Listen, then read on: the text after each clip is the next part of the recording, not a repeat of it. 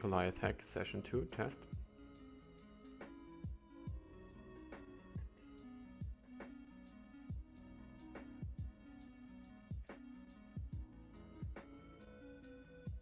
Goliath Hack Session 2 test.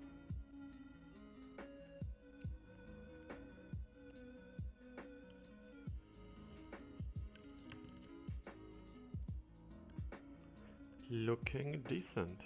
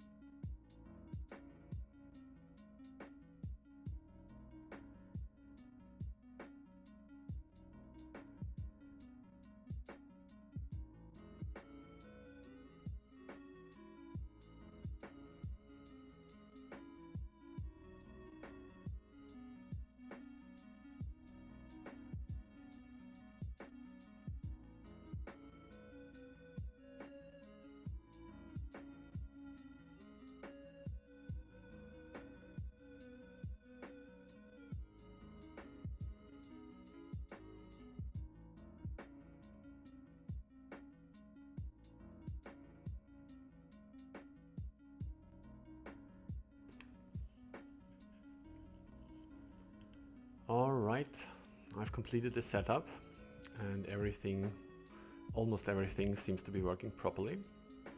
Unfortunately, the guys couldn't join me yet, apparently. Yet, hopefully. Let's see. I'm on my regular old PC now. Hopefully I do not run into this weird bug I experienced with my first session again.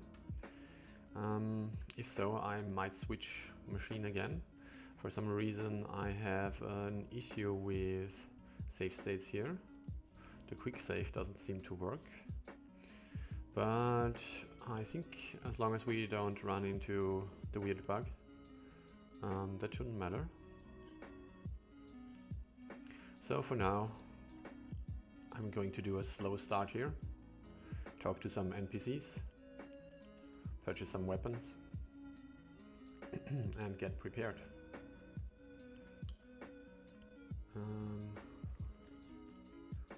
Anything else I should think about? I don't think so. Let's see what the item dude has. Same old. A brave apple. Was this here before? Not sure.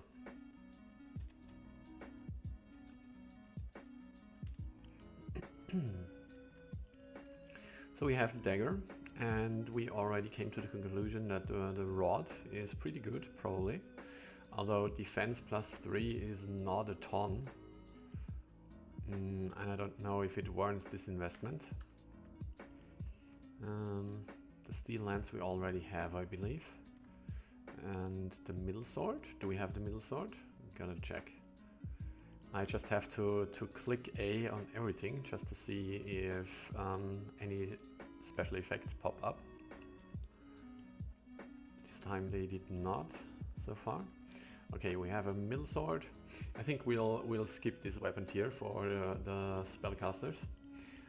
It is not like they are very much in danger so far, but Chester will need will need a new lance. So let's make space. We're getting spammed with antidotes. I think I'm going to sell after you.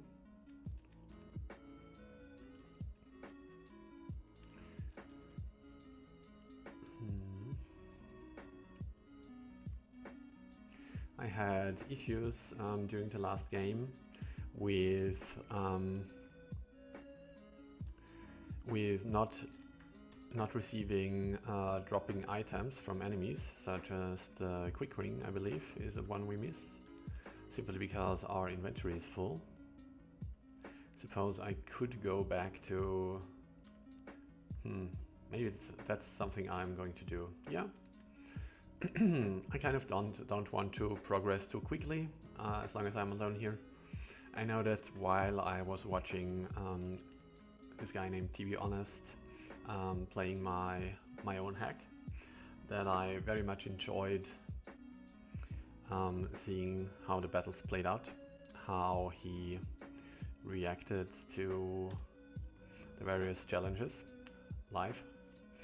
So I imagine that Sir Hedge probably would also enjoy this. If you're if you're watching this right now, Sir Hedge, shout out to you.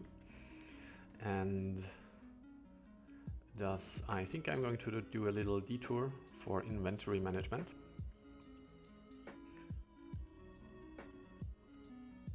Since I don't have any stress. I just realized, oh my god, there's still, oh my god, this is a mess, right? There's still background music playing. Now this should be solved. Okay.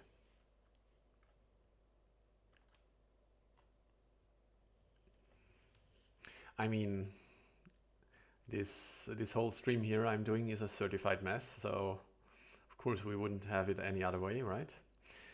Since the quick saves do not work, I'm going to do a manual save state here for a moment, just in case we run into a repeatable battle. doesn't look like this one was repeatable.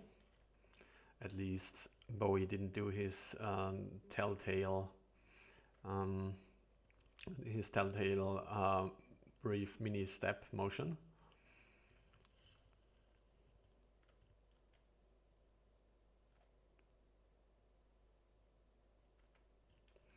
I wonder, maybe if I don't forget, I might ask Sir Hedge later if he removed the random battles, but it doesn't seem likely. I feel like would be a bit of an odd design choice, since some people enjoy power leveling, and I feel that he too has the design philosophy that let people do whatever they enjoy.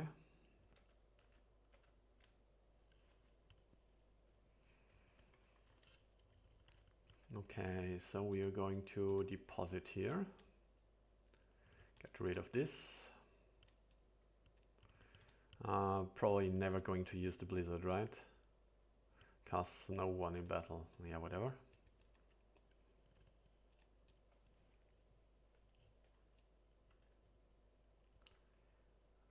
The slippers we keep. He hasn't equipped them yet. I did a little tactical mid-battle equipment change last session.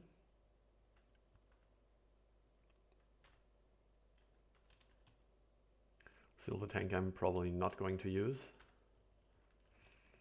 at all. At this point I really hope that the archers, Elric and Janet, are rebalanced, because I really like to use archers in my playthroughs, and they were pretty much unusable in the original game, or let's say really bad. So I sure hope that Sir Hedge has rebalanced them. I would imagine so.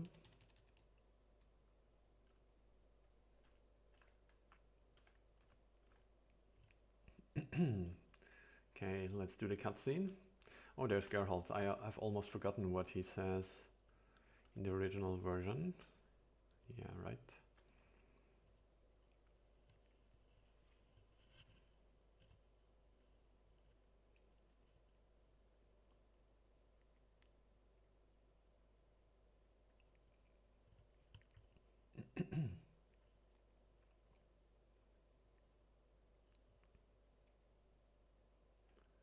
So we don't have to do the dialogue with the Major and Odd Eye. Oh, spoiler alert, I mean Odla. So we're just going to progress here, going right into the next fight. And I still haven't equipped the cherub sandals. Gotta remember to do this now.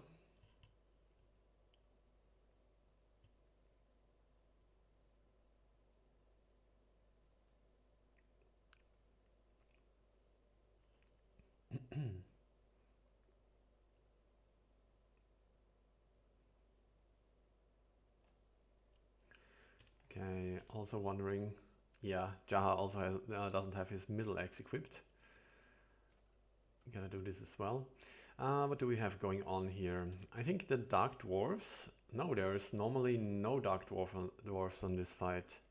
In this fight, normally we would see Hobgoblins here. Interesting. This guy is also new. Normally we would have some more witches here. I think this is all a bit switched up. But unless some enemies pop out of nowhere, I don't imagine that this should give us any trouble. 1, 2, 3, 4, 5, 6. 1, 1, 2, 3, 4. Bro, you are slow. So maybe you want to place someone here to draw out the monk. He has an agility of 18. That's quite high. And Chester doesn't have the sandals, but should still be able to make it. Okay. Check again. 1, 2, 3, 4, 5, 6. So we place ourselves here and have him come at us, bro. Yeah, I think right now we don't use the cherub sandals. We don't really need need the land effect ignore that they provide.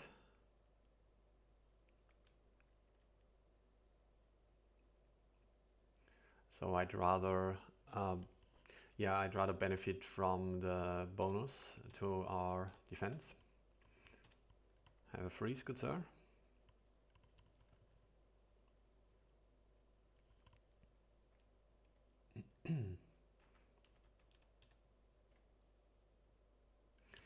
Whom did I give the powering to again? Yeah, it was Kiwi. Good. I gotta keep in mind to use our items. Equip. All in all, I am... Oh, there's someone I missed. Just a regular old cloud. Yeah. Normally in my playthroughs, I tend to use... I tend to be an avid item user, but I think we'll give this one to Kiwi. But in the stream so far, maybe Slade? Maybe Slade.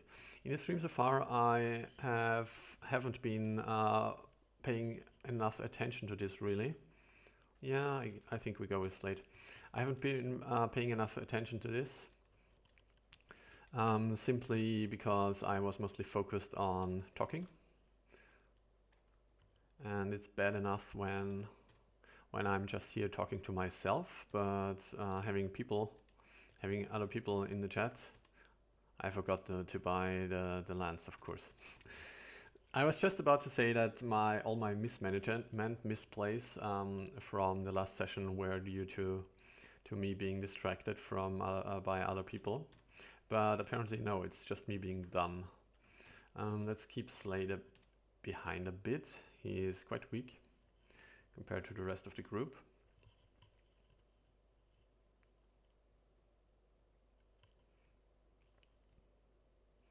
Creator of this hack teased that he is going to be one of the stronger force members once he has, how should we say it, once he has slipped out of his cocoon, but I'm not seeing it right now. Not complaining though. It's absolutely okay if not everyone is an amazing damage dealer. And there we have the stun. Nice to see that. Quite a common thing in custom hacks to have enemies inflict abilities such as stun.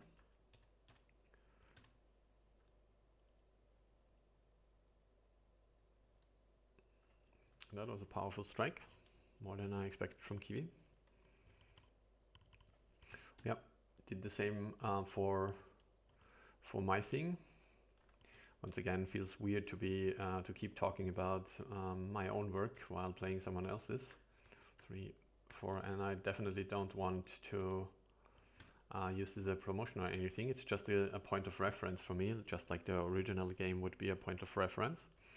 And to me, my design philosophy was, of course, that if an enemy looks quite strong, quite intimidating, perhaps, then it would make sense that this enemy would inflict the stun effect on hit. And I wonder if we'll see this as a continuing trend, or if this is something out of the ordinary for this guy right now. So she has detox level 1 only. Normally detox level 2 heals stun. So it's kind of unfortunate that we don't have detox 2 at this point. Let's see if detox 1 does anything here. There are some hacks which change the effect. No. That was 2 MP wasted, but once again, I'm not really concerned about conserving MP here.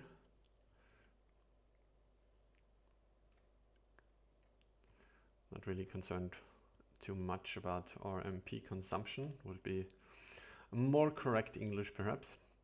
You can cast freeze 1, which is still kind of scary. 1, 2, 3, 4, 5, 6. Yeah, I wouldn't mind if you use it on Jester, to be honest. Actually, the 17. We are at 21 right now. So do we waste a turn with Slate here, or do we go for it? I think we kind of go for it, right? Yeah. We should have enough support from the rest of the party here to bring down this Dark Dwarf before he can do anything scary. Oh, we learned Blaze too. Interesting. Do we just use it here? I think we stick to Blaze 1. Don't have a need for an amazing damage output here. Peter and Bowie can probably finish off the Dark Dwarf anyway. Or maybe he decides to be a bit annoying. May gets another try. And we're done with him. For some reason, I have to say I kind of like the yellow level up. But for some reason I'm kind of not too keen on the red lettering. I'm of course talking about the color of the text here. I'm kind of not too keen about the red letters when we inflict a heavy attack or a critical hit, I believe as well. And I can't really say why. Maybe because the yellow feels less obtrusive, and the red is such a stark contrast to the regular text. I don't know. I'd say I'm not a designer, but actually I am. I work in marketing, so I deal with this kind of stuff. But yeah, sure, there's probably something to be said about the contrast and diverging from the normal the normal style. But in my personal opinion, many things about, with regards to marketing come down to gut feeling. So yeah, 1, 2, 3, 4, 5, 6. So I'm not going to be able to offer a scientific analysis here. 1, 2, 3, 4, 5, 6. So we could expect that we can't get hit here as well. But if I'm wrong and the monk can move to this square, we kind of get hit with a mean blast, so we wait.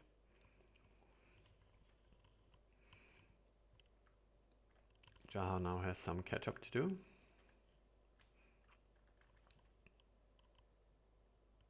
Some catching up.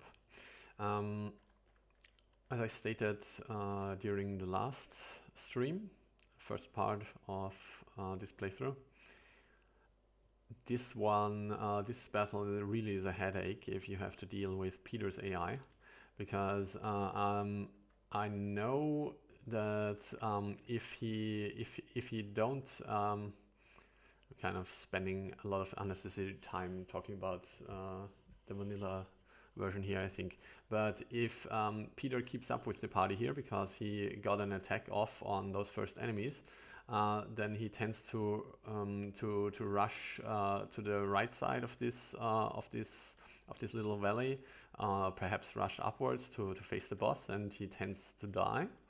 So I always feel like this map is a lot of this map is playing around the suicidal AI of Peter in the original game. At least if you're bent on keeping him alive. But yeah, so it's kind of nice not having to deal with this. On the other hand, as I stated before, I kind of enjoy having to babysit him a bit.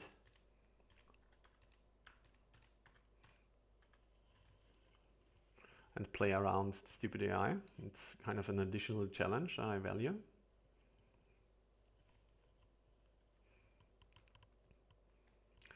Okay, do we play it aggressive here? I feel if we hit this Death Monk hard enough, then he will just heal, right? Let's check agility scores for a second. 18, and we are at what? We are at 20 right now. So who do we expect to get a turn? I expect Slade to get a turn, Chester as well. So this kind of works out, right? I think this kind of works out. Or is this playing too aggressively? What about this monk here? Should be sufficient for him to force a heal. Because I don't want 3 people to attack Bowie, but that's not possible. Because the monk doesn't have range. Doesn't have reach, I should say. Okay. Let's delay a bit here. We got time.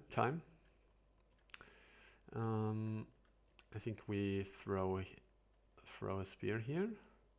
If we stand here, we probably get attacked by the dwarf from this position, which we don't like because then then he stands on a land effect tile, but it's only 10% and they are not really that strong, so I think I don't mind. Yeah.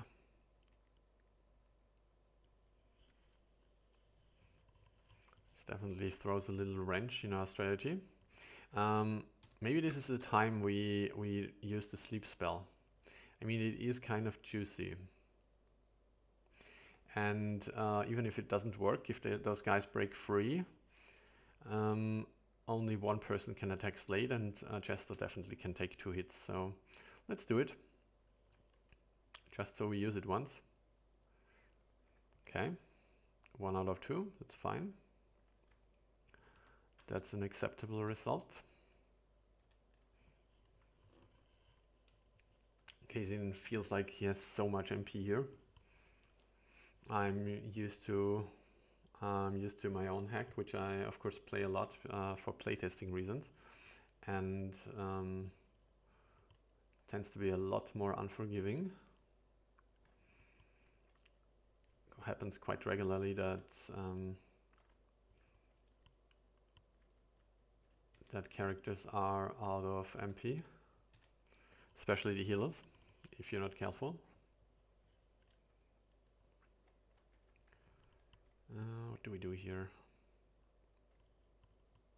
I mean, I guess we could just do that, and then the Dark Dwarf is pretty much helpless. Kind of like that. And the Master Monk is still sleeping, so it's not like this guy can do anything now.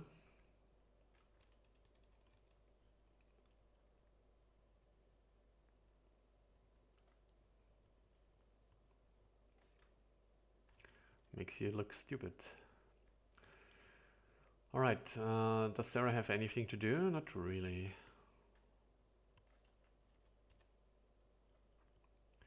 Guess we continue working on that monk then.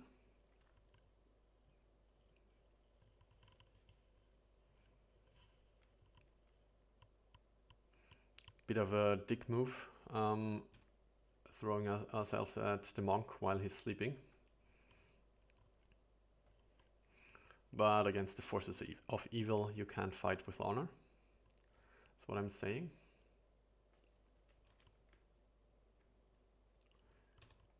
Right. Do we want to see what the Blaze 2 does? We've kind of spent a bit of MP with Kazin here. He's down to like 50% and we don't really need the damage output that badly, so let's stick to Blaze 1.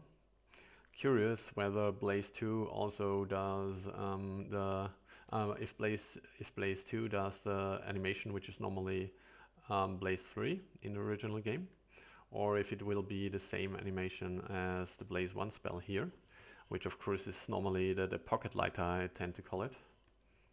This little flame, which doesn't look too impressive.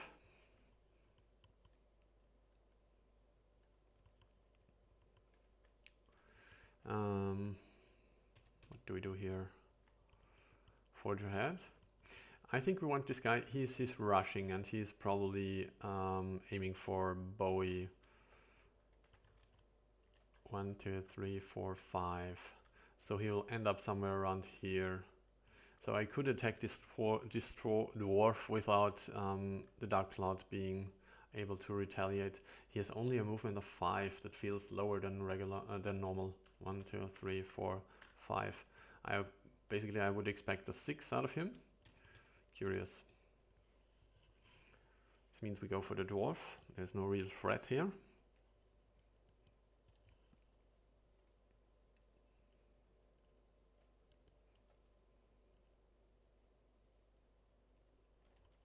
Oh, that reminds me, actually I wanted to switch the difficulty. I think we do that now. I guess we do a little save here in case something doesn't work out, or in case I immediately regret it, because it's kind of difficult for me to estimate how much more difficult it will be. Oh, are we already playing at difficulty level 3? That's curious. Do we want to go to 4 right away? There's no explanation here. At this point I'd happily ask Sir Hedge again. What happens if I put it into overdrive, into level 4? He already told me, but I have terrible memory. I think it would be another 25% of damage bonus, coupled with what?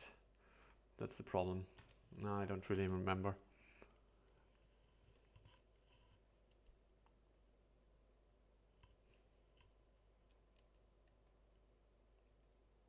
But is it really? I mean, yeah, there it says it right there. Easy to ouch. Okay. Yeah, once again I have to mention how much I adore. You can just change this during the running game. I mean, personally, I find it almost a bit weird, like switching the difficulty on the fly. Personally, my design choice would be perhaps that you beg the priest. Wouldn't that be cool? You go to the priest and pray for easier times. And then the priest says, okay, my son, blessed be, and I lower the difficulty for thee. But of course it is more convenient this way. Probably would be I mean, I have no idea how anybody changes, how even all this programming stuff, those smart guys do, how any of this works. And implementing this for the priest, who basically has just 4 dialogue options, it seems ridiculous, and it's of course a stupid idea. But it would be more in line with RPG of sorts, I think. 1, 2, 3, 4, 5. Okay, so I think we want to evacuate here. We're going to attack him with ranged guys. We move Bowie here, which means the Cloud, who is obviously aiming for him, will go 5 squares straight. 1, 2, 3, 4, 5. So the Cloud will end up here. Okay, this means actually Kiwi is in range, but that's fine. We just keep Kiwi standing here. I mean, you could also move Jaha here. Then the situation isn't as good, because the Cloud will most likely end up here or perhaps here, and in both cases we can't attack it very well, but everything seems kind of squishy. Evil Cloud actually has a lot of HP, but a very low defense of 9. This is like a paperweight, but attack 42 looks a bit scarier. Not scary for Jaha though. Okay.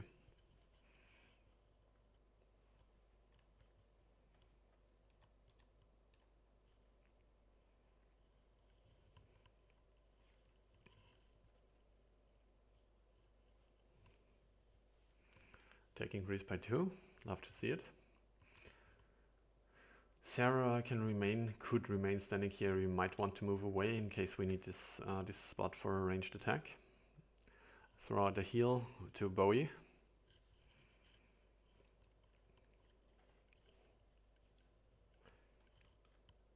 And go for this guy. Nice kill for Slate. Oh god, he's so weak. Not a nice kill for Slate then. Okay, Jester is kind of injured. 1, 2, 3, 4, 5. We have to move Peter away, otherwise he might get attacked. I guess we could just kill this guy with Jester then.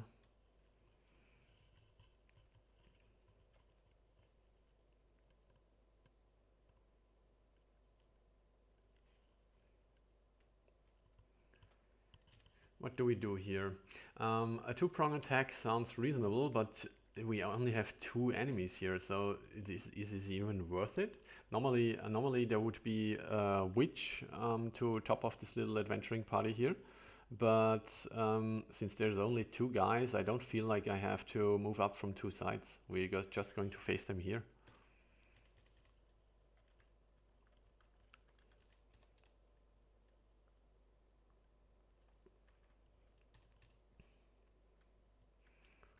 Okay, we could offer Bowie here as well, I suppose. 2, 3, 4, 5. This means he will stand on solid ground. Do we want that? Are we too far up then? Not really.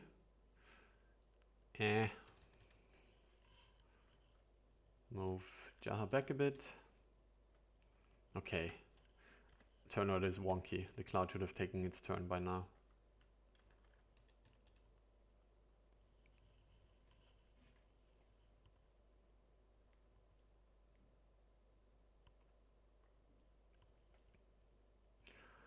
I hope I'm not totally talking to myself. My setup here.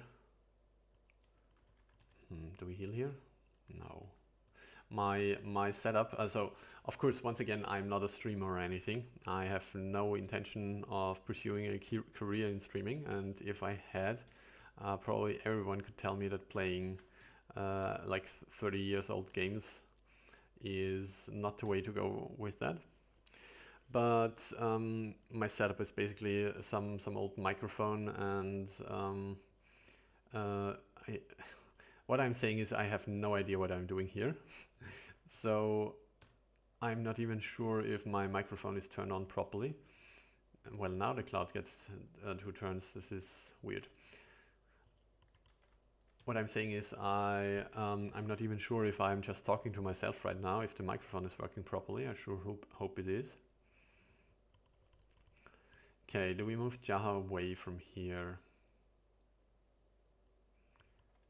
I mean, he's the best suited candidate for tanking hits from the cloud, right?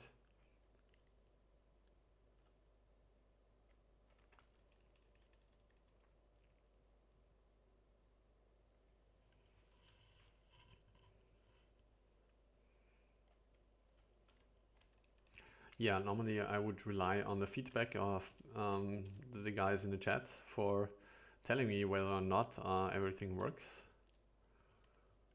I just hope it does.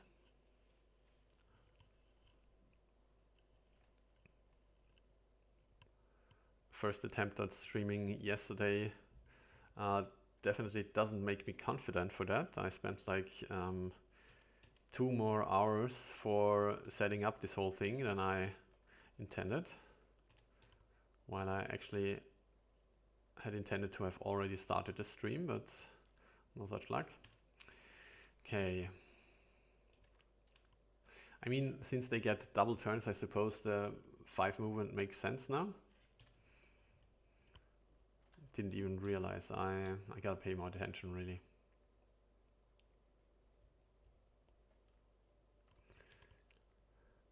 Okay. This guy's rushing. 1, 2, 3, 4, 5. Hey! Hi, Serhaj. Nice to see you. Indeed. Apparently it was an issue with my notebook. No idea what this means. 2, 3, 4, 5, 6. But it is fixed now. So good times all around. You can't hear the game audio. Amazing. Thanks for notifying me. I was just saying before that I wasn't sure if everything worked as intended. Oh yes, I see. I see. Basically, I expected that I might have been talking to myself this whole time. But instead, apparently, I have been talking to no one in particular since the stream was empty, but without audio. Where do we have this? Audio input, audio output capture. There we have it.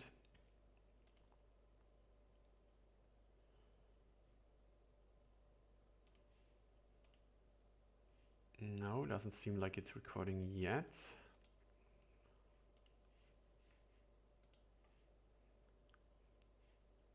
Properties.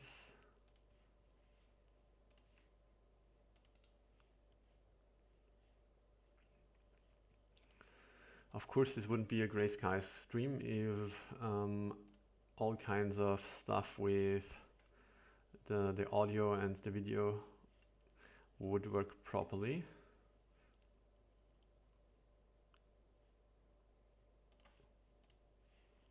It's kind of a hallmark.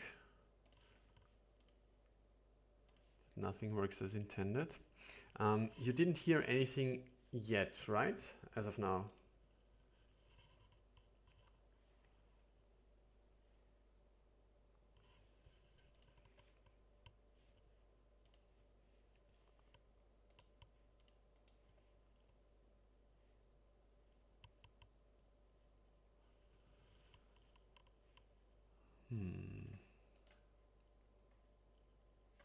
I wonder. Oh, I'm so stupid. Of course. I know what the issue is. Wait. We do the magic thing. We do the magic thing where we go to the emulator and tick off the disable sound. Yeah, because I had music playing before while I was still checking the setup. Might be too loud now, right? Wait a second.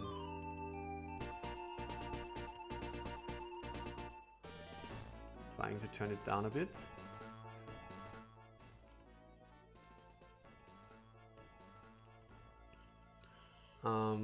Let me know if this is adequate, the sound level. Yeah, a bit loud, I thought so. Going a bit softer on the audio.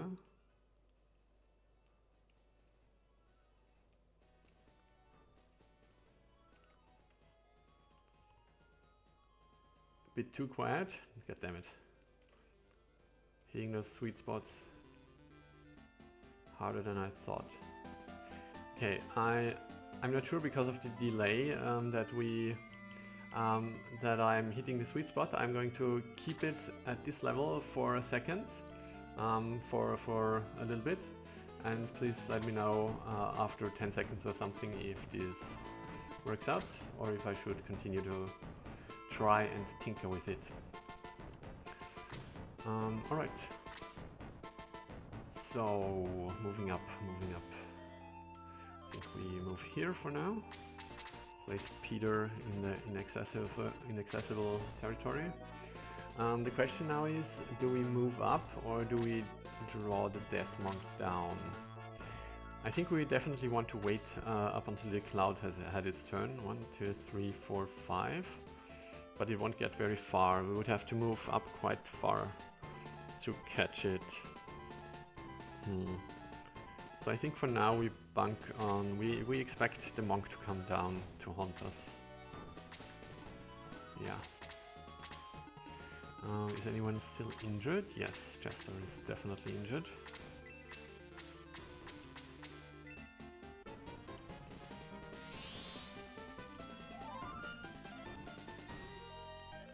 Using those heal 2s. So, by the way, Sir Hedge, a thing I wanted to ask you / mention. I know we already talked about this, but I have terrible memory, as I have made clear. I didn't even realize that I had already set the difficulty to level 3 now. Because before I was contemplating, yeah, this doesn't feel so bad. Maybe I want to kick it up to 3, but I'm already at 3. So can you remind me again what the ouch difficulty does compared to 3?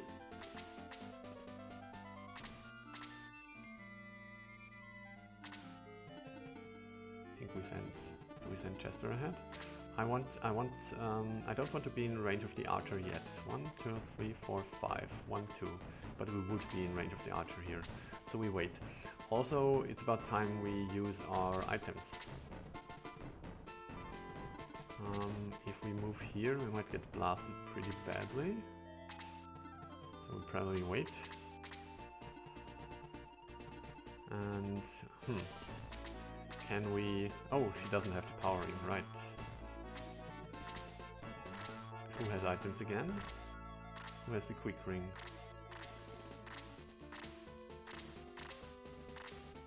Sarah has the quick ring, doesn't she? Yeah, okay. It's inconvenient. Okay, he's pulling back. Could use a heal right now. But there is no one to heal, really. So I guess this means we move to the side. Shouldn't be able to be targeted by the cloud now. Level 2 is normal, yeah. Number 3 is plus 25 and number 4 is plus 50. Okay, maybe I will try plus 50 next fight. The cloud moved far to the side. 1, 2, 3, 4, 5. 1. So we want to face it here, I think. But not with Bowie. Do we?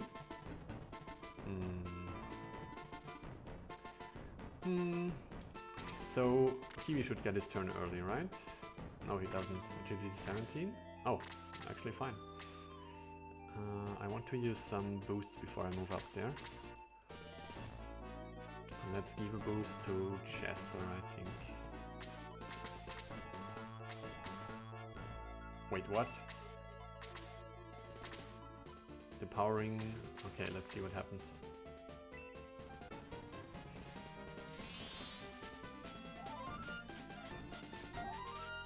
Really? Okay. I am curious. I wouldn't have expected that at all. That seems incredibly powerful. Do I use the healing eye patch on my hack? No, I actually do not use it. I'm not sure what was my reasoning, because mostly right now I can't remember everything it does. But don't try to refresh my memory. It would probably be a waste of time, because I think it does so many things that just seems unreasonable. But it's the same way. I can tell you what my reasoning was about the patch which modifies is this the patch that modifies the spellcasting behavior of the AI? Like not for healing spells, for damage spells. Can't remember right now. My reasoning was that I don't want enemies to be more competent when it comes to using spells, attack spells, because this would kind of shift the power balance. Yeah, it definitely didn't exist back then, but in my latest revision I did. I definitely looked at all of those neat hacks, contemplating whether or not I wanted to use them. I mean, Kazin is boosted right now. How much defense does he have? 26. How does this look compared to Bowie? Still not very good. I think we wait. Move Bowie here. He's boosted, right? Yeah, he can play tank on the land effect tile. Okay. He looks so weak, bro. Okay, surround him. Because you get only one use per fight for the powering, I felt AoE was appropriate. I mean, I'm not sure I agree. I kind of see where you're coming from. Let's see. I feel it's like too early for me to make a judgment, since I've just seen it once. Let's see how this plays out.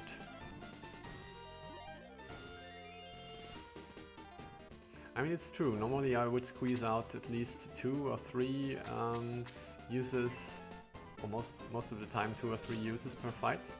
But then again, like the turn economy is not to be underestimated, right? Because part of why the powering isn't as powerful is because you just have to spend so much time getting it to work.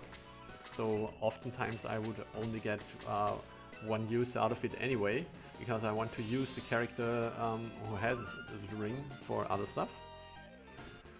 But yeah, once again, of course, I'm just talking about my own hack. I don't really remember the original game that much anymore. So memory might not serve well here.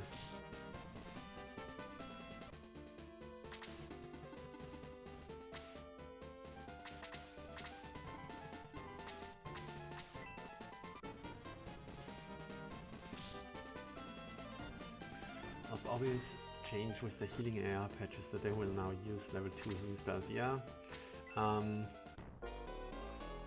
noticed he has slow, but I mean, if he can't attack me, he can't really benefit from it, so... use level 2 healing spells, yeah. Bunch of other enhancements, greater control over the, who they heal. Yeah, their ability to prioritize healers, prioritize leaders. Use a lower level spell like heal 3 if the target is out of range. Yeah, I saw it. I mean, don't get me wrong, I think it's amazing that you spent this much time and ironed out all those little weaknesses, but I feel like when I was reading them, that it was pretty cool, but it wasn't really like decisive factors, if you understand what I mean. So I was more afraid that that when installing it, of course, that something might break, which probably wouldn't happen. I assume that you tested the patch extensively, but also that it wouldn't break the balancing for some reason, or have any other unforeseen consequences for balancing, which I couldn't foresee.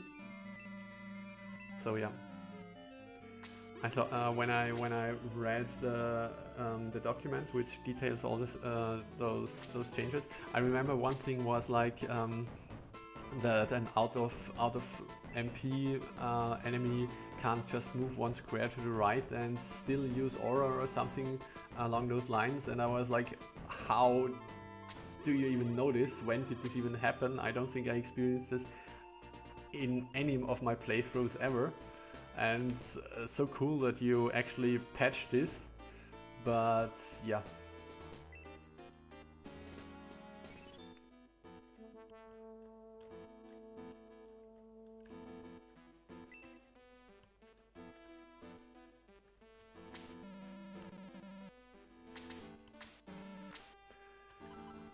So, middle sword is old news, long sword is not. I noticed that the weapons keep piling up. Will all weapons always be available? That's interesting.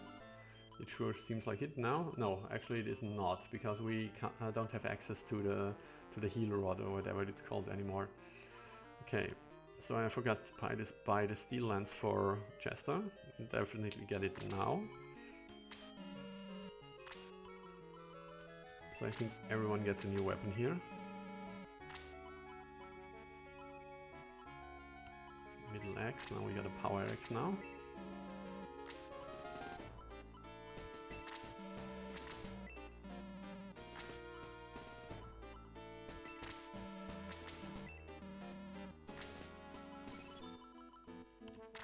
Okay.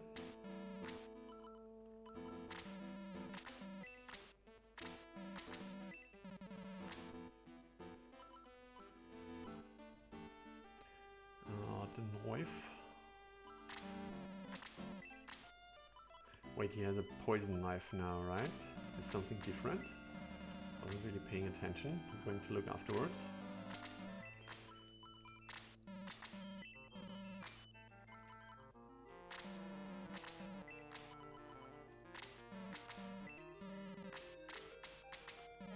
bro. Let's check this. Oh, I just sold this weapon. Okay, I guess we're buying a knife here.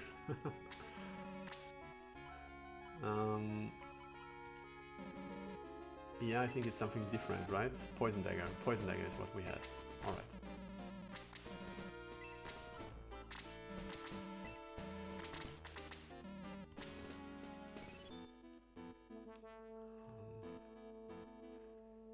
Guess we just go.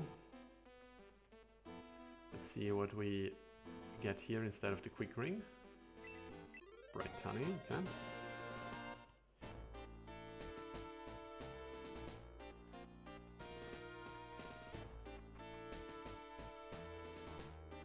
Okay, cutscene, so I'm going to catch up on the chat.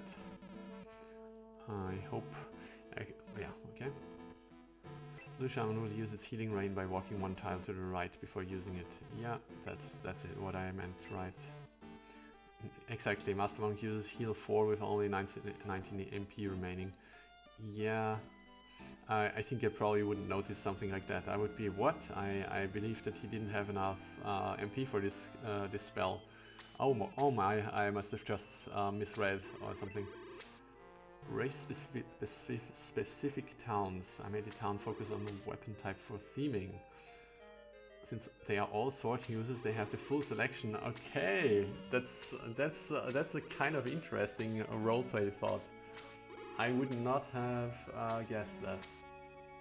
But it's true. I mean, I did notice that only the swords were available, but I didn't put any deep thought into it. Cool. So, okay, it makes sense for Callan. Then they will have all the spears and lances available. And I assume the dwarf village will have the axes. There's no trader in the elven village, which would be a logical choice for arrows. So probably arrows and knives don't get this kind of treatment. Maybe.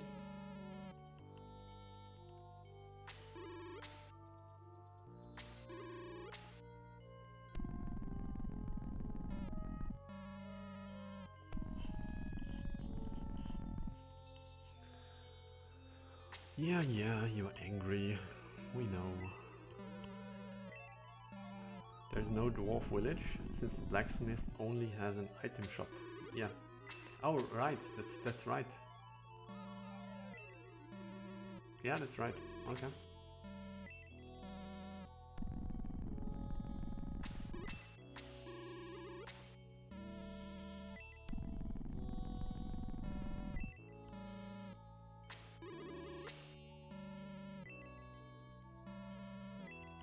By the way, I wonder if it would be possible, just out of interest, like, I assume, or I think I've talked to guys from the community about this before, that it's not really possible, not really feasible to how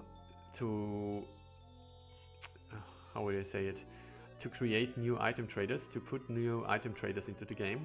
Like, typical issue is that when you are stuck in the first battle after the disaster in Grand Seal, the battle against the witch, if you're stuck there, you don't have an item trader to help you out, and the same goes for the desktop kingdom. If you're stuck against the chess army, you can't buy items. But I was wondering if you can't put a new trader in the game.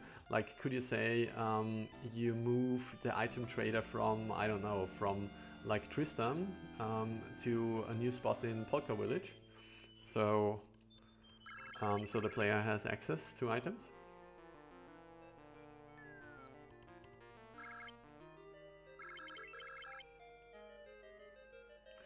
All the staff's rods to Tristan. Seems thematic.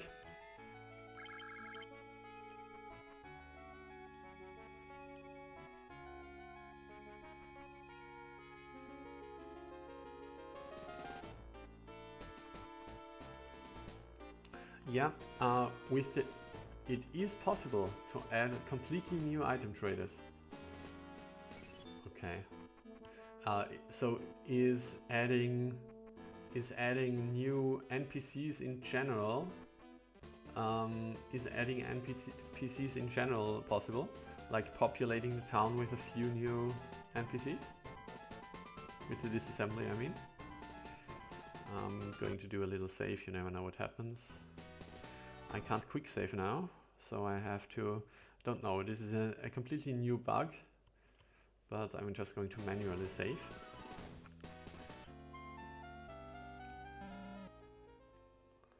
Manually create a save state. Okay, we have new guys here.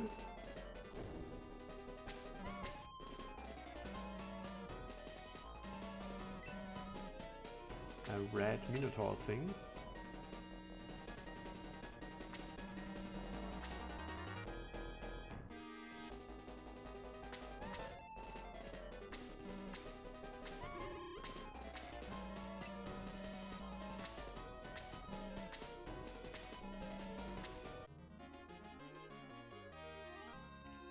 They are the right units, you say? I've never seen this guy before. This weird lava red Minotaur thing.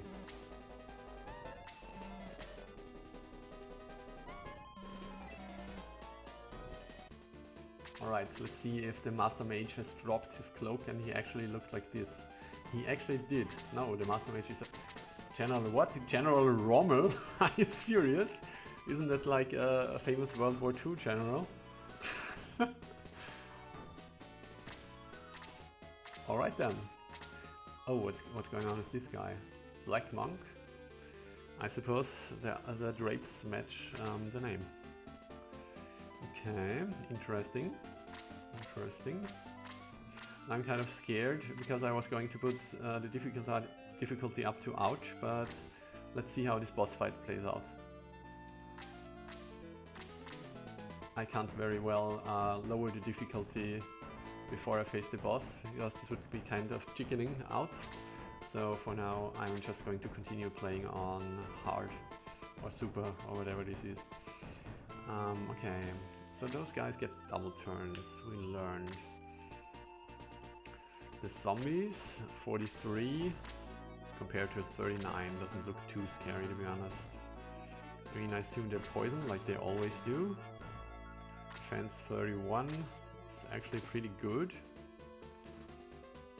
Okay, guess we move ahead slowly.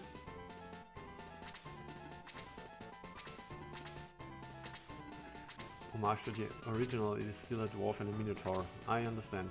Okay, yeah. That's right, in the original it's just a regularly colored minotaur. Yeah, I mean, when you said it, I totally expected to have this minotaur as the boss of this fight. But of course I had never seen him before. With his weird green eyes.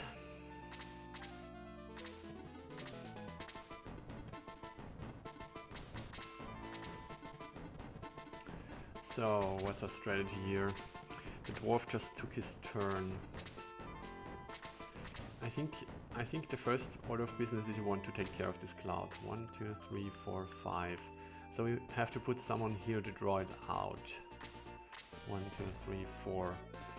And we would have to evacuate Chester and May. Bowie can play the part.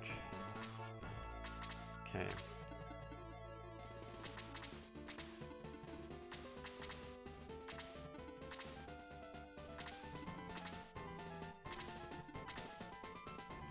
Zombie takes the route around the right, which is unheard of in the original game, I think.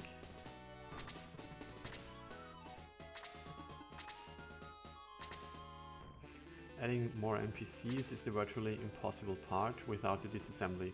Yeah, but with disassembly would it be possible? Because I think I've mentioned it before in forum posts, that one of my great dreams would be 1, 2, 3, 4, 5 would be adding, how close are you? 1, 2, 3, 4, one of my great dreams would be adding the force members on most of the maps, but then again, it's so you could interact with the force members, which are the NPCs everyone would care about the most, I would assume.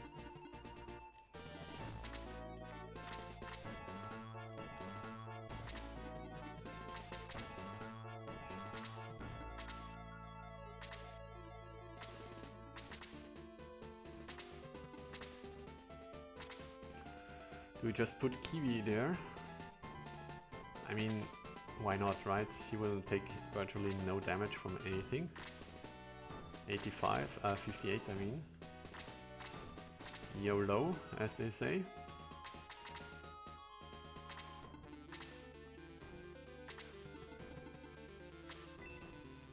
Potentially only 32 item shops in the game, yeah. A lot of the item shops are duplicated. Yeah, so my assumption was, not with the old editors, but with the disassembly, that just taking a... do we stand here? We might get hit by the zombie. 43 versus 21. It's a lot of damage, let's not risk it. How urgently do we want to kill this cloud? I mean, Bowie can take another hit if need be. My assumption was that it shouldn't be too much of a problem to cut out an item shop from one town and paste it somewhere else. Lavator has already added NPCs. Okay. Oh, god damn it. I hate this disassembly thing because I don't understand it, but I really would want to work with it. It's basically my one ring or something.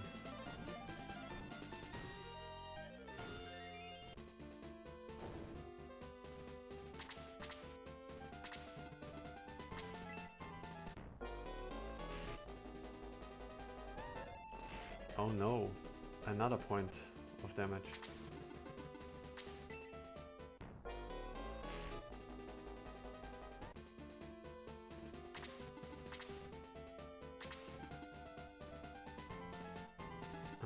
Do we move out here? No. It's a bit inconvenient if we move here. I mean, I guess Sarah can move to the right to heal. Fine. Yeah, the zombies are tough. Kind of.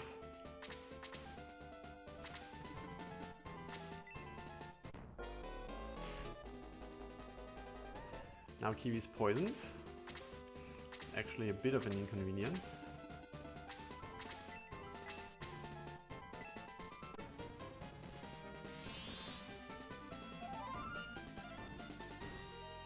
A later enemy appears earlier as a leader. Yeah, I mean, I feel like although not really executed in the same manner, it's kind of a concept which is present in the original game as well, right? Bringing back bosses as regular enemies later. I mean, I suppose the difference is that normally it just happens in the next fight.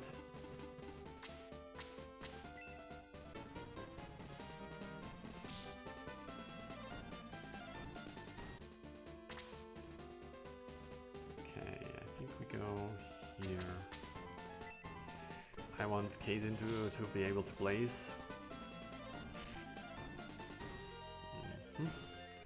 Annoying. It's actually a lot of damage, and now Slate is under threat. So I haven't used Blaze 2 yet, and I was wondering if it does the effect that normally Blaze 3 does. So I want to use it here. It seems kind of wasteful on a single zombie.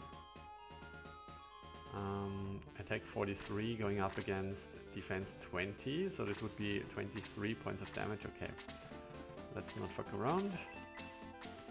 Let's move right to the find out phase. Now it still looks like Blaze 2 normally. So we are just skipping the pocket lighter. The pocket lighter animation.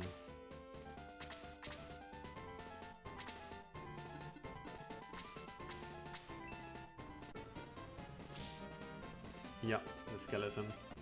I remember. Also, I noticed recently when I did some edits that the skeleton is an enemy which appears through a really long portion of the original game, right? Like for 5 battles in total or something. They first appear before the chess battle and they continue appearing for a few battles afterwards.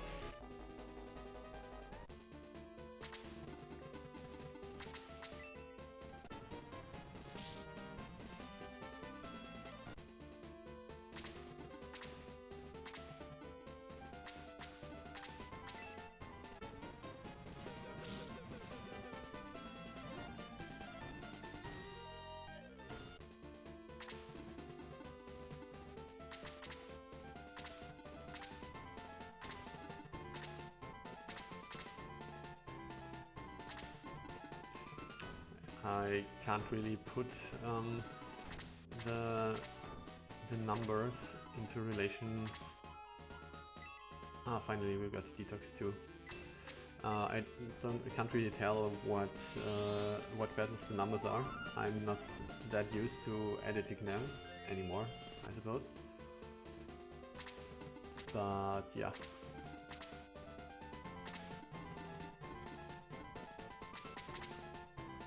By the way, I feel like it would be nice if Sarah got 16.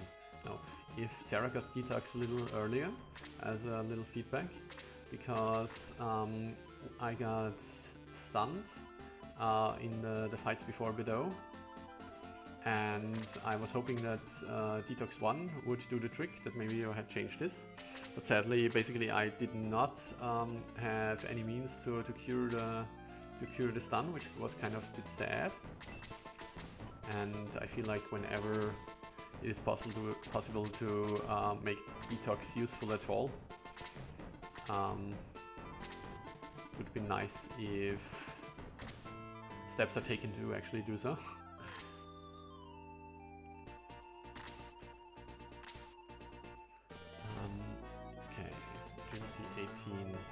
I would love for Slate to kill this guy. We are at 18 right now, so Slate had his turn, I suppose. I mean, it seems very likely that this guy continues hitting Kiwi, which I don't mind at all. And no one else here is really in danger, so I guess we just ignore him. Yeah.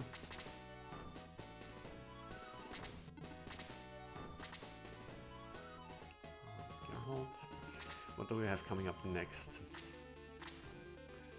You will probably reach us faster. 1, 2, 3, 4, 5, 1, 2. So we are almost in his range. Do we want to draw him out with Gerhold? He has defense of 24.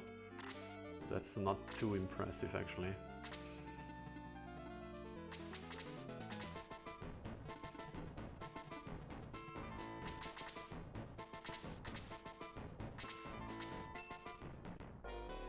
There we go.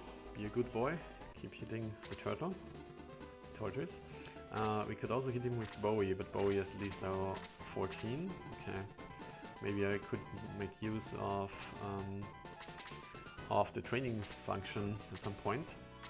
And I think I might have just moved Bowie too far to the left, right? Because now he's in reach of 1, 2, 3, 4. Yeah. That was stupid. I wasn't seeing the Dark Dwarf at the edge of the screen, so I thought I was still fine. But apparently it's exactly 4 squares to the end of the screen.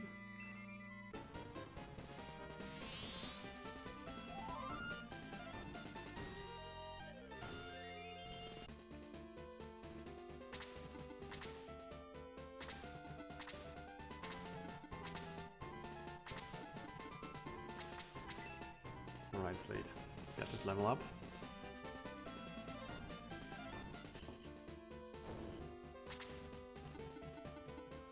And now we wait.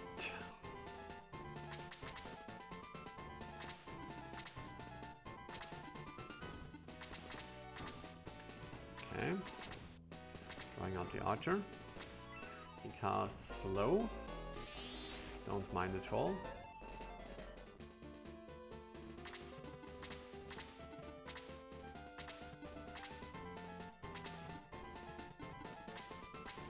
we under threat here? 1, 2, 3, 4, 5. Yes, we are. Do we mind? Jaha has a lot of defense. Let's attack 43, going up against defense 35. 43 against 35, so like 8 points of damage. Huh. Laughable. Or, wait a second, I might be miscalculating here, because those numbers are based on the original difficulty, so the stats might not be correct. Okay. I think we move out, right? We have enough people to hit the archer. We gotta pay attention to the zombie damage once the zombie gets a turn. 1, 2, 3, 4, 5. Could also attack Geralt if I do this, but Geralt is full, so...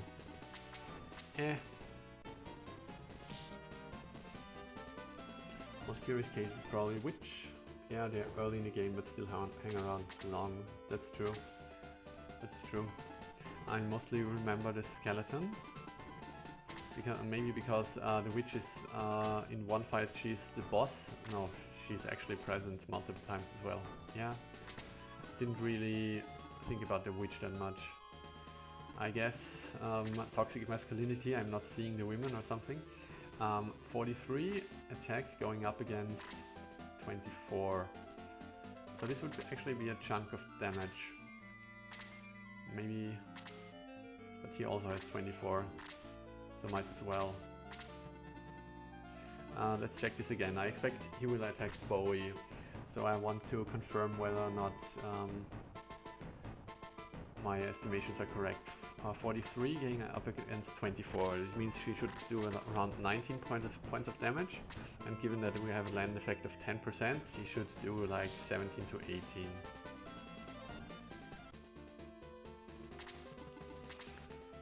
There's the zombie turn. He goes for Jaha. I think for him we calculated 8. And it is 8. Okay. So that seems we can confirm here that that probably after I started a new battle, the stats have adjusted, right?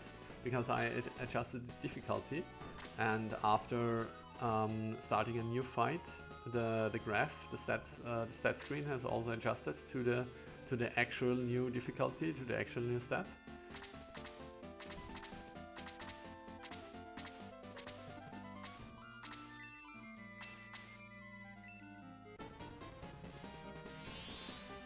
I only have enough MP on those archers for one slow, so they don't spam it forever. Yeah, I'm also using this this weird little trick that Camelot doesn't want you to know for quite a few things in my mod, in my hack. Okay, I suppose we go for the archer. He has to die at some point. Now is the point.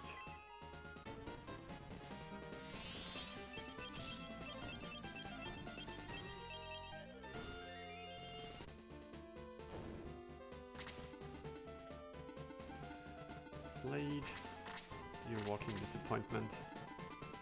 Come on, hit that zombie. 4 is exactly what he needed for the level up, and he got 2 attack. Finally some good news. Stat screens never change. Calculation is just slightly off because naturally damage is 12.5% less than attack to defense. Ah, I didn't know that. Interesting.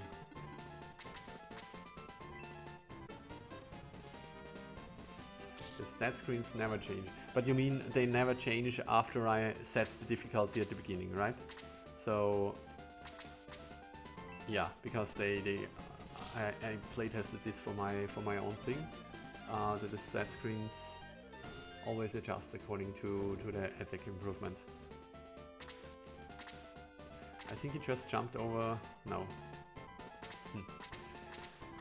Okay, what do we do now? So we have these hobos. normally I think we approach this by moving to the left first, and then we might move to the right. This is how we usually do this fight.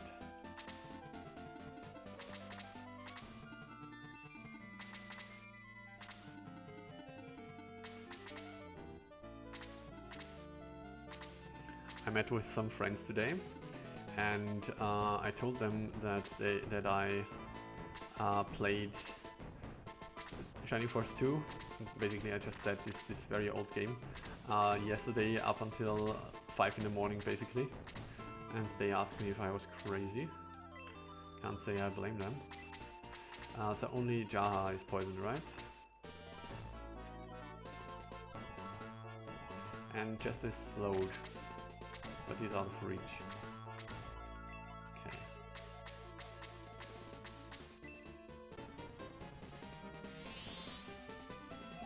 The stats are the same.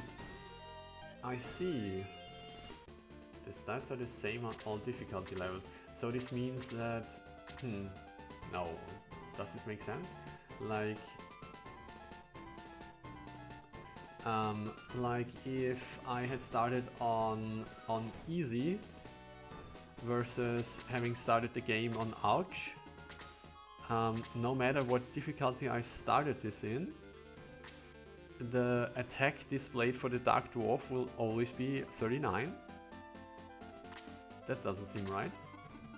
Like, I feel like if I had started in ouch, the attack rating displayed would be higher, and if I had started on easy it would be lower, right?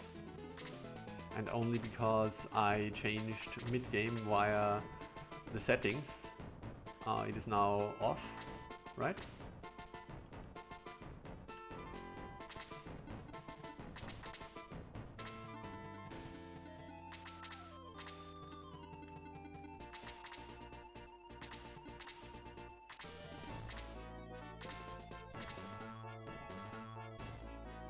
Really?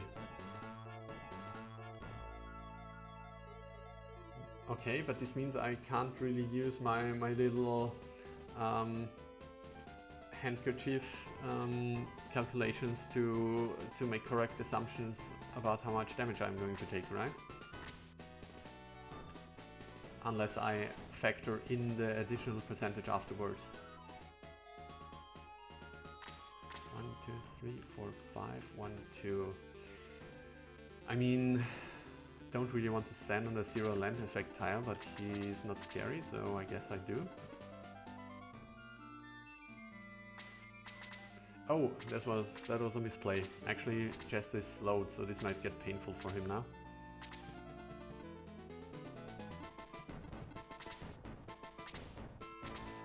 I guess we want a heal 1 here.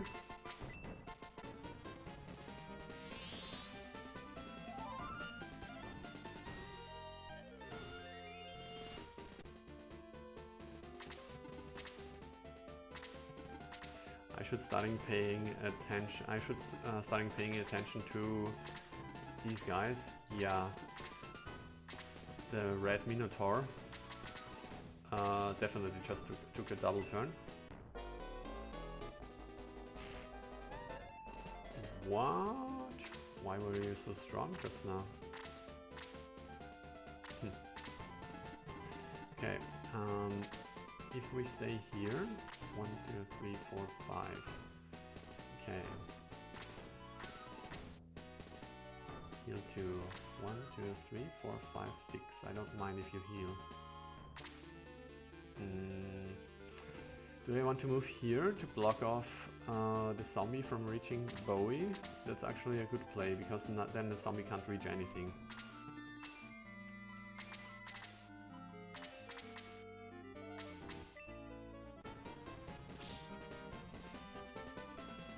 And now the slow should fade. Yeah. Is it that time already? I feel like we are almost at the point where we face the boss.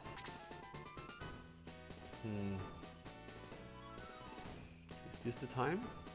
I mean, if I do this, I want to place May here and boost those 4. But then the zombie can reach us, right? 2, 3, 4, 5. No, he can't. Okay. think we're going for it. Why am I always thinking that May has the powering?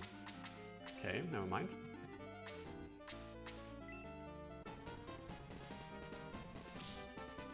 Notice how the land effect says 10, 12, 20. Yeah, I know. They are the correct numbers, I know. The thing is, I actually, I know that this patch exists, and I actually used it once, but for some reason, I think it messed up something in my heavily modified hack, and I had to jump back to a previous version, so I kept my fingers off of it. Yeah, I'm actually not sure if it was the land effect. I think I installed multiple patches back then, and one of those messed up everything, or all in combination, or I don't know. And so I refrained from using them.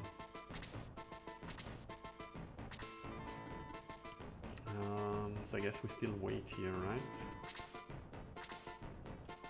Yeah. Why are you getting turns? Yeah, Archer shouldn't get his turn now. This is scary, I don't...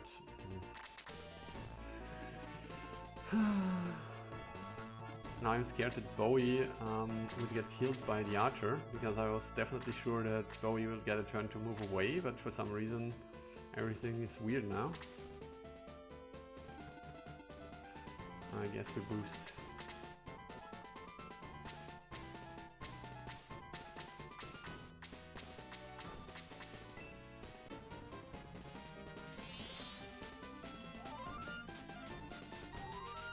Actually, I think the reason why I believe May has the powering is because she's so strong, so I always assume that she must have the powering.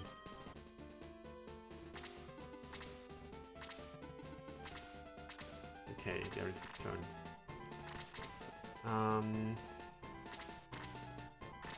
Okay, I guess we pull back far enough so the Archer can't reach us under any circumstance. Which actually means only 1, 2, 3, 4, 5. So yeah, I guess this is a good spot then. Also, we want to be in range of Sarah. 1, 2, 3, 4, 5. Yeah, this is a perfect spot.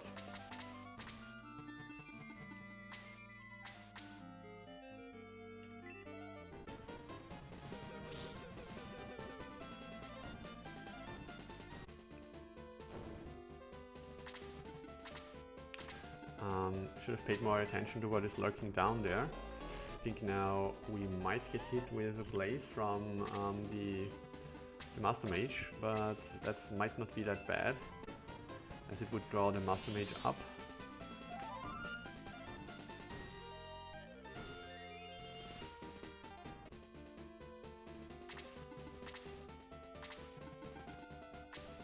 Okay.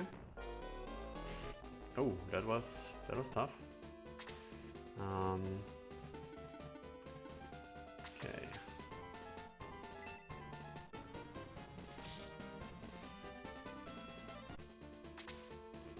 Gotta check out the stats you just mentioned. Death Archer would do an average of 19 damage. Range of damage 17 to 21. Hard Archer does 23 on average. Okay. Yeah, I aggroed the Black Monk. It was all planned, I swear. So this guy can sleep. Sleep level 2. We have sleep level 1 with Slade. And sleep level 1 has a target selection of 4. Of 5 people, I mean. I think sleep 2 might be the large target range. 1, 2, 3, 4, 5. So I think we are already in its range then. What do we do here? Is Jester a bit hurt? I think we pull back a bit and make room for other people to hit the zombie.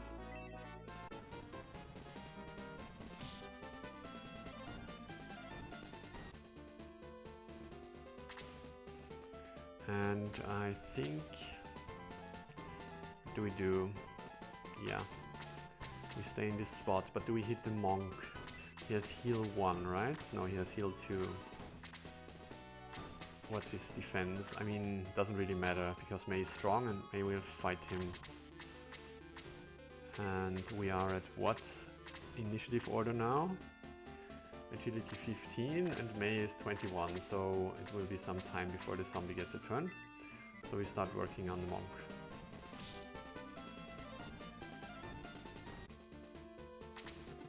Okay, he chickens out, that's good. Yeah, definitely the poison has always been a bane of Jester in any mods that increases the poison damage. What does he have? Freeze, Dispel?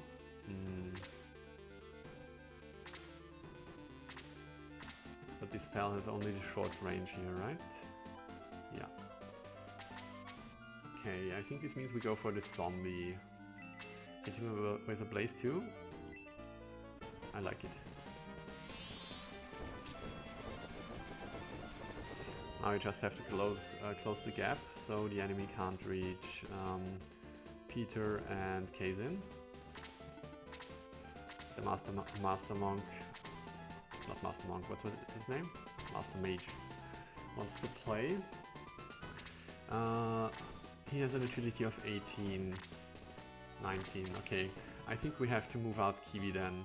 And we commit to bringing him to put other people in the front so the Master Mage can't reach him. So we keep working on the monk, I think. Kiwi's boosted, so he's looking pretty good here. But Peter should not attack the monk, because if he kills him, it will open up this spot and the dwarf will move in. So we put him back. I can go here, take care of our monk problem. Does Jai have anything else to do? Not really. Thing is, if I do this, it's getting ever more troublesome to make sure that the Master Mage doesn't get a very juicy blaze.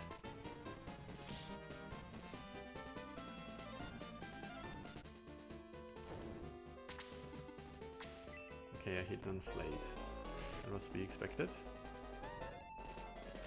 That is unfortunate, but I guess this happens.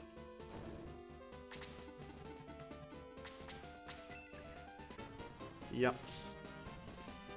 Always annoying if the second attack is enough to outright kill someone from 100% HP, but can't help it. The graphics for the Black Monk. No, this was the Master Mage. The Black Monk was this guy. Yeah. I mean, he kind of really stands out here, and I feel like he had a little too less contrast, right? Perhaps, or remind me again when I assume he will come back in the next fight, right? Remind me again to give a statement on him, please.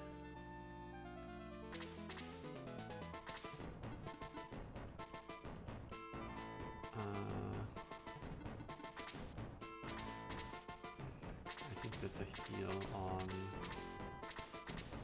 Peter, right? Or Chester. Who's more likely to stand in the front row? Probably Peter, because Chester can attack from range.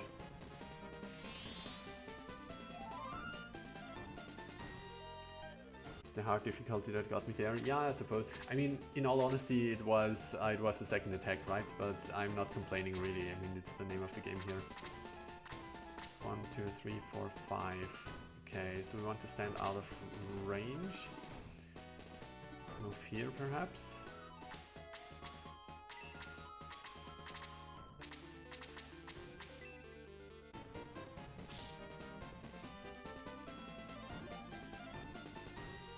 Oh, Chest is still poisoned, right? Oh yeah, he is. There is the sleep.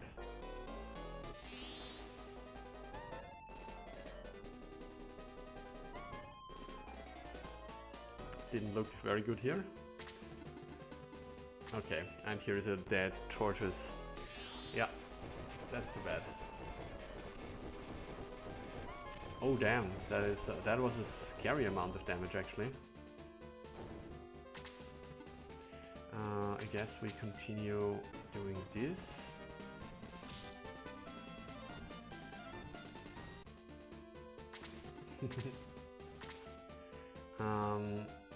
So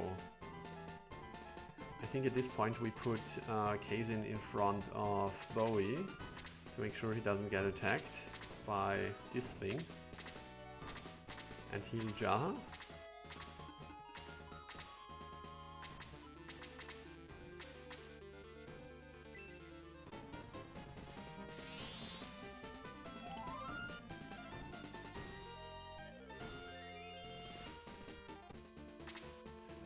Okay, we keep the line closed, attack the mage.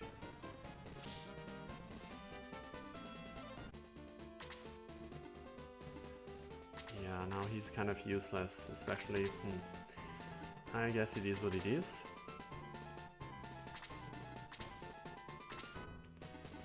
Now we move down here and start working on the general.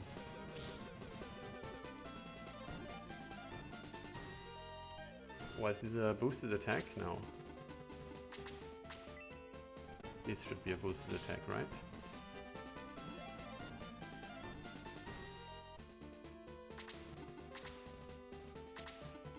Okay, heal on Chester.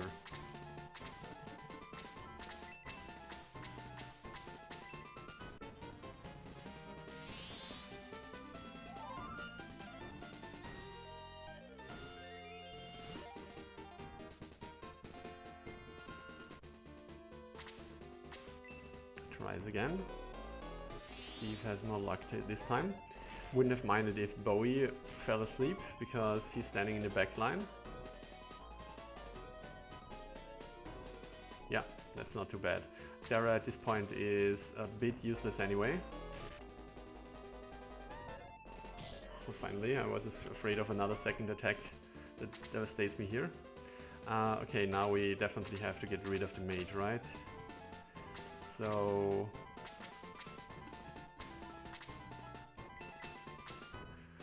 I think we just use the most powerful spell we have.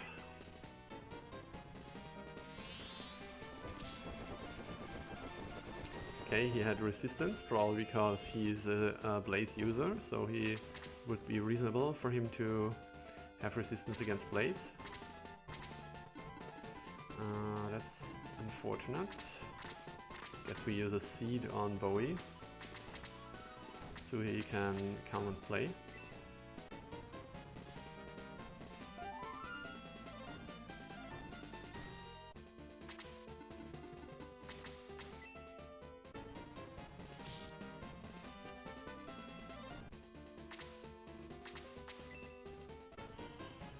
Need one more person to get a turn.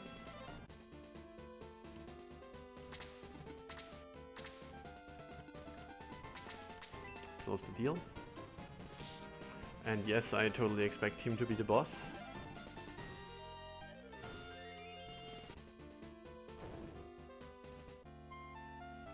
Alright. Yeah, about the double attacks which wreck a party member. I understand where you're coming from, and the thing is, I have to say, I was standing with Slade on a 0% land effect thing, and Slade is not exactly a strong character, so I kind of don't feel bad about it. So it's just unlucky.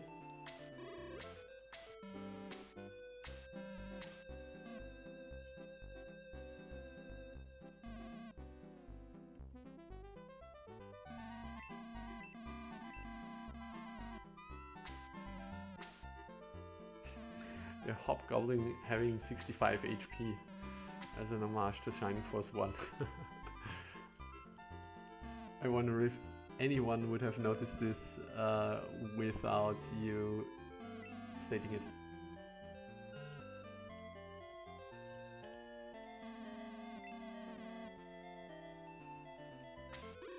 That's going deep, man.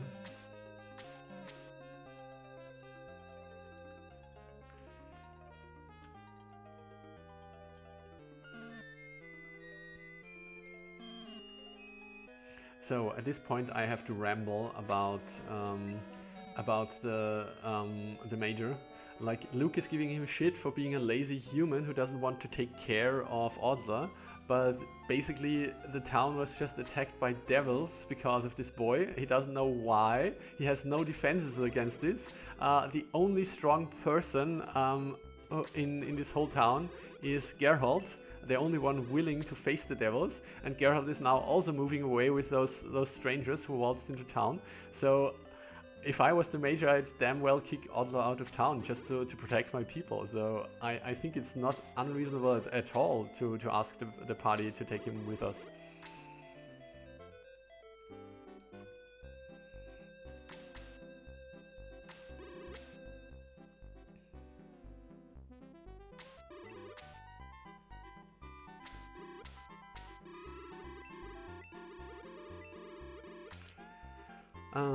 I mean, the first sleep was kind of a waste, that's true. The second sleep kind of worked out. I mean, I had checked him out before, right? And I know that he would have sleep.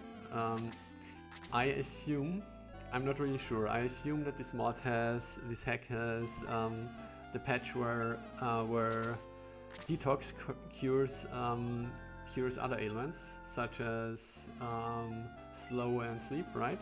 So I was actually totally prepared that Sarah would move down and wake up whoever is sleeping.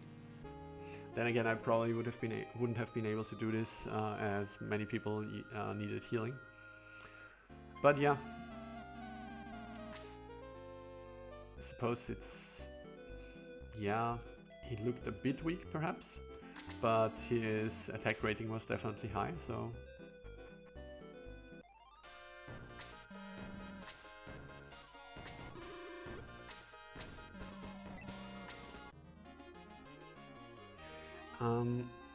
Honestly, I feel that maybe Bolt would be cooler, simply for the reason that Sleep is kind of a weird spell for like this tough, powerful foe. Just a gut feeling, really.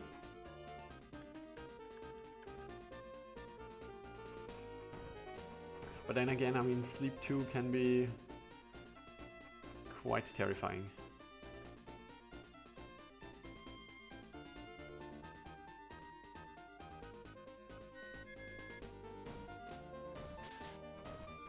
The abundance of zombies, if they were intended to be townspeople. I've never thought about this. Okay, so here we have the monk again. So on the one hand, it's of course fitting that he's not completely black. I mean, of course, the disadvantage is that if you use this, if you make his robe completely black, then you can't emphasize any shadows, which makes him look a bit flat, I feel.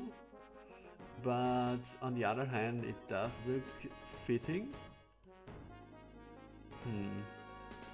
I would kind of mourn a bit the loss of detail, which I perceive. Like for this Master Mage, you can clearly see the folds of his robe, right? And for the monk, this is no longer true, but it does look slick, so I absolutely don't hate it. It's just kind of it looks better, but there's also something lost, so I think it's, oh, everyone is standing together. They're having a party. It's for me, it's a toss-up. Gonna be honest here, it's a toss-up. It looks cool, I like it, but on the other hand, I also think it's there are things about it which I preferred from the old version, so can't really give you a straight answer here. I assume you put all of those guys closer to the entrance because you thought this battle was too long, because you have to run around for so long in the desert, which is annoying, and I would totally understand.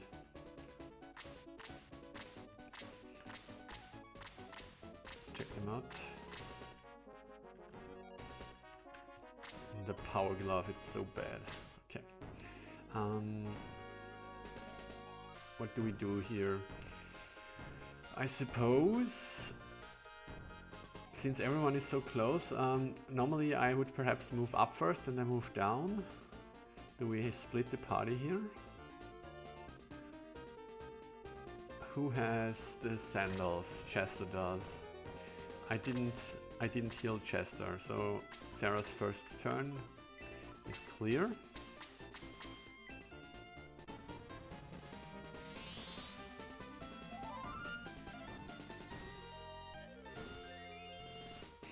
This battle is the absolute worst. Yeah, I also hate it in the original version. But it's kind of an iconic hate. Luke has a lot of HP.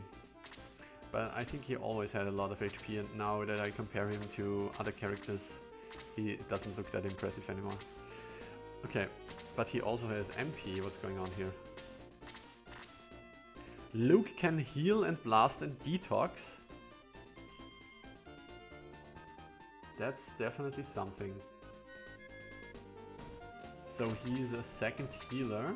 He has basically the same spells as Sarah. He only has heal 1, okay. But I tend to use only heal 1 anyway. Defense 25. 28, so he's also paperweight. Okay. I suppose we do this then.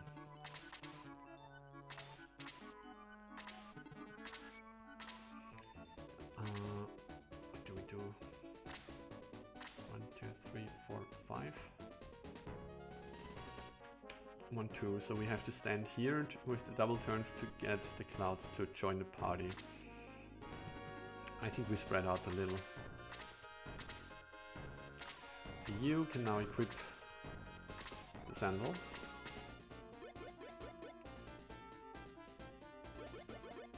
What do we want to achieve here?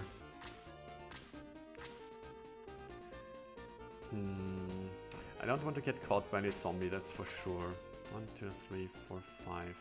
And we probably want to draw out the monk with a blast. But blast has only a range of 1, so he might as well attack. I think we want Bowie to tank the hit from the monk. In the forest he should be good. Then maybe we move you here. Sounds okay. You can go here.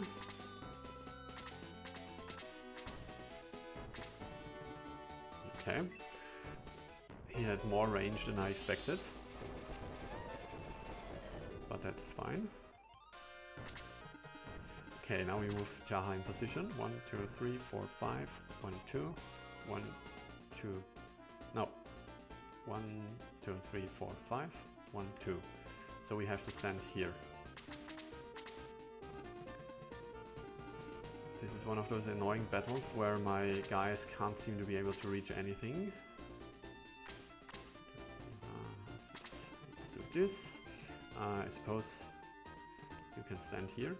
I think the monk has a bad range in the desert, so we're going to put Kiwi out there. You are very useless. Centaurs are the worst here. So I think we move her here and hope that we can at least catch the Master Monk at some point. And I guess, do we have enough damage output here to deal with the cloud? Geralt is also not very competent in moving here. I guess this means we move him up. Gotta keep in mind that the archers have decent range here. Now we put Bowie here and have him take a hit for the team. That is annoying.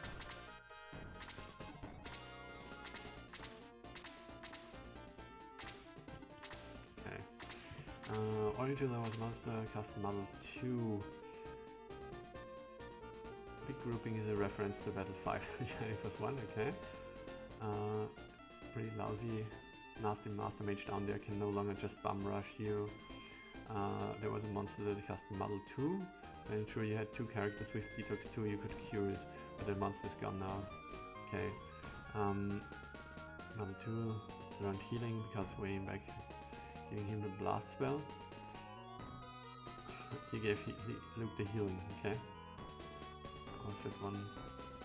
Yeah, I also always felt that you should definitely have the choice to have more healers in a party.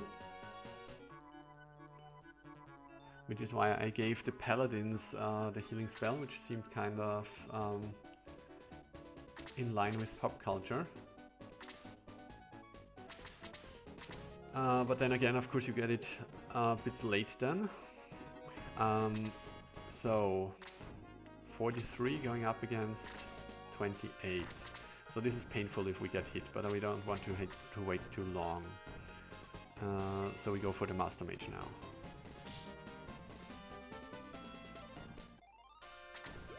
And you, since he's injured, I suppose we don't want to move ahead.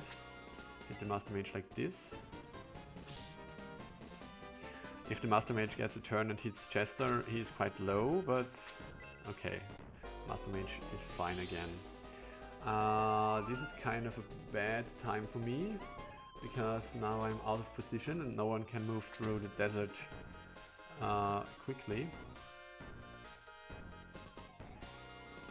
This means Slade gets hit. I think like this, I mean, then the zombie attacks Luke, and this is also not pleasant.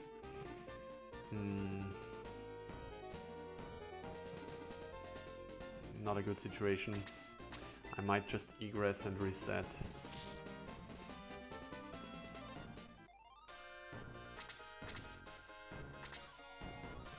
This cloud is also biding its time. Nothing seems to be going my way here. Absolutely nothing.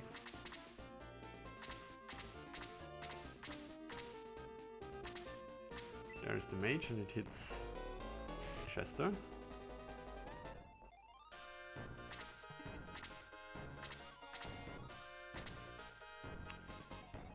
Absolutely nothing. Yeah, screw this. I'm going out and returning after. And returning with a better setup.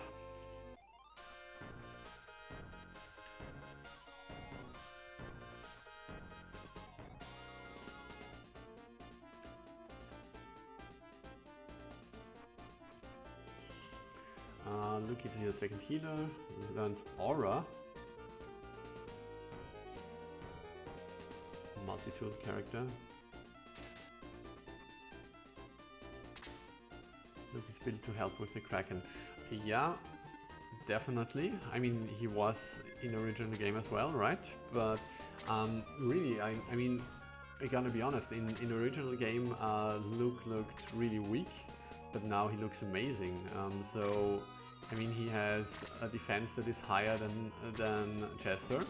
He has HP, which are not as high as Chester, I'll give you that, but in line with the party leader. I mean, he has more HP and more defense than Bowie.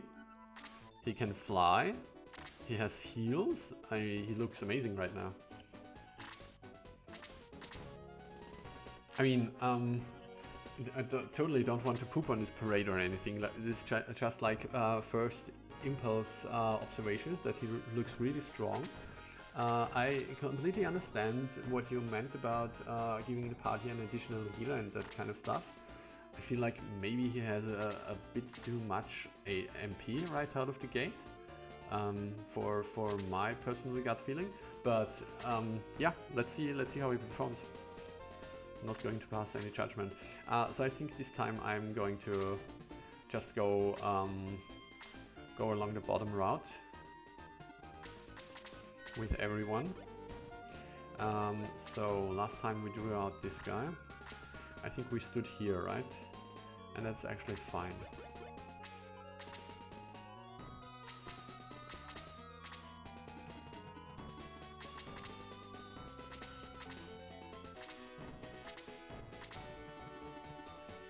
I don't want Slade to get blazed. Let's put him... where do I put Slade? Where do we put Slade? In the caravan, that's where. I don't want him to block May from progressing.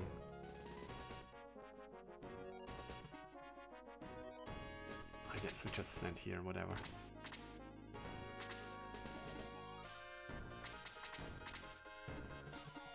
So, move May here.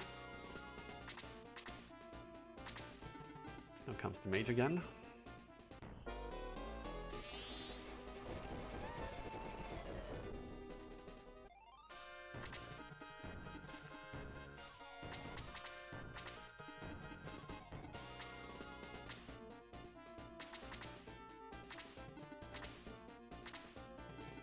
Yeah, you keep telling me that he'll be worth it, but for now I'm just seeing him being a total loser.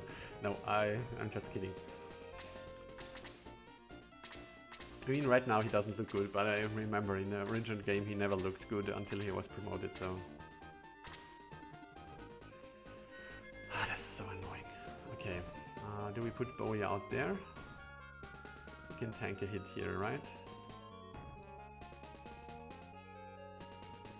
I don't think this guy will be able... Oh, the cloud is close now. 1, 2, 3, 4, 5. Okay, now we don't want to put Bowie here then. This is a ranged spot. May might need it. This is also a ranged spot and Kiwi might need it. 21, 19 and we are at 18 right now. Not sure. Let's move Bowie up. Let's make him face the cloud.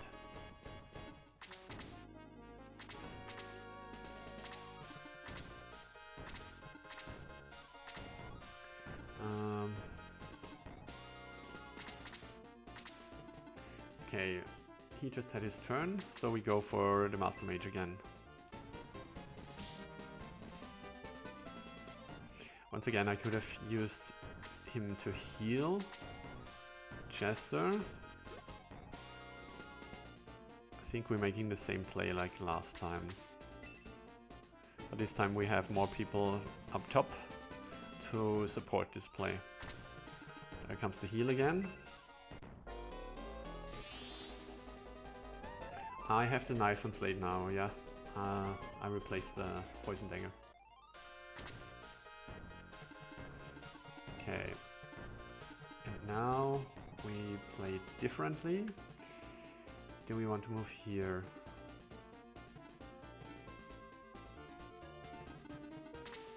Hmm. 1, 2, 3, 4, 5. 1, 2. In 2 turns you can attack Slade here. 1, 2, 3, 4, 5. I think then we'd rather attack the Black Monk.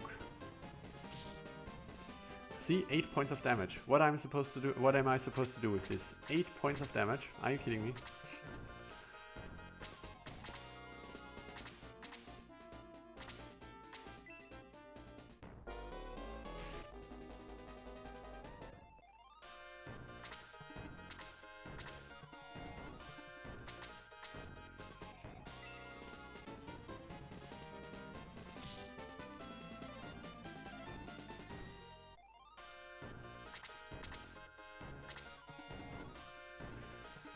I hate everything about this. Once again, I don't really feel good about this. Like, maybe I should have started with healing Chester. I mean, I suppose Luke will soon get his turn and then I can just heal. But we are not getting anywhere right now.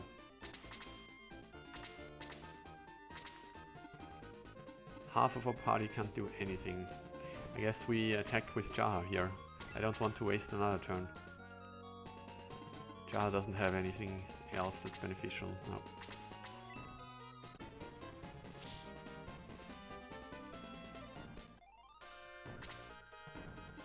Okay, and then...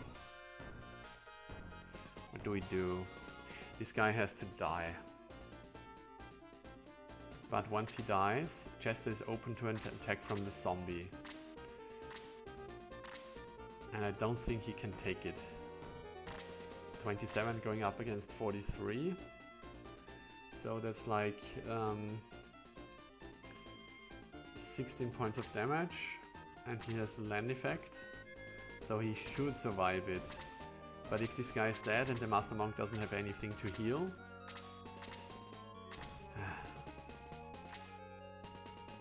hate this. I'm going to be so annoyed if Chester dies. But we still have Luke potentially, who could throw out a heal.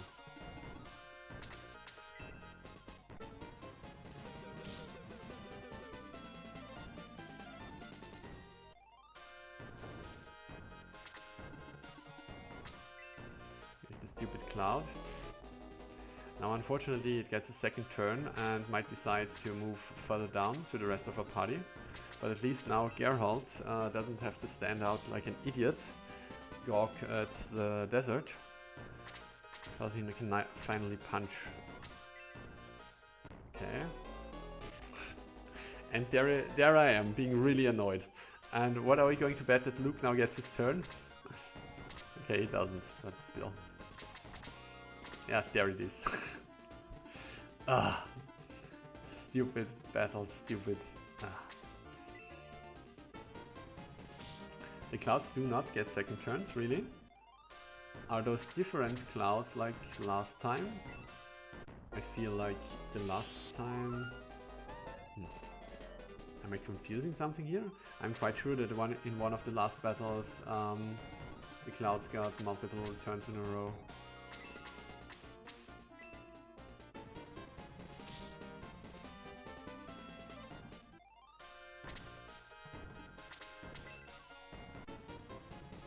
Yeah, but apparently my calculations were off, so I thought that Chester, even if I could not get the heal, Chester should be able to survive one hit from the zombie. My calculation was that he should take around 16 points of damage tops, and he took 18. So gotta keep in mind to do an adjustment in my head.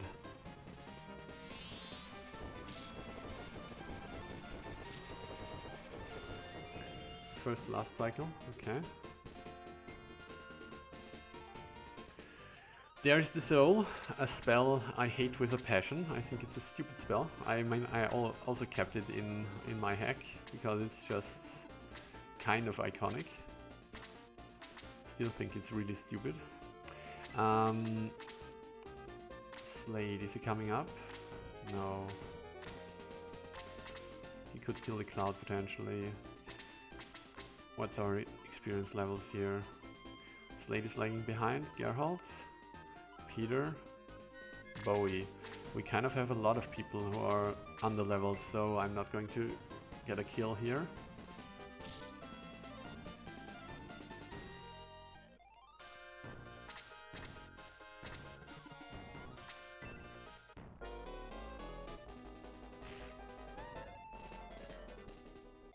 Soul, yeah. I'm not excited for it. As I said, I hate this spell.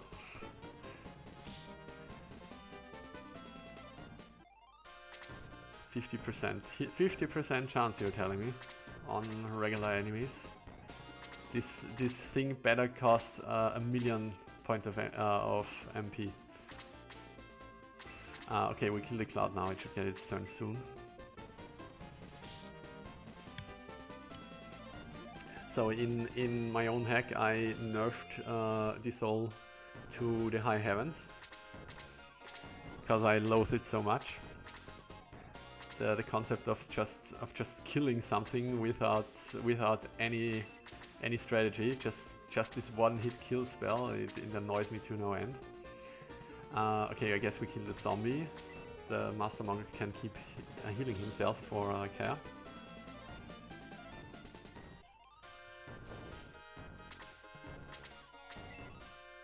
Thanks for the arrow. Come on. I was just about to have a cool one-liner. You jerk.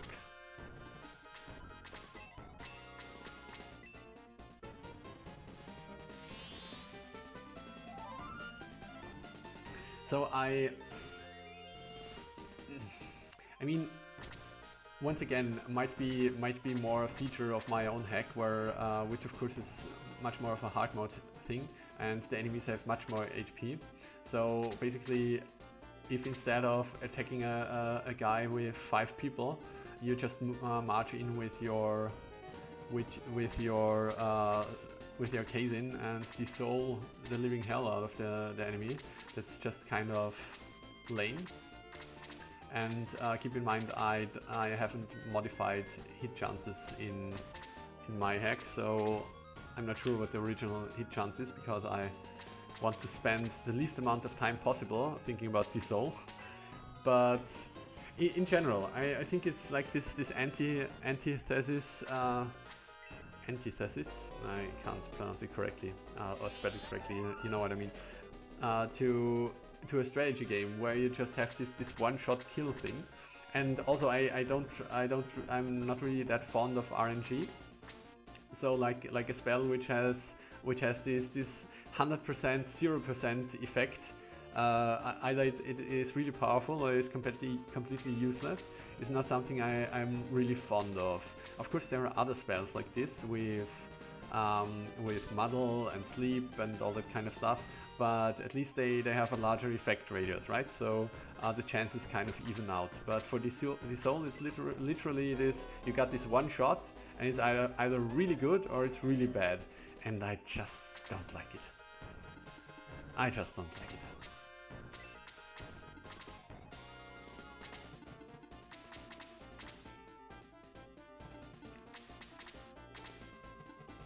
So, can you now finally kill this archer, please? Thank you.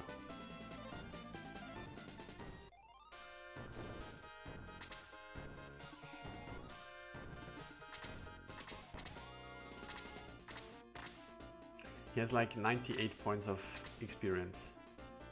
This is actually a waste to give him this kill.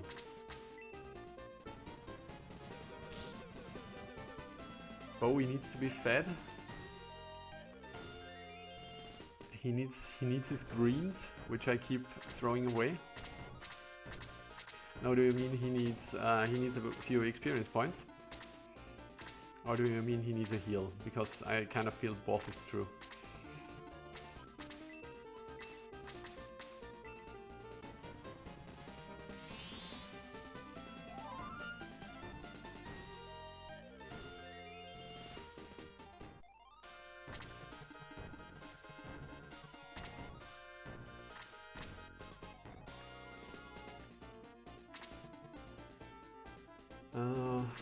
Do we have a heal requirement here? We don't, right? No.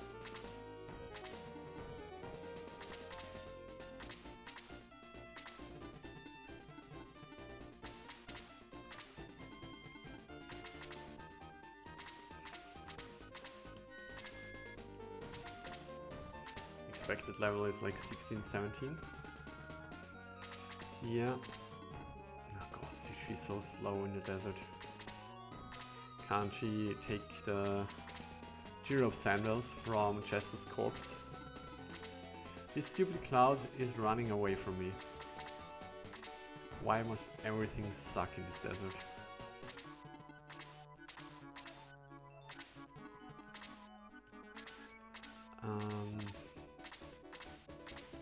Yeah, I mean, nobody needs heals.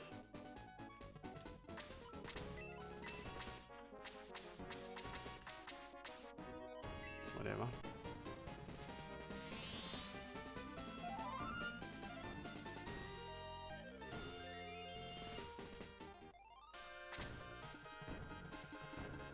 Okay, so we want to draw out the zombie.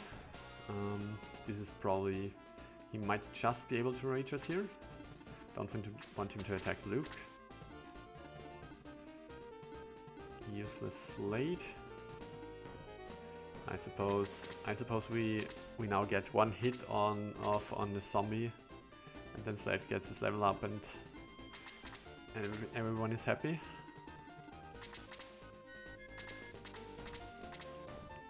Okay, I don't really want to move further ahead now.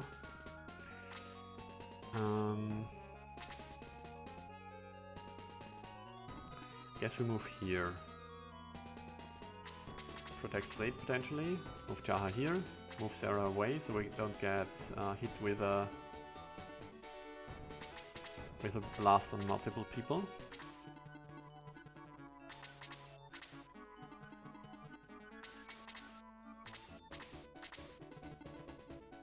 Cool. Wasn't really intentional, but cool. Oh, he's a fan of this cloud. Good to know. Okay, so we move Sarah away. Still nobody needs heals, so we can go for the cloud. What else do we have up there? Nothing. We should be able to reach Luke in one turn.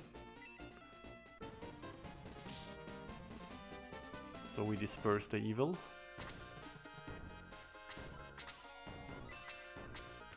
Kazin has like a million MP left, so it just plays away happily.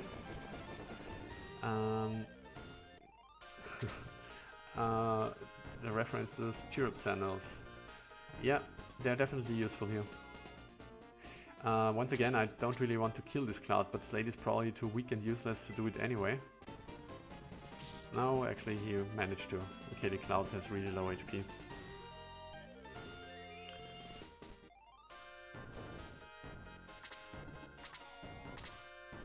Yeah, I mean there is only one other battle where the monsters clump together from the start, right?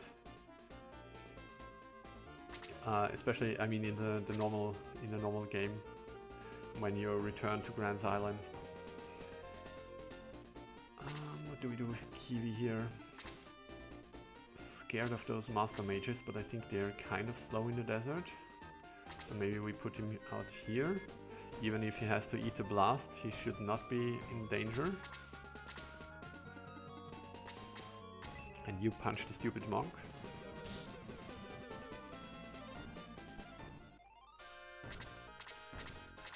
Okay, the master mages are decent in the desert. Gotta keep that in mind.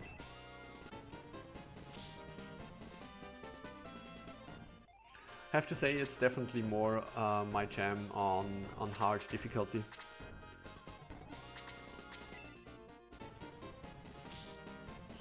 I feel like easy was perhaps really a normal was perhaps really a bit too steamrolly for the party.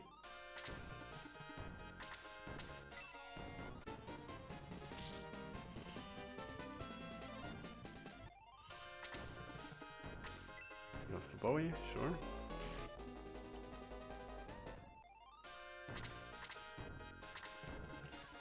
Okay, so I can't reach anything. Good thing we have a new flying healer.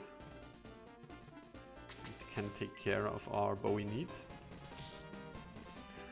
Suddenly Slade does no damage again. Do we use his turn to heal here? I mean, it doesn't really seem necessary.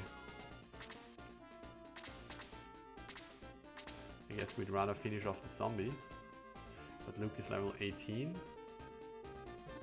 But what if the zombie turns around and hits Slade? Okay. I think this is the time for a blast to make sure the zombie dies. Last one should do. 8.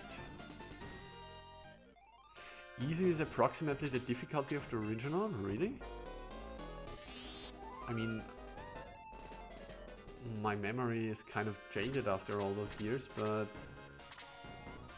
I feel like the original wasn't that easy, was it? I mean, maybe it's because most of the time I have played it as a little kid and I was stupid and didn't understand strategy, so maybe in my memory it was easier. In my memory it wasn't as easy. I'm not sure.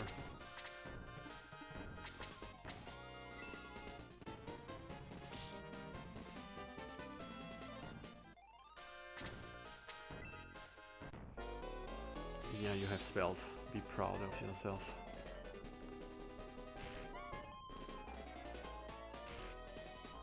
Okay. The two characters which I definitely don't want to put in the front lines, got muddled. I can definitely live with that. So the question is here, do we save this kill for Bowie or Slade? What is our initiative ranking right now? We had agility 20. And I think Slade, he has agility 17 because he just lost a bit with the slow spell. So he won't get a turn in this round. Then next round will begin, and because of his now low agility, he will be ranked far behind the archer. So I guess we're not playing around, we just kill this guy. You guys are really dodgy. Okay, better.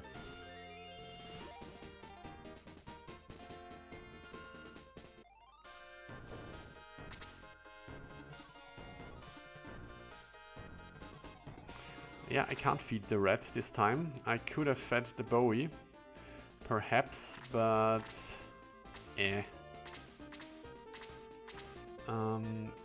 so this guy's range wasn't that bad in the desert actually. 1, 2, 3. I think perhaps here. So I think this should still be a safe spot. Gods, he can't reach anything. Yeah, maybe we just use the ring here. That actually seems like a good idea. So we boost up Bowie, so he does more damage and gets more XP. Also, I don't have to kill anything with Bowie. He has like 98 experience points.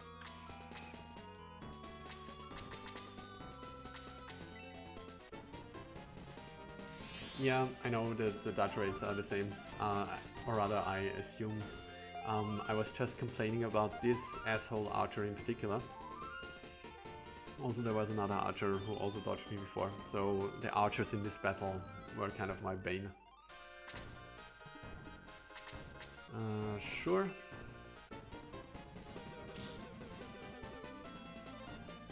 So maybe this is another thing, because now the battle sprite doesn't really match the map sprite for the Black Monk, right?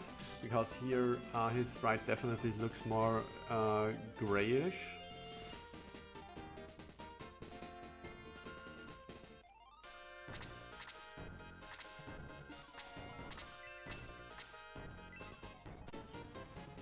Everyone's a critic.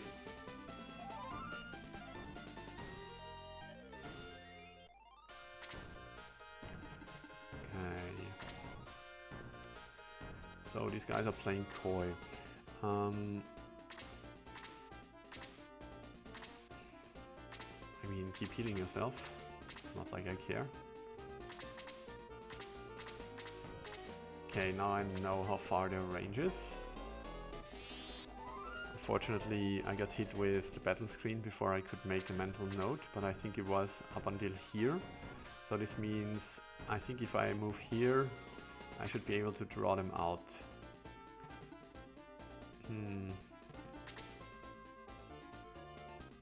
Jar will get a lot of heat. Who has the ring? Oh, we don't have the protect ring, but we have the agility ring, don't we? Quick ring, Sarah. What do we do here? Do we wait another turn? It's kind of a waste. Let's just go for it.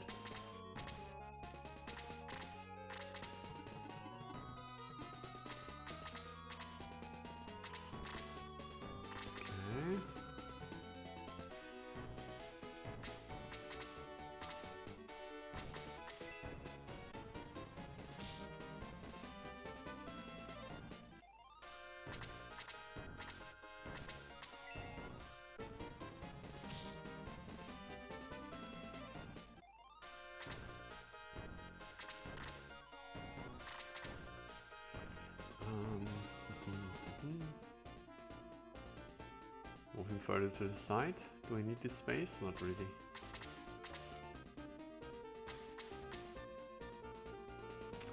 Let's be done with this monk. Master Mage is already grey, so it looked really lifeless when the two were next to each other. Still hate the look. Change the Master Mage to another color. Make the Black Monk grey. Suppose. I mean, it would be kind of a lot of switching around, wouldn't it? But I understand the thought, definitely. So we want to heal Jaha actually, but we probably get blazed twice now.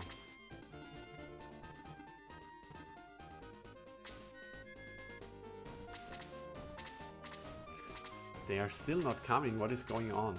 Okay,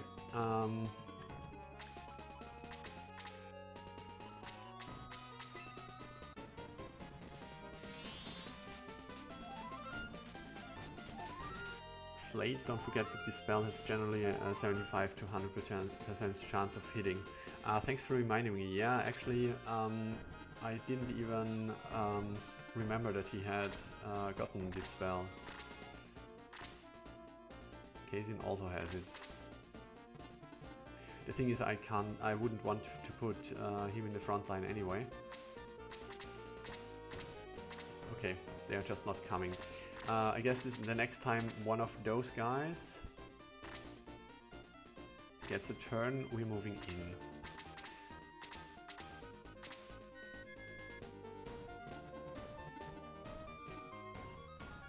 The Master Mages had their turns, so this should be kind of safe. So he is standing here, and he can reach up until here and attack up until here. So I have to move 2 squares up to be able to attack next turn.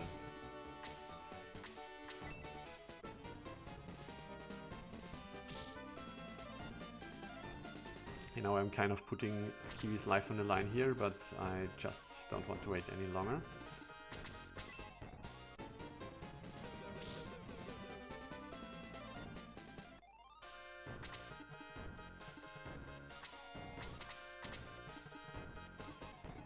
I think we move here. The zombie is probably the weakest of the bunch, right? Defense 31, defense 40.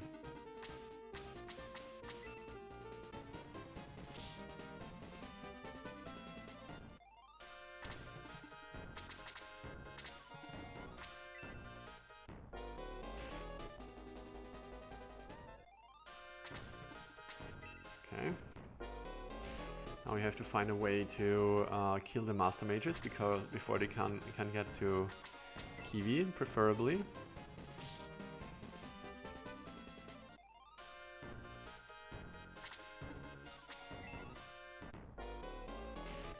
Thanks for coming closer to Geralt, so he can actually hit something next turn. I mean, I suppose we throw out a heal here. It's not like we need to. I could blast, I suppose. But does it really? I mean, maybe it does pay off.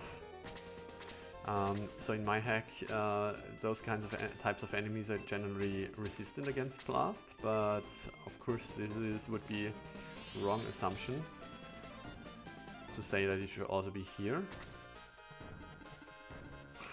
Half expected Jaha not to be equipped here. I mean, I would be annoyed by that statement if it wasn't so true.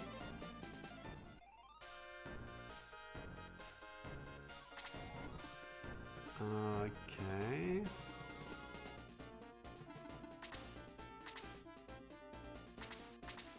I think we do this.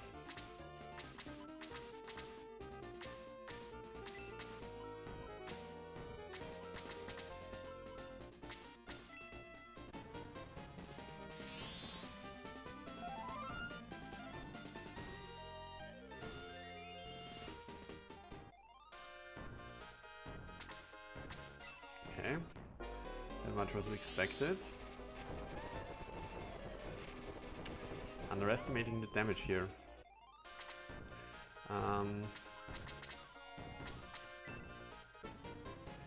This interrupt turn here was kind of nice. Otherwise Jaha would probably have died. So these melee guys are not scary at all. So we probably want to do this to still make sure that he can't get to Kiwi.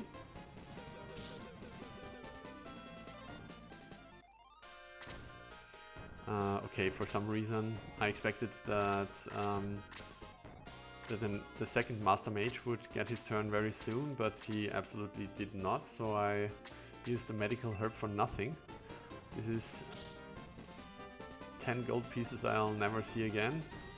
This looks like a second attack, okay. If I get a counter on this slowed slate, it's probably going to be painful. It looks like a counter now. No, okay. So with the attack spell, he did 1 point of damage. Useless. Now, of course, the golems have a lot of HP. A lot of defense, I mean.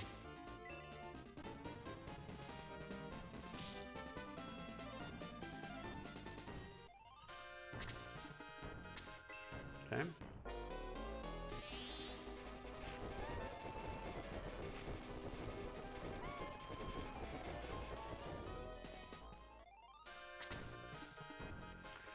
So much for Geralt can do something now. God damn it. Okay. Kazan gets it again.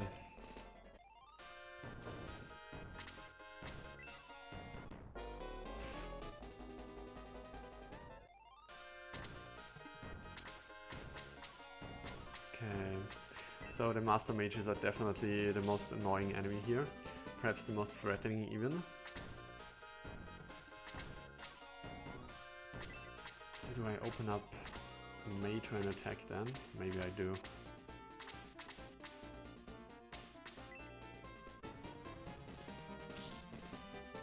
Yeah, I would have preferred the double dispel from the mages on our party, I think you mean, right? Do they have the dispel spell? Or do you mean I could have dispelled the... but this spell has like a target selection of 4 people, right? Not the big targeting range with how many is it? Like 9 or whatever.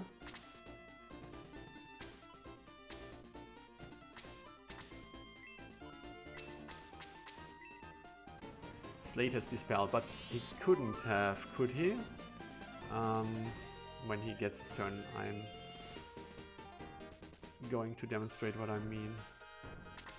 So, like, they were standing, one was standing here and the other was standing here, and there were no connecting enemies, right? And this spell has this small targeting, right?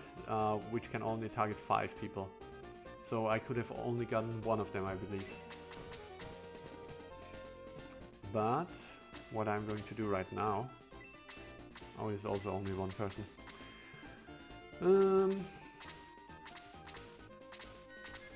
I mean, he's useless otherwise anyway. I guess he could hit the mage, but won't do that much. So maybe we go for a sleep here.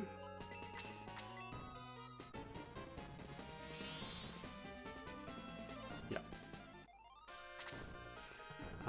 Okay, block him off. Block him off or kill the mage. I mean, we have another casualty if he goes for Slade. So I guess we block him off. Could also heal Slade. Maybe that's a better play.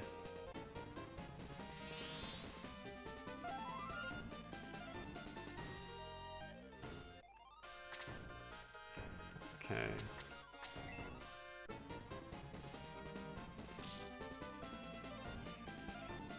Goddamn desert battle, really. Also, gonna be honest, the fact that you made it so the enemies can't be lured out was definitely annoying. And by which I mean, so it threw a wrench in my strategy, not that it was something that is horrible or anything. Go for the weaker golem. Try and kill one of them if we can.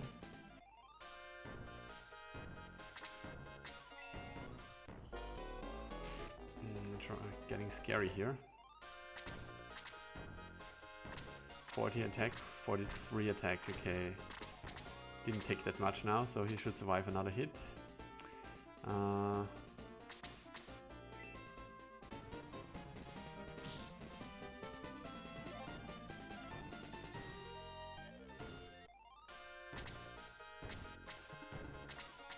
Go for this zombie, I suppose.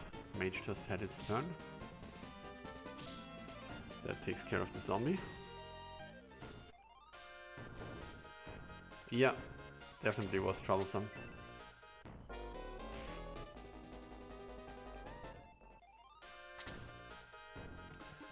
Move up, kill the mage, perhaps. Okay, should have stayed down for better healing with Sarah. Okay, maybe it was a good choice, otherwise the golem would have gotten him. Suppose we move away with Sarah then, and let Luke deal with the healing. Yeah, that's true. Losing Kazin was definitely not beneficial to my overall strategy.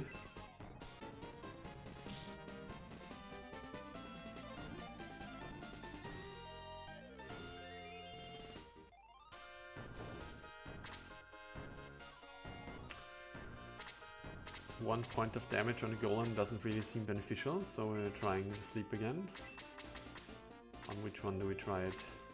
On the stronger one, with a whopping 10 hit points.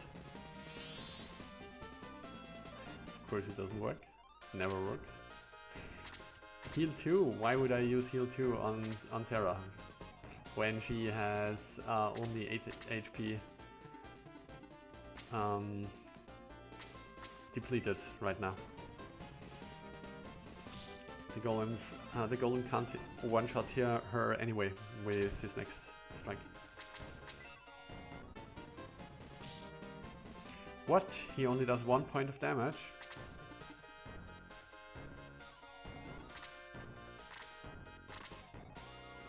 Okay. I think I need to throw a healing seed at Bowie now. I am shocked. Shocked, I tell you.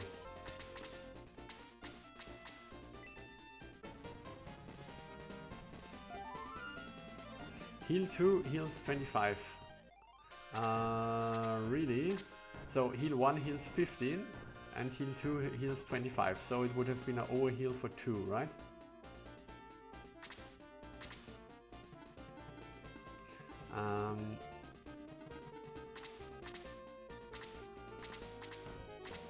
Okay, I think this means we go for this guy.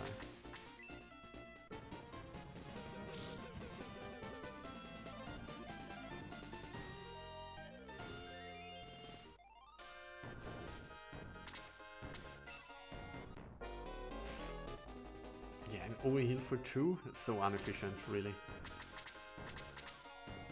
Crazy things you're asking of me there.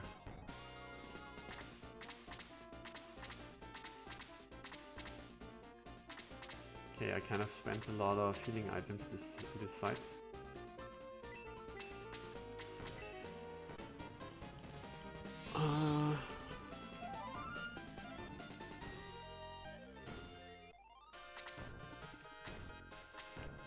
Guess he's already level 19.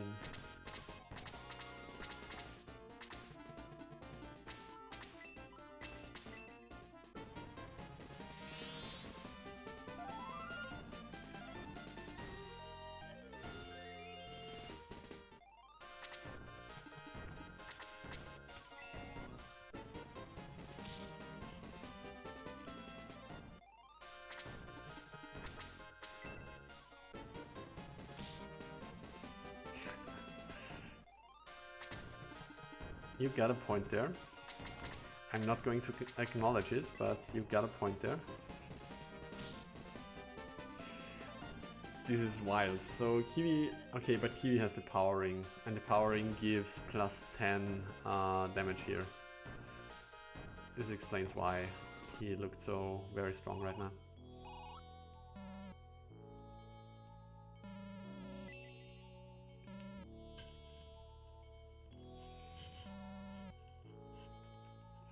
Excuse me, I don't want to talk, I want to loot. The steel sword, this is what we have right now. Yeah, no.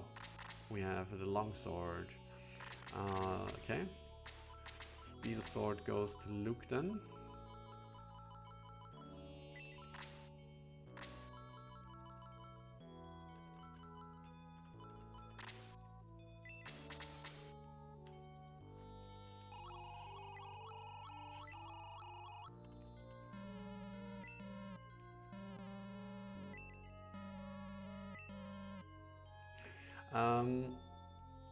All constructs are immune to status effect.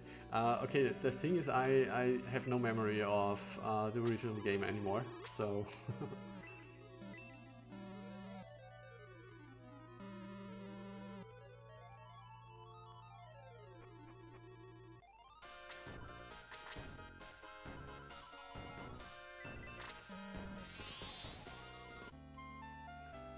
Okay, let's do some raising. The shameful raise. At least it's absolutely not expensive.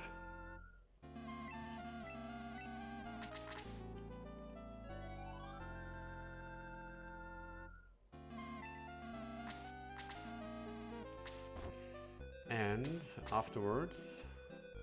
Wait, look at the sword. Has he equipped it yet? No. We're going to sell.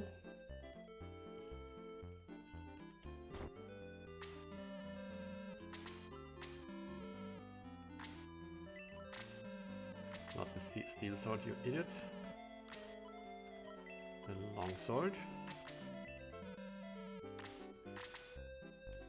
Then we might want to purchase a few healing seeds. Actually, Luke is the one person who doesn't need them. Let's give one to Peter.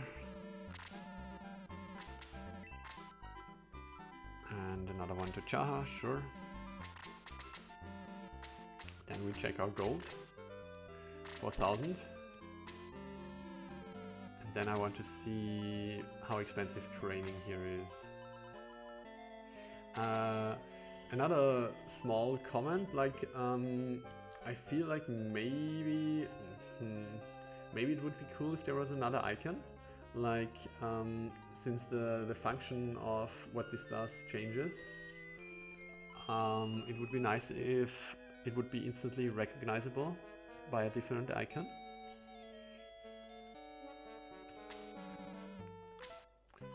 So, what does it cost me to make this guy useful? So for 555 gold, I get an upgrade for 1 level, right? Then he would be level 16.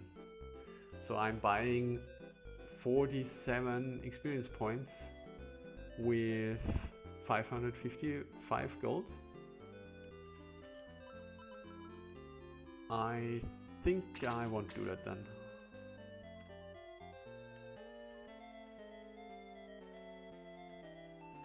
I'm doing a quick save state. You never know when something breaks.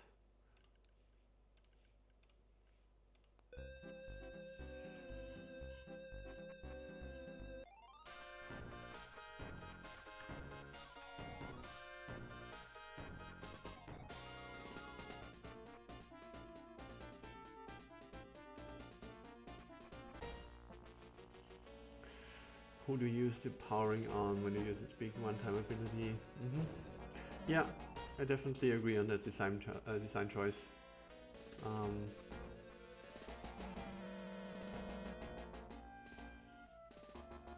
What? We have a griffin here.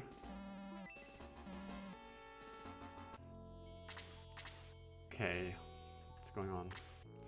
Devil Griffin with a shining ball. Okay. This group is diminished. We only have a few more people here. Those are new, I think. This doesn't look familiar. There were golems here. This guy is also new. I love to trap this arrow launcher here. For some reason the arrow launchers are absent. Okay. Well. What is going to be our battle plan here? I think we move to the left first then. I assume that this griffin won't attack us unless we move up there. Definitely looks like a boss enemy. 57 attack. That's much higher than the golems. Okay. I was contemplating switching to ouch here, but this looks quite scary now. I guess we continue on hard for now.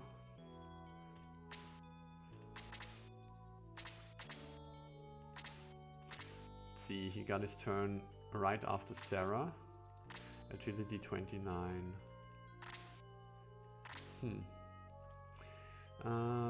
Draw out this guy. 1, 2, 3, 4, 5. 1, 2. 1, 2, 3, 4. So we could stand here or here. Okay. Do we just use Jester? What is the agility of the golems? It's probably abysmal, right? 19. 21. So we should be able to put Jaha there. Then we do it. Then we... does Jaha have enough movement? Yeah, because we have to stand here, right? 1, 2, 3, 4, 5. Yeah, no trouble.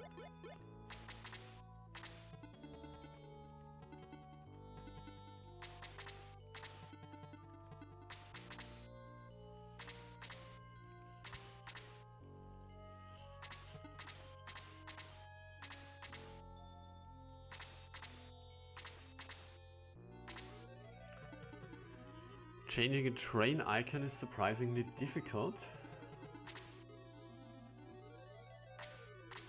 2, 3, 4. This definitely surprises me.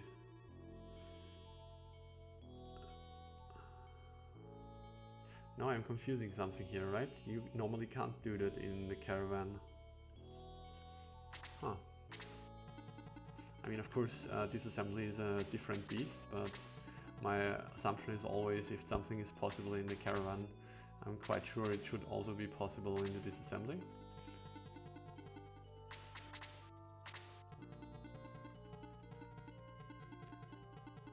Okay.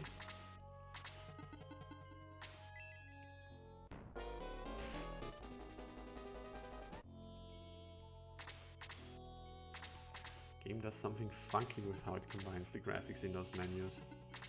Okay.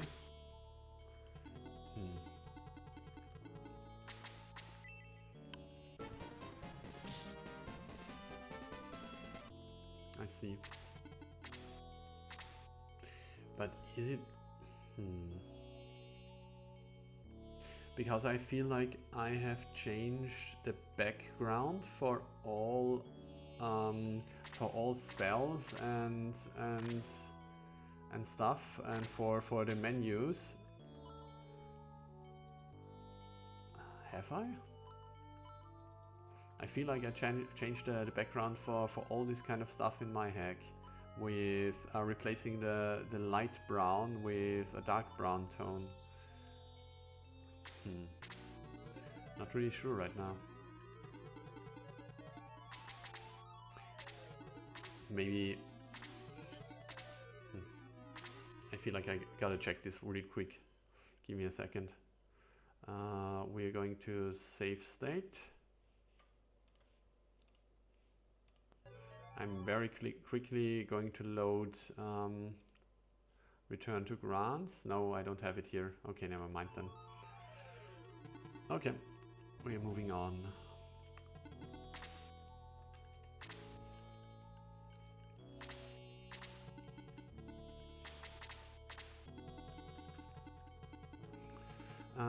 Do we move here? Can the zombie reach us? 1, 2, 3, 4, 5. So if the zombie can move freely over this pile, then he can reach Luke, but I don't think... Oh, we can just move here. Then it's fine. Spells can be changed, yeah, I know. But I thought that I also did it for all the menus. I might be confused about it though. As you once stated, my hack is ancient and it's been so many iterations.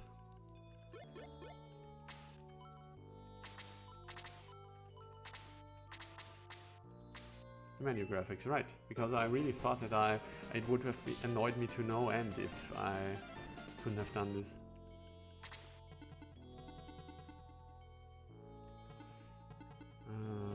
Slate, what do we do with you?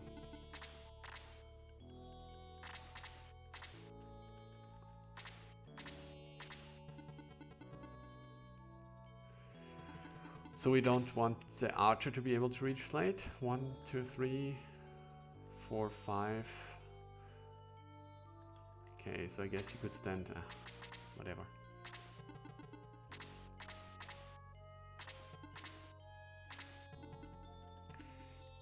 Okay. Hit the golem with the spell. Do we use blaze 1 or 2 here?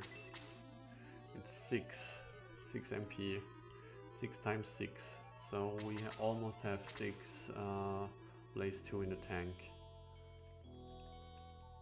But we're not really under pressure here, so let's give him a blaze 1. How much does this soul cost? Only 8.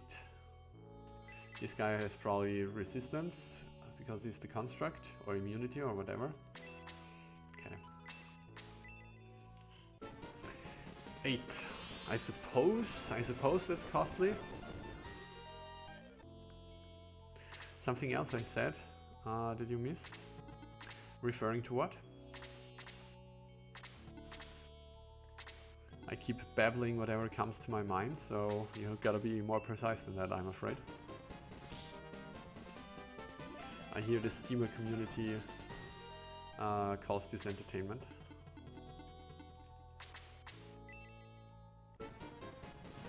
Streamer community, not Steamer community. Okay, get rid of the golem. May can do it, right? No, she can't. Okay, so he has exactly 1 hit point. Maybe 1 hit point. Maybe that means he is ready to be farmed by either Bowie or Slade.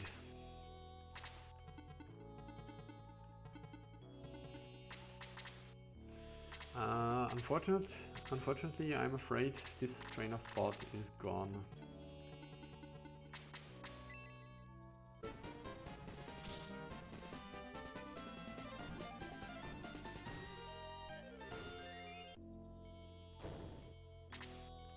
Yeah, I mean, about the training, was I correct in my calculation before? So it said 555 gold, and I think Slade hasn't gained anything since then. So 555 gold for 37, I think I said 47 before because I can't do math, for 37 points of experience. That doesn't really seem worth it, to be honest. Especially, I mean, since you keep saying that money is tight here, I don't want to risk anything.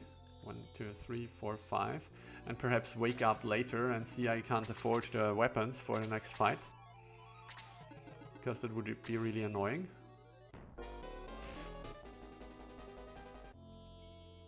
Okay, yeah.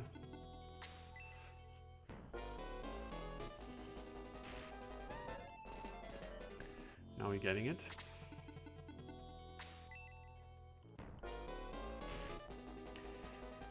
If Slade's sleep hits, can you give me a rough estimate what kind of HP he would get from it? What kind of experience, I mean.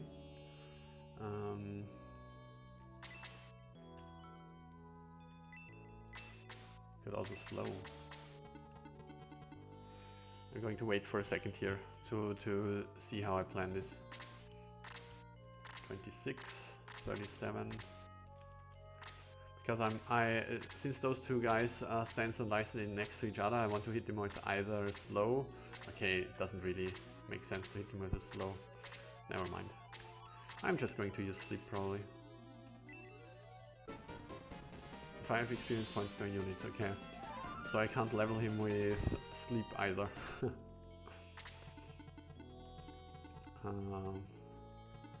We heal Bowie.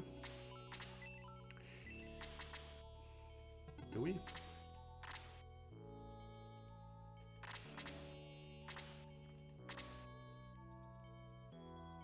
kind of unnecessary. Sarah has so much MP. No. Do this.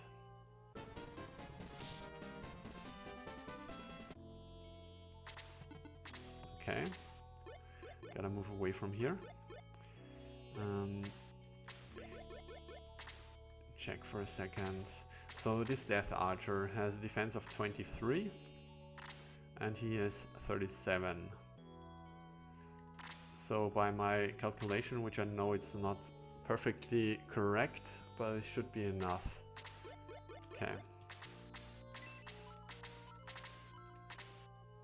Right, I just came to the conclusion that I would have to move away from here because I'm in range of this guy now. 1, 2, 3, 4, 5, 6. I think this means we want to move Chester here. Chester will tank, so he throws a spear here, which means I have to unequip the Chirrup Sandals. Yeah.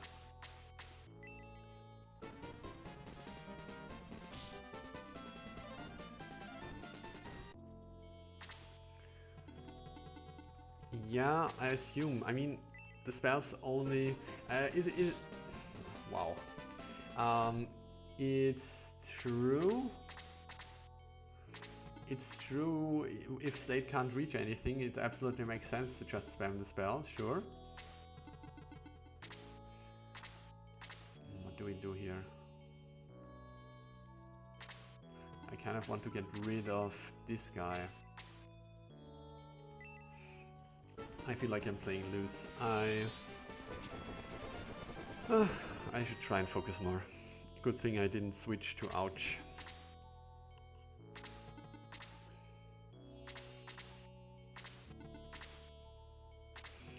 In my defense, I constantly keep miscalculating the damage output of the party members. Yeah, now the problem is that May is under threat here. We are at the beginning of the turn, right? Agility 21. May should get her turn soon. I have to move her away from the Golem or she's dead. Golem should not be able to kill anyone else here, I would strongly assume. Should be around 20 points of damage for both of them, yeah. So we keep standing here, I suppose. Who's getting in turn next of those two guys? The archer. Get rid of the archer.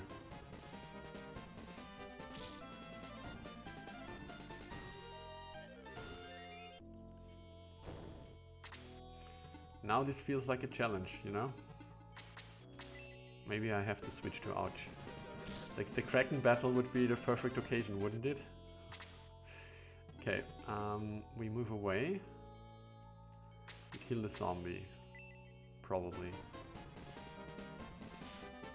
We don't kill the zombie. Oh, he's twitching. There comes the second attack. We still don't kill the zombie. Okay. The zombie has 15 if I remember correctly.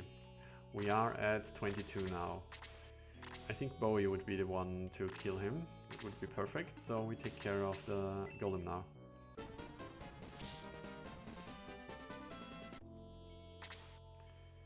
Okay. So if we move here, this guy has no tricks. He has sleep, but sleep is not scary. I'd rather get slapped than hit by 52 points of attack, I assume. 52 is much stronger than a golem. Yeah, feel free to sleep me, bro.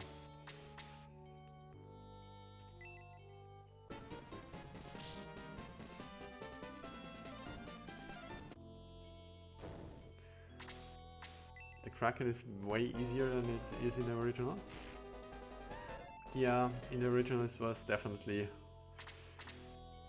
kind of horrible.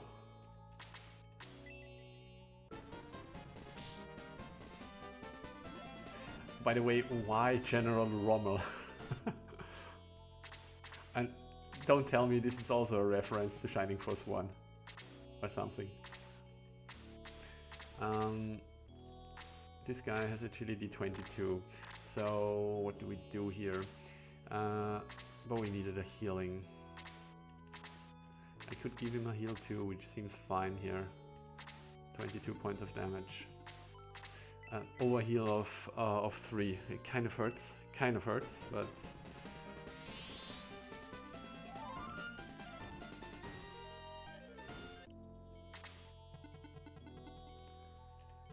What's going on the right?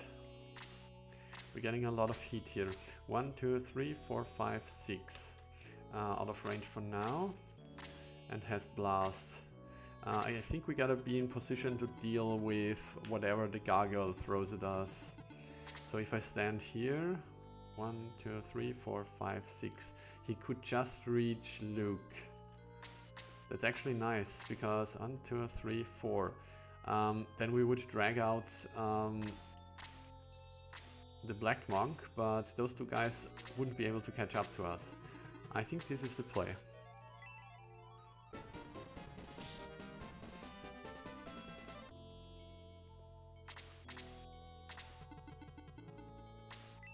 Oh, forget that he might just heal the mage, sure.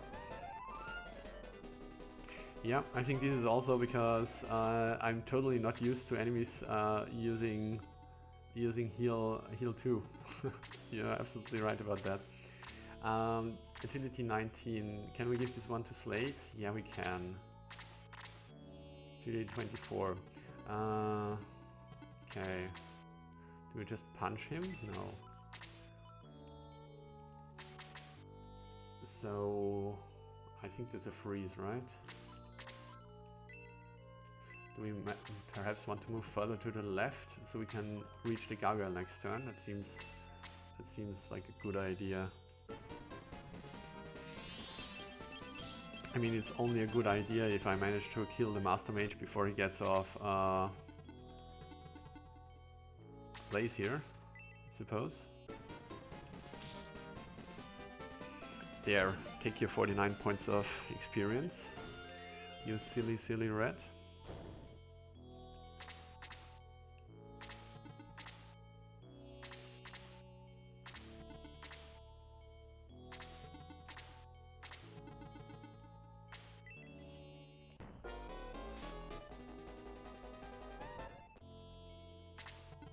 Okay. Okay. I think I deserve that.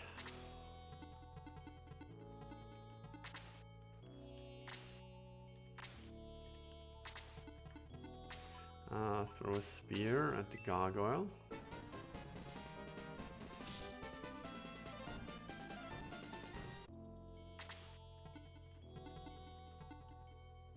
And now, what's coming from up here? Only spellcasters. Kiwi not looking that good right now.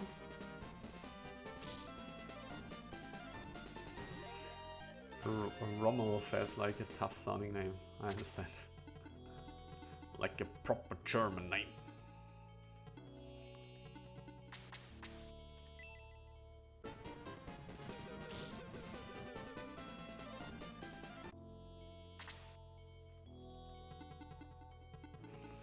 Yeah, I mean, it feels a bit weird, I suppose.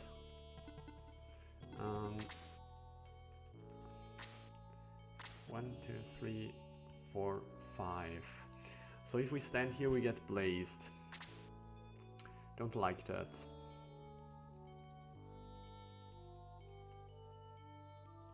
I think this means we pull back a bit. 52 going up against 26. Yeah, it's kind of a bit of a problem for me because I rely a lot on this kind of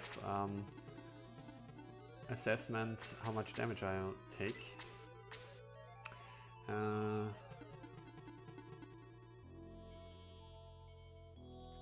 Let's not stand on the stairs if we don't absolutely have to.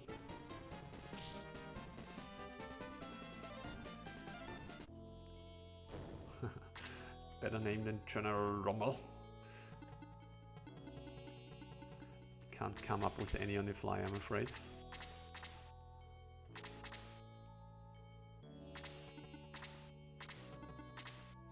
Okay, so now we move Sarah away because we're scared of this gargoyle. But right now we don't have any... I suppose we could heal Slade. Sarah has a lot of HP left and we have a backup healer with Luke. So, no. Okay.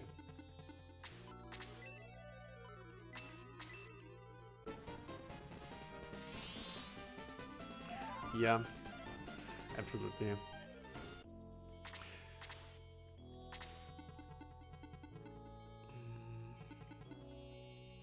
I mean, I suppose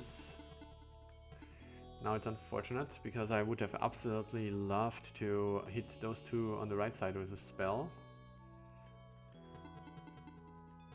I'm kind of scared of standing here because if the gargoyle wants to target Slade, then I'm having a bad time if he takes the spot up the columns. So once again, Slade is not going to do anything. Stay out of this guy's range. 1, 2, 3, 4. So we can stand here, approximately. Do we just kill this monk? I mean, he gets a turn if I don't, but... I think at this point we engage this group. They just had their turn. Do we though? We have this gargoyle here. We want this gargoyle to come closer, so we're not in range of those guys. 4, 5, 6, 1, 2. Do we really want to deal with both of these groups at the same time? Probably not. 1, 2, 3, 4, 5, 6. We're at least not in range of the gargoyle yet. Okay, I think this means we kill him and otherwise play it slow.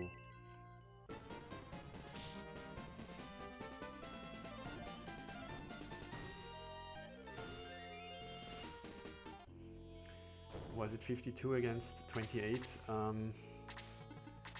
Might be. 52 against 26 actually. 24. Average and hard would be 23. Okay.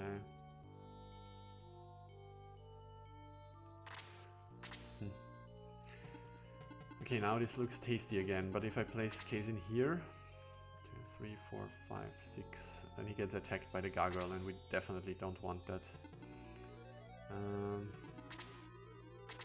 Move down a bit so we stand on land effect terrain. Then let the gargoyle come. Okay. Yeah, that guy's scary. Gotta bring in Jaha on the right side now. Guess we place him here.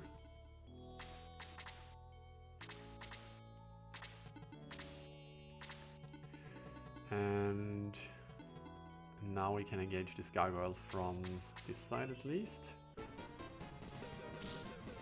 Then we want the Master Mage to make a move. He does. And now we can also attack from up top.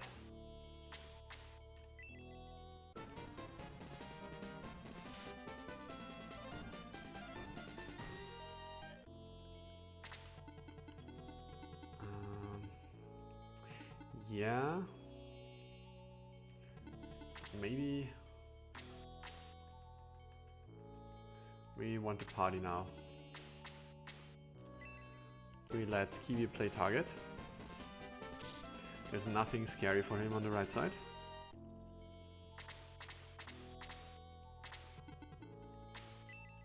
Dude still goes for Luke.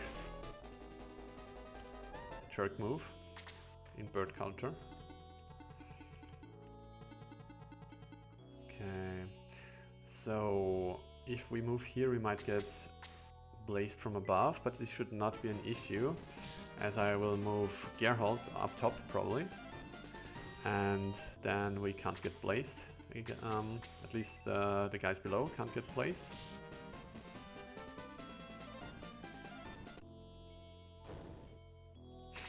You missed the powering and had it hack it in later. What do you mean you missed it?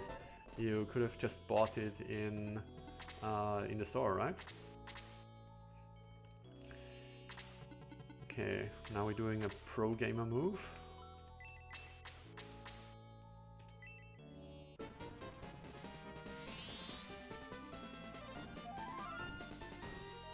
Ah, so satisfying.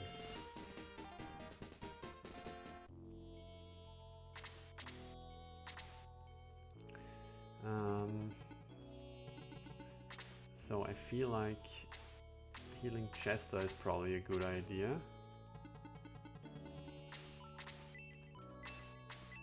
Don't want to keep losing people here.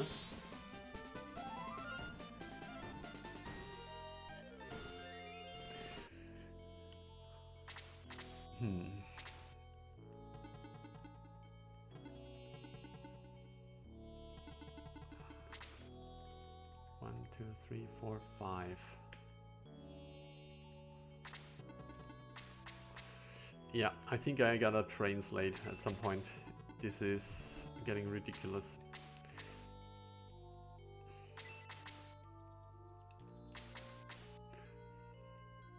So, yeah.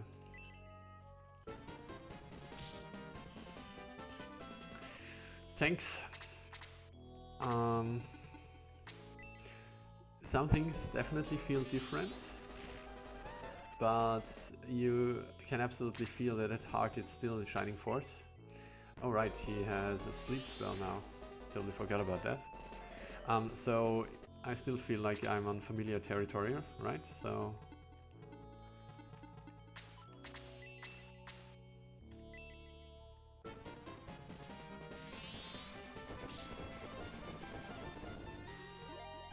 but still, I'm kind of annoyed because I definitely lose more people than I'm used to.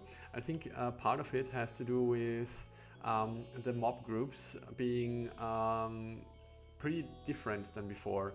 Like I'm not used to having to deal with something here and then I get spellcasted from up there.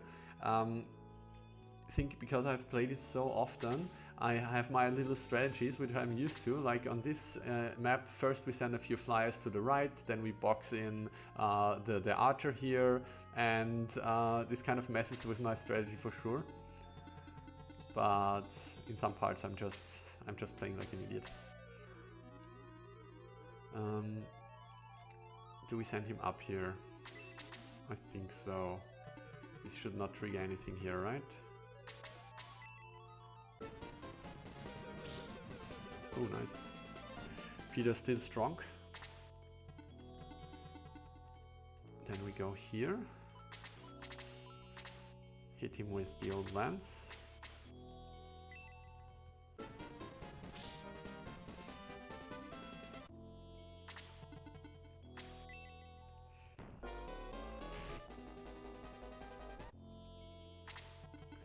Okay, and now what do we do? So the zombie is already interested in Kiwi, so I don't really care about him. I think we kill the golem first, right?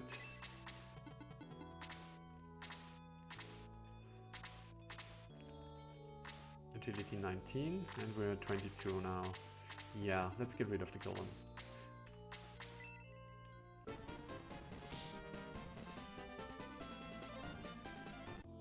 How do you playtest later battles?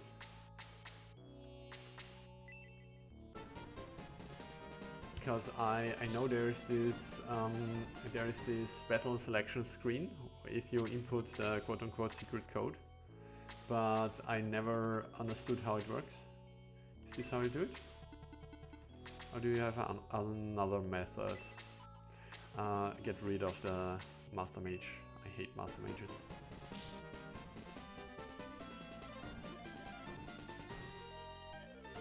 With pen and paper. That's an amazing amount of commitment to planning out battles.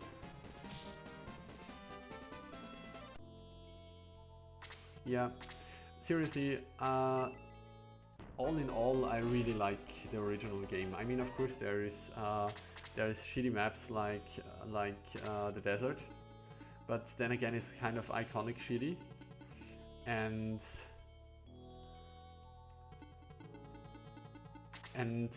yeah, as you said before, I mean, it's kind of not much better here. Not because you didn't do a good job of revising the map, but because the shitty part about the map is that it's a desert and nobody has a good movement there. And if you take that away, then it's just a regular old map. So 1, 2, 3, 4, 5, 6. So we don't want Luke to get hit here. I mean, we could have Luke get hit here. We just make him heal himself.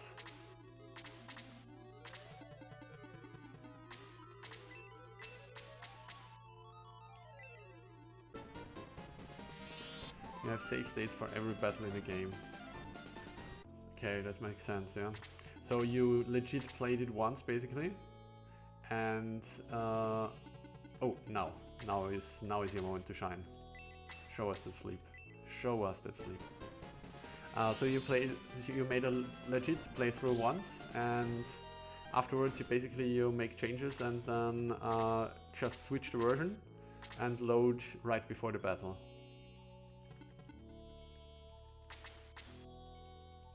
So of course then doesn't it take into account changes like items, but I think those are not that major probably for just seeing how a battle plays out.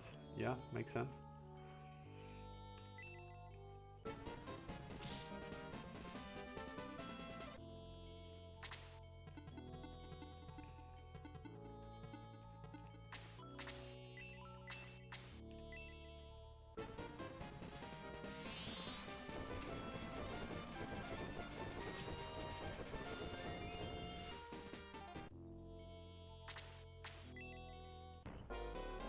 Yeah, keep healing yourself, you stupid little chunk of XP.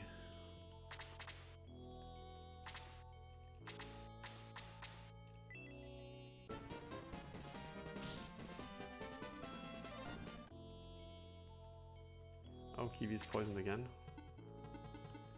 Annoying.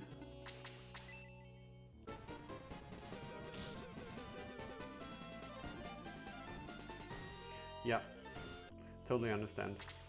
I feel like the rebalancing, I mean, kind of at some point you got it down to a degree what you want, and then it's just fine-tuning, right?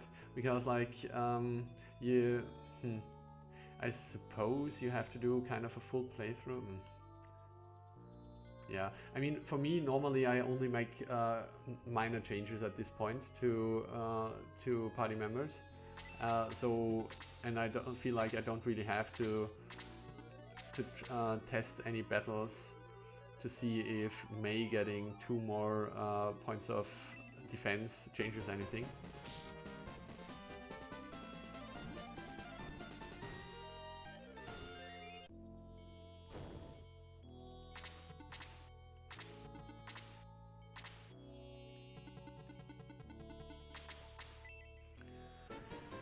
Get him. Do we assume the Black Monk is canonically female under all those garments? Because like all the other monks, all those who join our party are girls. So maybe they are. Good. Now here's a question. Do we want to approach from the left or the right side?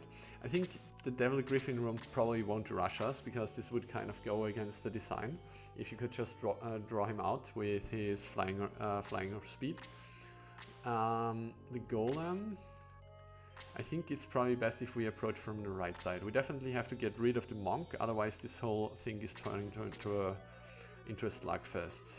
And the Golem is slow, so he might get blocked by the other party, by the rest of his team, and not even be able to reach us. So we're definitely going to approach from the right here.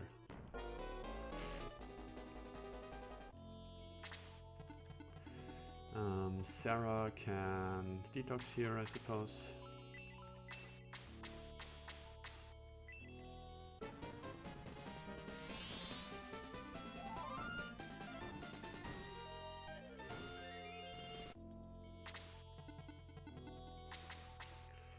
Nope.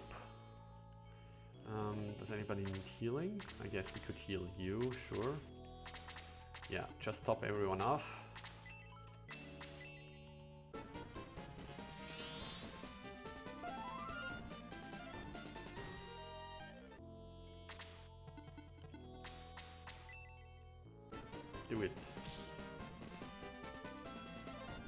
Okay. We're slowly getting somewhere with you. Okay, like I feel like we're doing this now. I want to see what happens.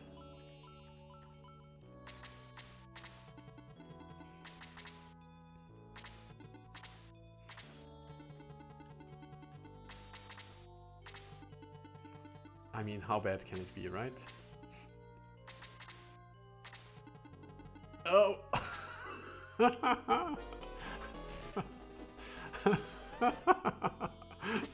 right after I did this. Okay, I absolutely did not expect this. So I thought I could absolutely stand here because the archer can't reach me because of this this chalice or whatever would be the right word here. Okay.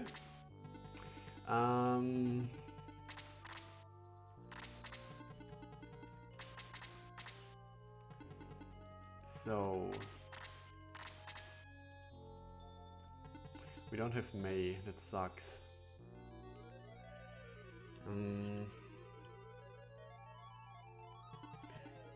I suppose we boost those guys. I mean, it's kind of shitty situation right now. We want to drag. I want to drag him down probably. So we move Peter away. This means our front line has to be sturdy because he will randomly attack, and we don't want Sarah or Kazin to be caught out of position. So Kiwi definitely has to stand somewhere around here. I assume that Kiwi will still only take 1 point of damage here. Yeah.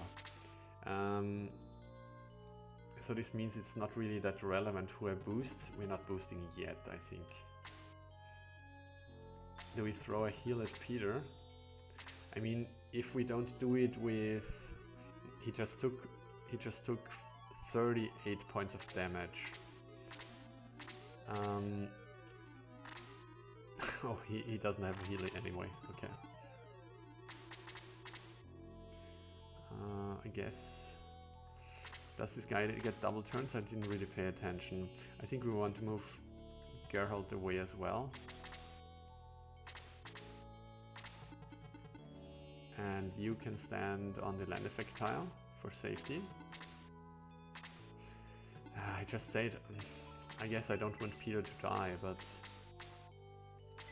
Are we at the beginning of the turn?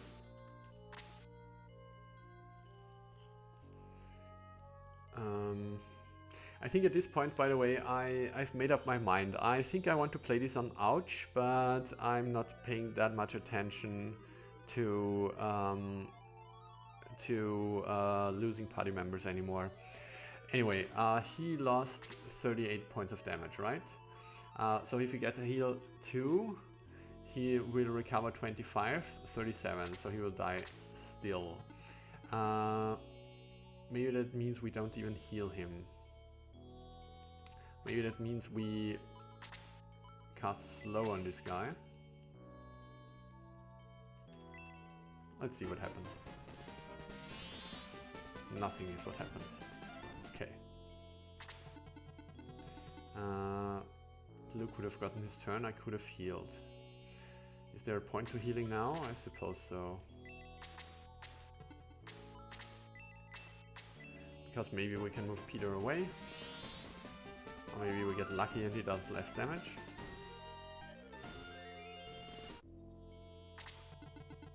Okay. He goes for the most useless character. It's probably a one-shot. Yeah. Okay. Interesting.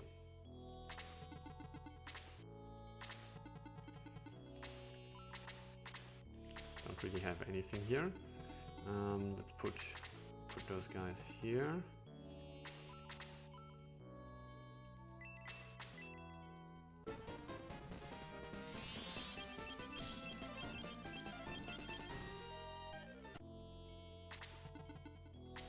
Wait, was this a triple turn?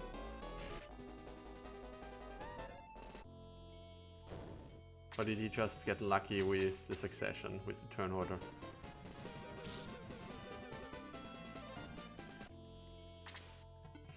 Okay, in any case, I think we have to box him in if we can.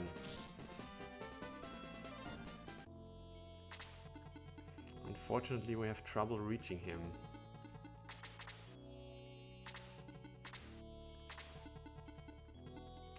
Very much trouble reaching him.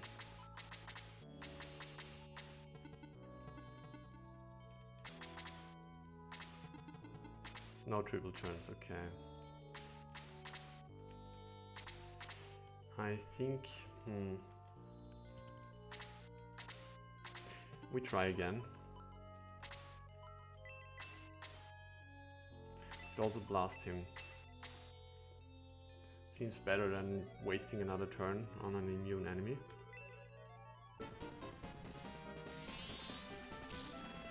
I think they are trying, but they're kind of confused which direction they should go. Like this one moved to the right, this one moved to the left, and there wasn't really any point going here because they couldn't reach anybody. I positioned myself so even with a range of 2 they couldn't reach my guys. Okay, I think we are healing. Do we want to box him in?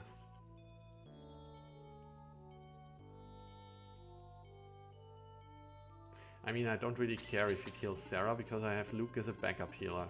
So I think this means we... once again, we could just blast. Fixed damage and keeping this spot open for melee attack. That seems like a good deal.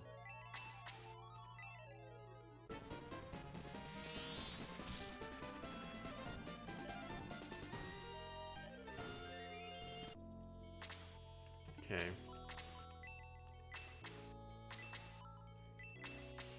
No idea if he has any resistances. Let's just hit him. That probably tells me that he has a blaze resistance. Oh, he has he has flame breath, so it's good to know.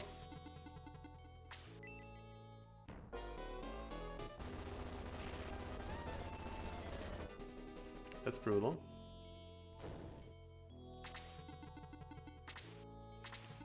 See, they are running. Just like Jaha, and just like Jaha, they can't reach their target. Okay, should take care of this.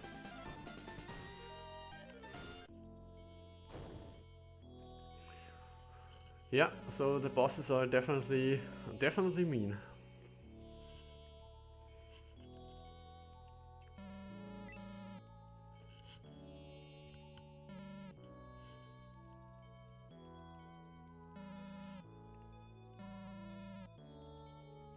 I'm noticing that Arthur is not joining us today, which is of course kind of sad, but on the other hand I totally understand. If I had 3 hours of sleep before a full workday, with children no less, I would have probably, well, committed suicide.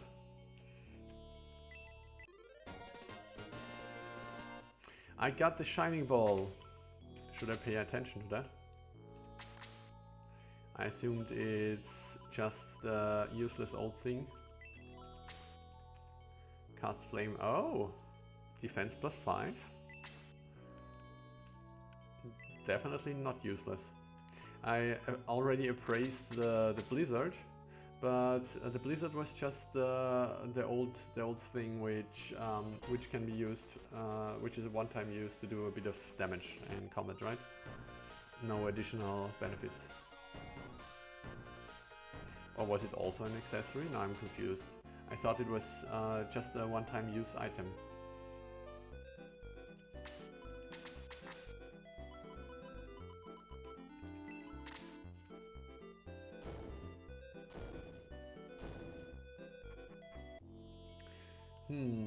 Character evaluation. Yeah, Arthur is definitely going to be tired. Character evaluation. I have to think about it. Let's do it when we face the Kraken. When I have everyone right in front of me and we can jump between them.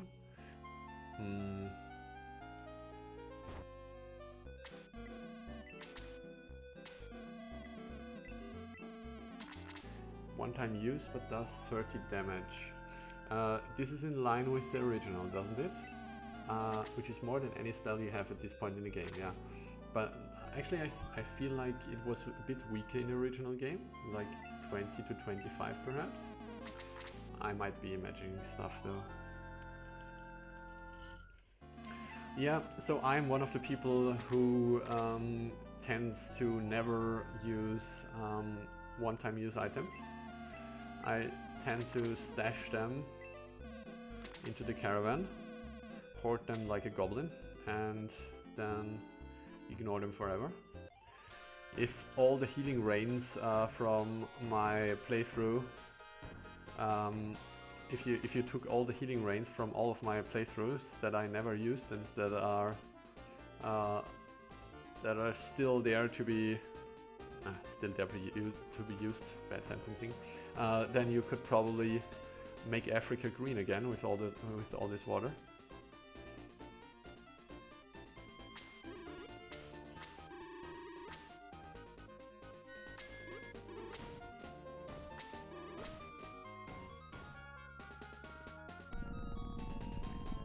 But what if I need it at some point? You can't expect me to just sell items. And yeah, I suppose I could probably buy them back, but then it's so expensive, so I think I'll just have it rot in my inventory. Okay, I'm doing a quick save state here. Just once in a while as a backup, you never know. Then we're going to take a look at those characters. Once again, I forgot that I wanted to... Maybe I'm going to do this. Maybe I'm going to chicken out and train Slade for a second, because at this point he looks really unusable, basically.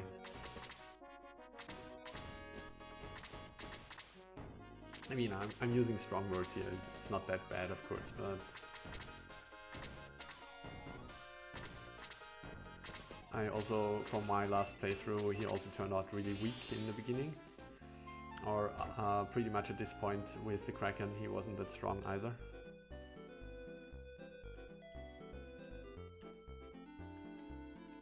Started to get useful at around the chess battle. Alright, come here, my boy. Yeah, sure.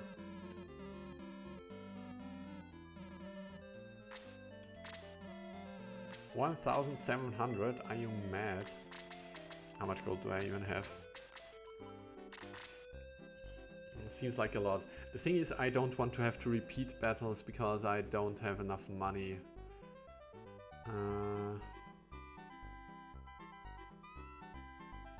We'll probably get a lot of new weapons in Roft. Will we get a lot of gold from the Kraken? Now we also have to calculate that I am probably need more money for raising people. Whatever. This is a problem for future Grey Skies.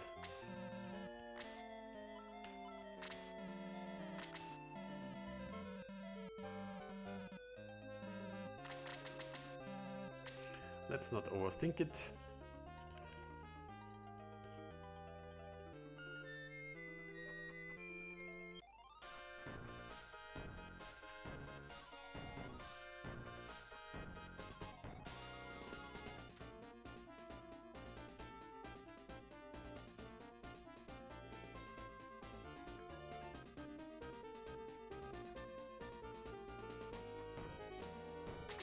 Okay, quickly drinking something here.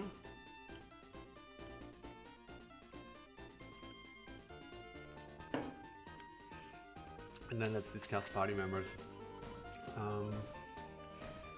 So Bowie up until now has felt quite good. No complaints really. Like he is this solid all-rounder that he has always been. I'm kind of afraid of tanking with him. His defense looks okay here, I suppose. Yeah. I haven't raised Geralt. How? How did I miss this? Okay. Gotta Ingress out the third time then, I guess. Sarah. Sarah, so up until now I felt like, first I was pleasantly surprised, of course, that she managed to keep up in levels. Until even when I switched to hard, I felt that I barely needed her to heal. I assume that it will change now. So she kind of felt a bit superfluous, whatever it is pronounced, up until now. Now that I finally discovered slow, I was kind of excited about it, but as we saw the first few times I used it now, it didn't really work, which is of course understandable for the boss. I mean, I don't know about you, but I'm always kind of reluctant to use spells like slow and muddle and dispel, simply because I really don't like this RNG. This Isolate works 100% and it's really powerful, and the enemy just loses at least one turn, which is amazing in the case of Sleep now. Or it doesn't work at all, and I'm really sad because I wasted a turn, so I tend to skip those spells altogether. And this is really the reason why in my hack I made it so that since I didn't change the hit ratings, that most of those spells have the large target area on the lower levels as well, simply because then I feel like okay, even if the dice don't fall in my favor, if I'm targeting 3 enemies, it usually at least works on 1. But okay, I digress here.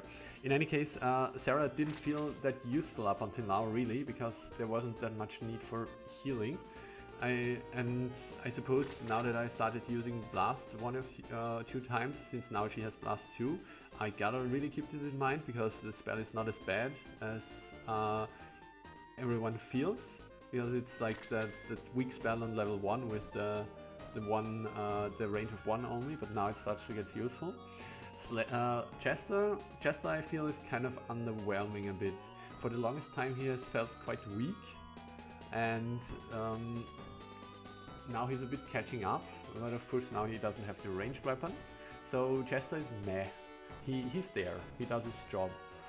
Jaha is my boy. I'm quite content with Jaha. He's the good solid tank he always has been, and he's definitely very strong here, so yeah, definitely 10 out of 10 would recommend. Kazin also useful for sure, has been the person to die the most here for sure. I think he has 2 deaths on his counter, while most other people have 1. Nevertheless, I always liked Kazin, and I think he's absolutely good, absolutely decent here. Since he has the freeze, no complaints, but Blaze really feels much stronger here. So yeah, unchanging at all. Quite content. Slade, yeah, he has been underwhelming, of course. Once again, I understand the design choice. I didn't really feel that Sleep and Dispel have been that useful. Like, this spell is that kind of spell I rarely see any use for. Like, if you're facing spellcaster enemies, you usually focus them down anyway. They usually have lower defense, and so there isn't really. It doesn't really seem that useful to stop them from spellcasting instead of just spending 2 or 3 people's turn and killing them outright. And for Sleep, yeah, I feel like with the small effect radius, as I said before, kind of very situational. Didn't really see that many occasions, and I'm really not going to use Sleep on only one person unless it seems really unnecessary to do an attack with Slate, such as attacking this golem and doing only 1 point of damage, but then apparently the golem is immune, so once again not useful. So yeah, Slate has definitely been underwhelming so far. Kiwi has been quite strong. I mean, actually to call him strong is kind of an understatement. The ability to just tank anything and only take 1 point of damage, if you can play around the spellcasters a bit, it's incredibly powerful. So also, at least with the powering, his attack rating is up there, absolutely. and so he has 56 now. Normally means he would have 46, and 46 is above Chester, level 19. So yeah, he's probably on par with Chester roughly in attack. So Kiwi has been really strong. And Peter has he feels like in the middle of the field. I mean, his attack is definitely up there, so useful as always. He feels kind of a bit not as tough on the defense side, but absolutely understandable choice. No complaints here, and yeah, wouldn't change anything about him really. May turned out amazing really. So kept up with the attack rating. Archers are always useful. No complaints.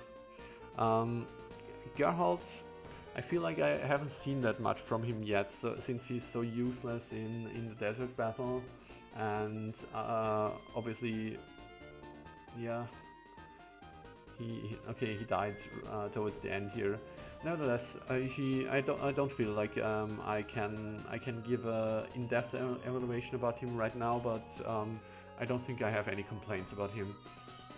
Luke feels really strong. Frankly, it almost feels too strong. I'm not really sure. I mean, right now I'm very happy having two healers. I don't think I would have switched to Ouch if I had only Sarah for a healer, because the enemies kind of feel threatening. I feel like compared to vanilla Shining Force, I kind of feel like I have to face more enemies at the same time, and they seem to have better range, if that makes sense. Or maybe it's just because the distance between them is closer. So I feel like I can't adequately protect Sarah. So having this backup healer is definitely something that helps. If I was playing in normal or even in hard, I think my assessment would be that Luke feels much too strong, and it doesn't really feel like we need a second healer. Yeah. But yeah, just my 2 cents, really. So I don't want this to sound like, oh, by the way, I'm telling you now how this game should work. It's just how my personal feeling about this is, and I'm sure other people would feel quite different. And despite what I perceive as perhaps a bit unbalanced, which is also a weird word to use, but for Luke, kind of, I really feel like he has too much utility he doesn't need. Because like this, I always think flying characters with their high movement are so valuable. And his attack rating is really strong here. His defense is okay, and his hit points are also very okay. So giving him spells on top of that just makes him so super useful. In my estimation, that yeah, it's more than he needs to my taste. But yeah. Other than that, I definitely, absolutely still enjoy this, and yeah, I'm having a blast here. Even if Slade is a weak idiot.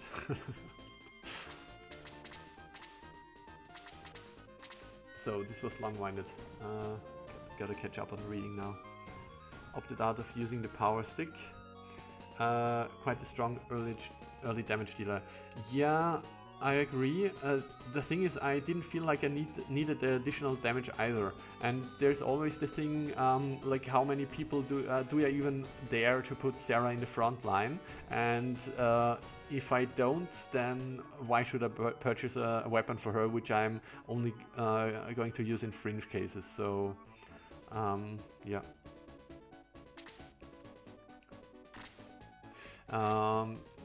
Yeah, checking damage dealt and taken.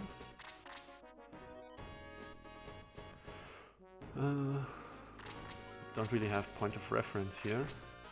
Sarah hasn't taken a lot. 640.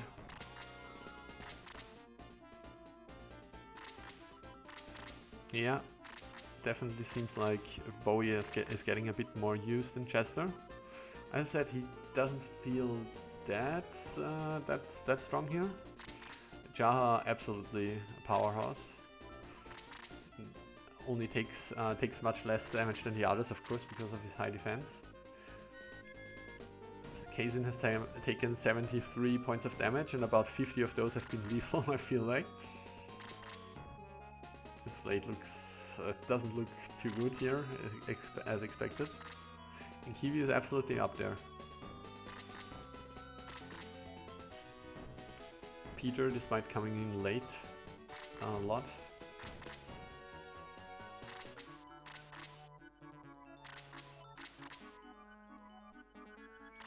Yeah, I feel Luke will catch up soon.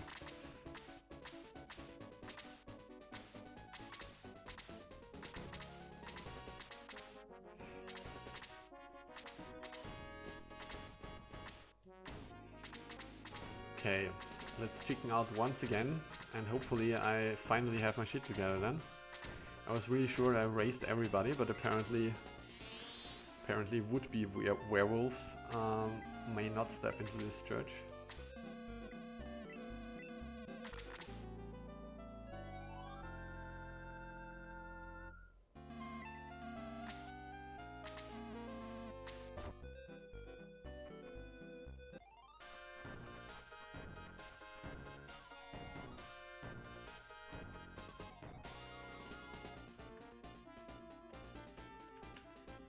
Alright.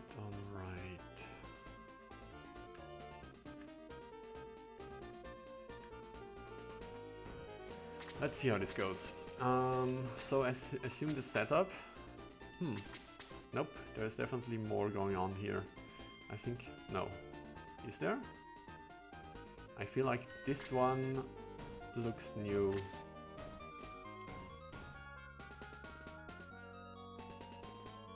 This one also looks new. I've played this battle like 100 times, but I wouldn't say this with absolute confidence. What is their attack? 54. Sounds familiar to compared to the gargoyles. 58, even a bit more. Yep. And this guy has the aqua thing. Level 3? What does this mean?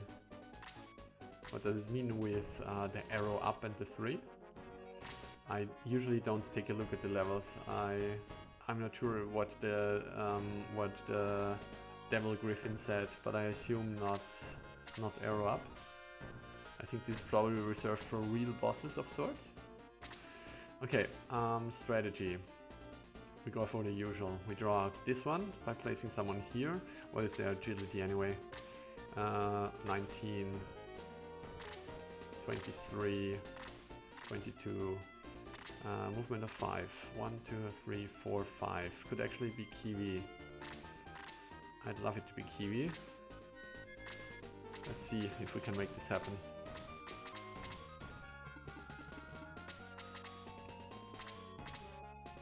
Same number of enemies, really? Okay. Let's see if I can rub my two brain cells together and figure this out. So do we have to move away from this thing already? 1, 2, 3, 4, 5, 6. Normally it would wait. Okay. It also doesn't engage right now here. It's good to know. Guess we can move Chester here, something. You come down. So gotta do a quick ring check. So you have the power ring still, and you have Sarah has the quick ring, right? I gotta do a re-evaluation who should have the rings soon, but probably after this fight. Now we drag out some legs, hopefully.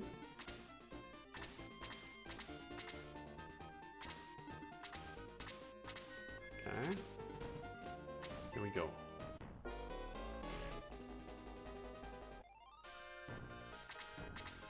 Now in this battle I would normally kind of abuse the powering a little, but not possible in this hack, of course.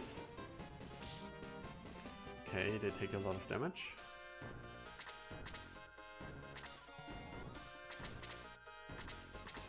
kind of scared moving away from the safe spot. I think I should have.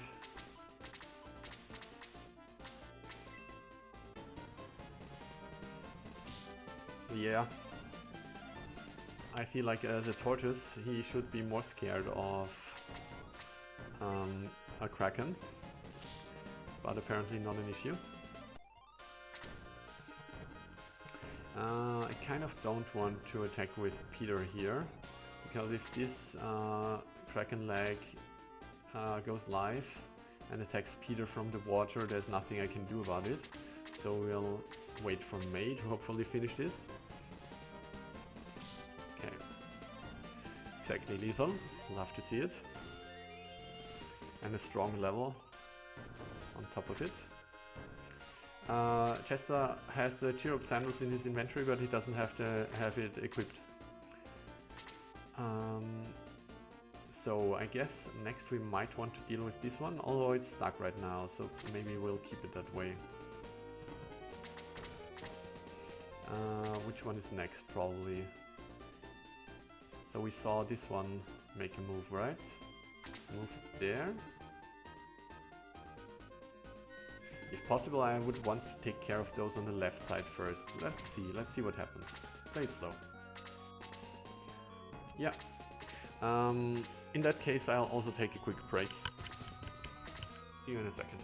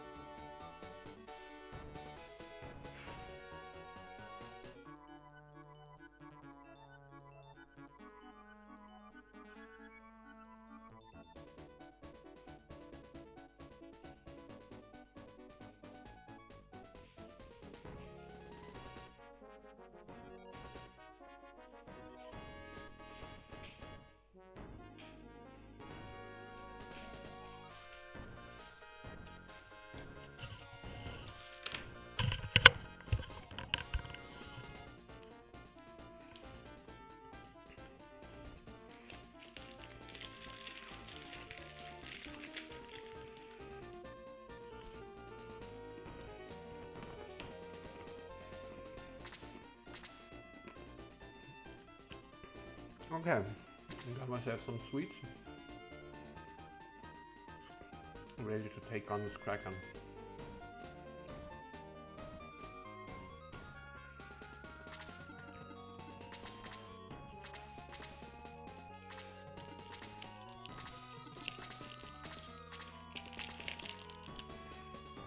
So I think those two moved. We probably want someone to stand here. Okay.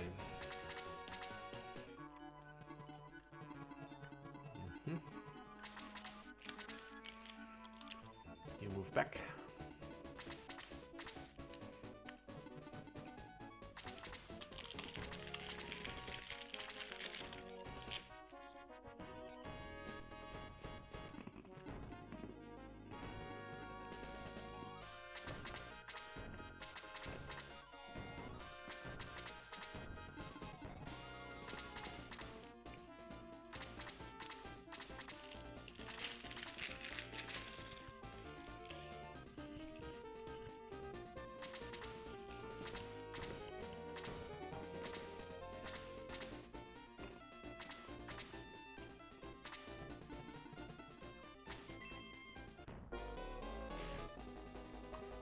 Gosh darn it. Okay. One hit heavy attack crit. One hit kill, I mean.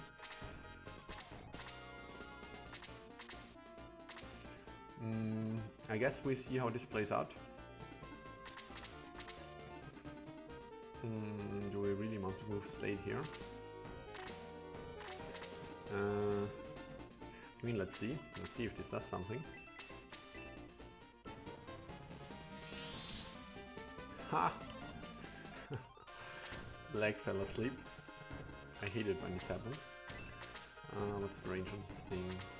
1, 2, 3, 4, 5, 6. So I can attack from below, but not from the side.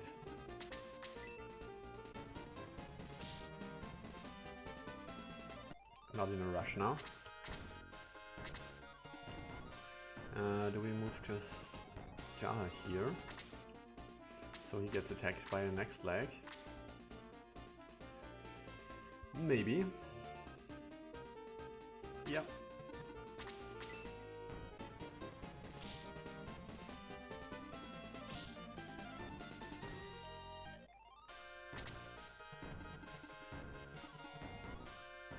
Okay.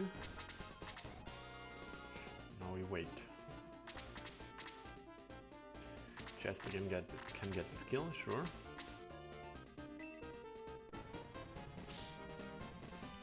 So the sleep worked, but it was kind of pointless. That's what we're taking away from this.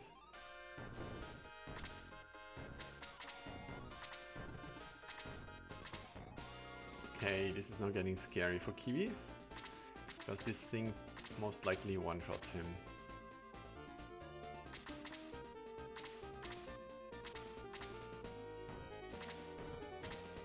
I would actually be very surprised if it didn't. Damage on Jaha is still manageable. Indeed, I get 5 points of experience.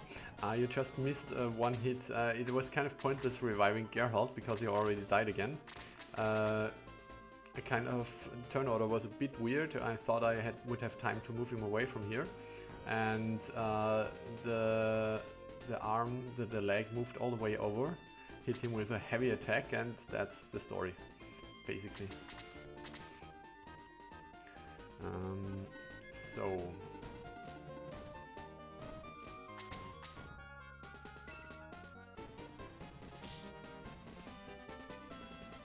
yeah, he was swimming with the wrong crowd, I would say. Okay, Chester can move here.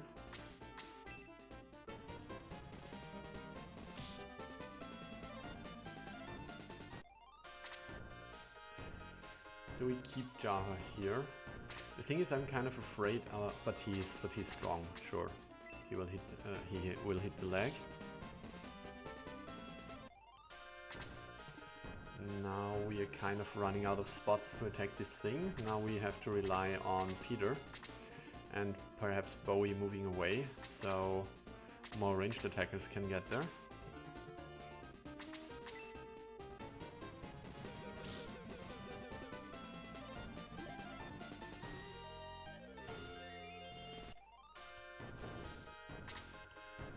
You thought about to increase the variance in agility for everyone to reduce the RNG. Yeah, I'm also not sure how I think about it. On the one hand, I am kind of annoyed when turn order gets really messed up, but most of the time it's kind of okay and manageable. 1, 2, 3, 4, 5, 6. And my personal policy is that Shining Force would get more boring if it was completely plannable when you get your turns. 1, 2, 3, 4, 5, 6. So, quick question. If yeah, it was an unlucky kill, but it happens. If Bowie dies, do I lose half of my money? Or is it just a small amount? Or like if a regular person died? Just so I know if I can if I want to draw out this this Kraken leg with Bowie here.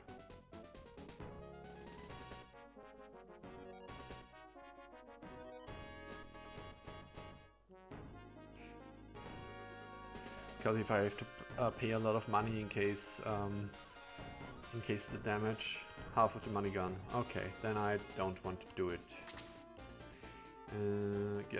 I guess then, yeah.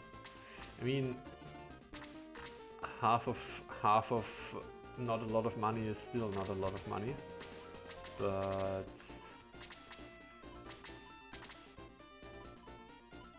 more defense. I mean, how scary can an arm be? Okay, let's not do it.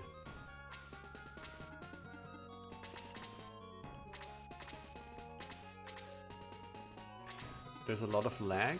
Okay. I wasn't aware.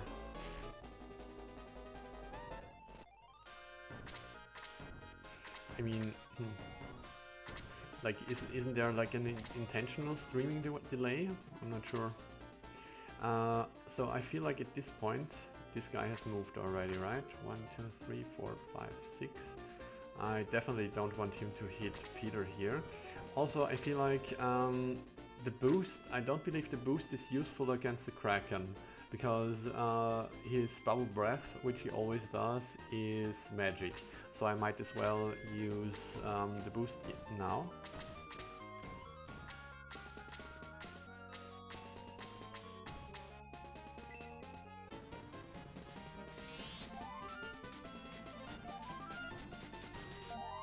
Of course I noticed the defense. I didn't notice the Achilles sword, but when I realized I didn't have it equipped, I absolutely noticed the defense. I think nobody's injured, right? We have either dead people or barely scratched people. Check this guy again. 1, 2, 3, 4, 5, 6. Okay, yeah, so I want someone to stand here.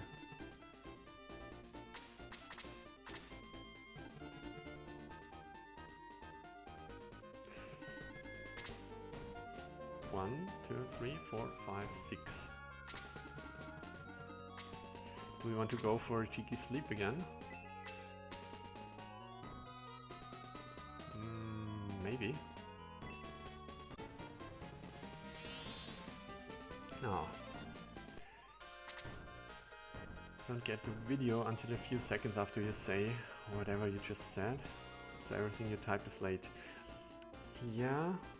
I mean, I basically get the preview at which point is shown right now. There's definitely a delay, but I'm really not too familiar with streaming, so I can't say if it is intentional or not, or if it's just some weird lag. 1, 2, 3, 4, 5, 6. Okay, so we can attack from here. Can we though? If we do this, we commit to killing this Kraken leg, which means we must place people here.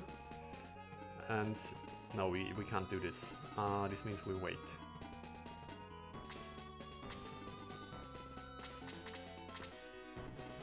Okay.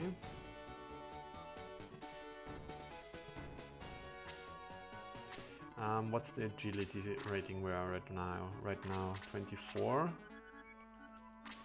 22. Will we get a Jaha turn? Jaha or Chester? Both are fine, I think. Defense 61, defense 38. 38. I really want to draw out the Kraken arm. If I can, I can't. Okay. The Kraken arm wants a piece of Bowie, clearly. Okay, this means now I can just wait for Jaha. Since he's boosted, I'm bringing him in for whooping 6 points of damage. Okay, then we bring in Jaha. He's slightly injured, but that's fine.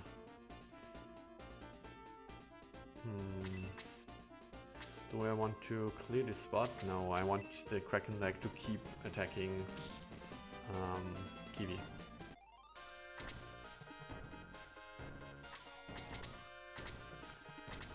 So, this guy, 1, 2, 3, 4, 5, 6.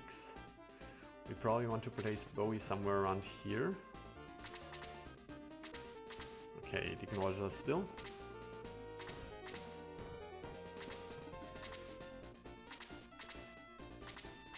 This guy's desperate because it doesn't know how it can get to us. I mean, I guess we can just heal, sure, whatever.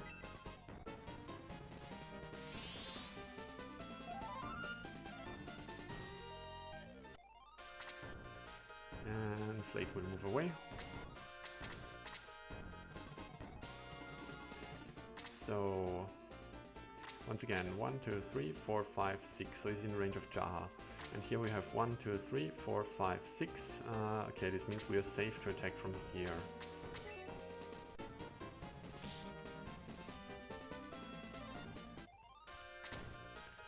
And you can finish the job.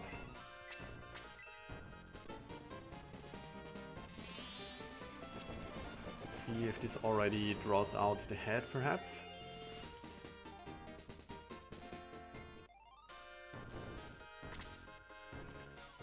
Peter doesn't got anything to do right now. Here he comes. Let's see how much damage it does.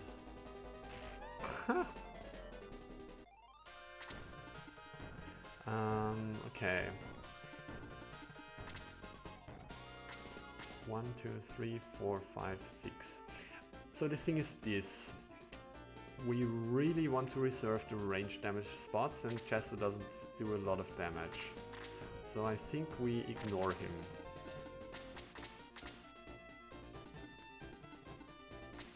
They are weak to freeze, that is good to know. I think in my hack I made it so that they are weak to blaze, because I think it's the original game, right?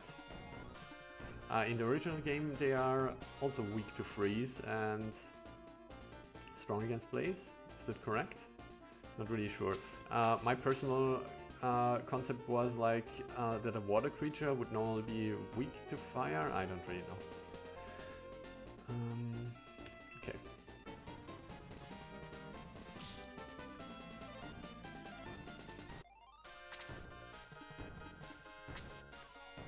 Kiwi's strong, so he gets an attack spot. Also, if he draws out this leg, I'm happy.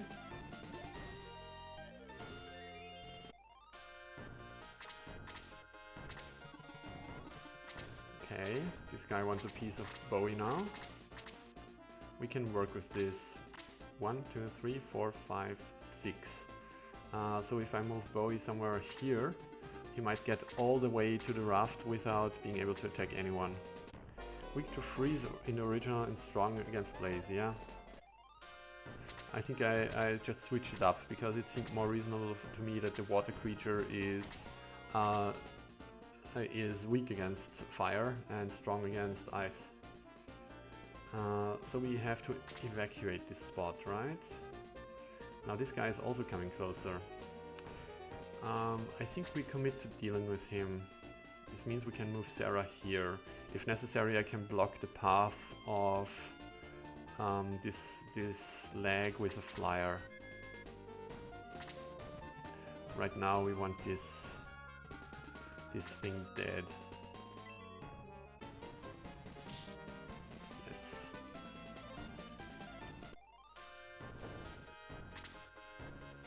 Yeah, should be weak to fire. Cool, we're on the same page here. Defense 33, 43, so he will do about 10 points of damage, and once again it doesn't really seem worth it. So maybe we go for the sleep again. Yep, I personally hate it when my leg falls asleep, so maybe the Kraken feels the same way, and this finally triggers the head to come to play.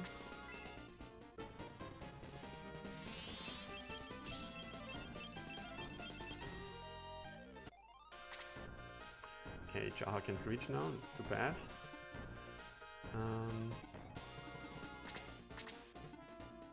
Yeah, but I can't, I mean, I could stand here, but boost is already running out, so if Jaha takes a normal hit, might not be that pleasant, but he took 3 points of damage right now.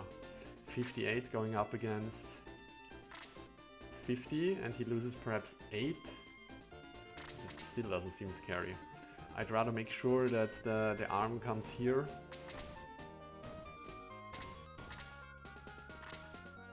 .45 still looks very strong. Yeah, I'd rather make sure that the arm will definitely come in our range in this turn. Too bad.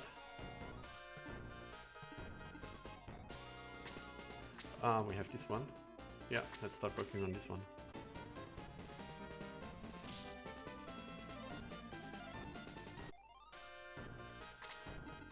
There he is, annoyed by his legs falling asleep, as it was prophesized. Let's see if Chester can finish this. No, he can't. But Bowie could have. 45, 56. Annoying. Well, I guess it means we let Peter have the kill, since the leg down there is asleep and no threat. Definitely a waste of damage, but that's how it goes. So, show us what you can do. We're getting there.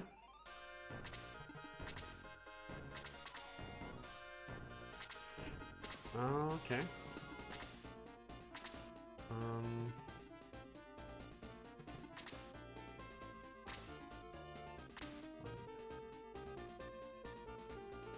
We still got time.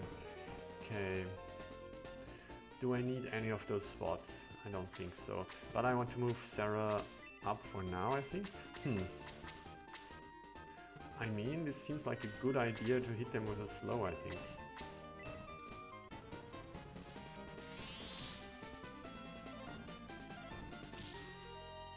Amazing.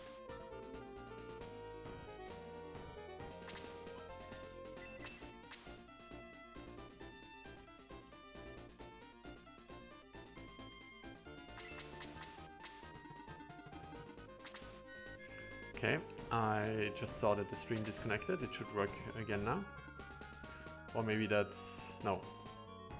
Okay, I am like 20 seconds ahead, so... okay, but it should work again. Okay, so we want to blast here, I think. Don't want to be close. 1, 2, 1, 2, 1, 2, 1, 2, 2, 3. We got at least one more turn, so I definitely can move Luke away. This means we give them the blast.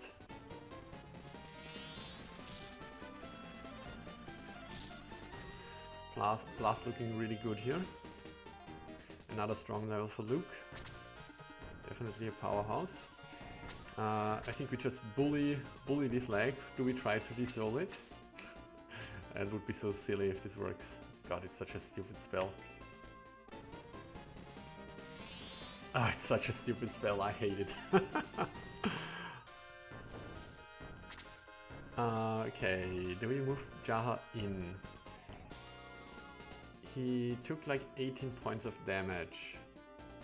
But we have used Sarah.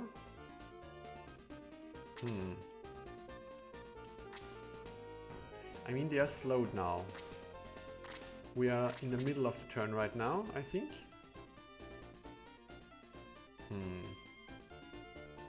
Let's let Bowie have this one, I think.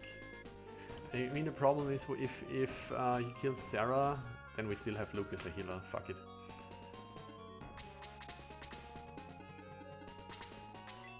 Let's see. Oh, Slade is alive and kicking. It only seems that he's dead because he's so useless. No, he's down there. It's all working out pretty smoothly at this point. So I think Jester can actually kill the Kraken here. But do I want to do that? I think... Bowie is also level 18.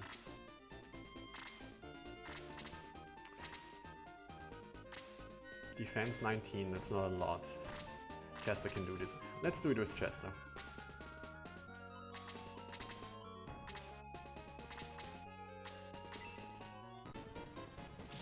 Yeah, it's working out fine. I have to say, the slow on the Kraken appendages really worked to my favor here. I guess we can move here with Peter, right? The head is still a bit away. 1, 2, 1, 2.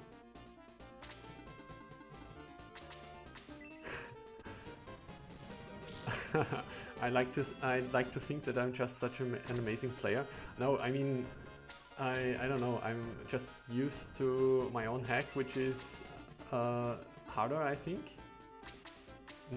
But I think the problem is really the problem is more that mine is too hard, and I feel like hard. The hard difficulty just hit the sweet spot, for me at least. And this definitely did not hit the sweet spot with Sarah. Okay, move Bowie here. It has awakened. Move Sarah back now. I guess we heal Jaha. Sarah can always heal herself if need be. No, slow is absolutely awesome. I'm not sure what I said. Probably something along those lines, like it is kind of the situational spell, right? So I normally wouldn't use it on one enemy in particular. If I'm not really under that much threat, because I can do my damage anyway, but I really like the spell because it's so useful. This leg is almost dead. I think we use Luke to heal then. Does anybody else need healing? I guess we just give Sarah a big old heal. I'm not sure what I said before.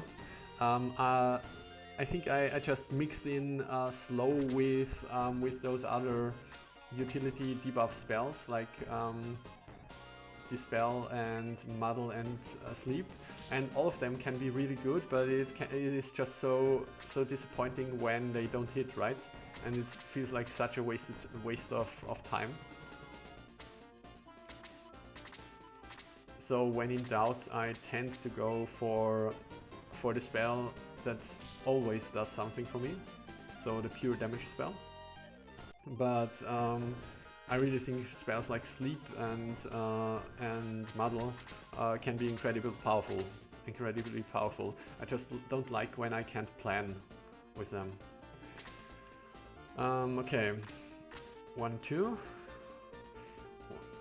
I'm not sure where we are in the turn order. Agility 23, so this is probably in the beginning. 25. Okay. So we expect it to get another turn somewhere in the end, and then another turn at the beginning. 1, 2, 1, 2, 1, 2, 1, 2. So this means we probably want someone to stand here. And I guess this someone is going to be Jaha. you take care of this Kraken leg, since Slade is incapable of killing even a leg that has fallen asleep. Maybe I should give the powering to Slade for a while. This might resolve the issue. Maybe this is why you mentioned it before. Kind of fear that Kiwi is going to be a bit useless then, but Kiwi at least has range too, so ranged attack is always useful. Okay, move you away. Who has the powering? Kiwi has the powering. Who do we want to power up? Definitely the 2 flyers. Definitely the ranged attackers. So this would be Chester and May. Chester, May, Luke. Okay, I think this means we place 2 flyers here. And...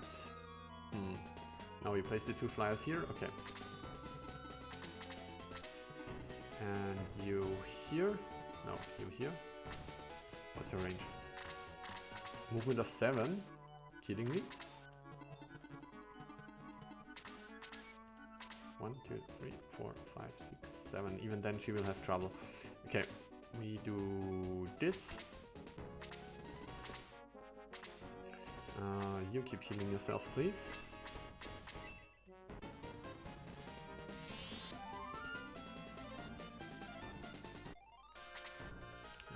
You have to move back, right?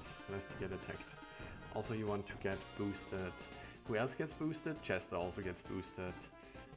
So we stand here with Chester, I suppose.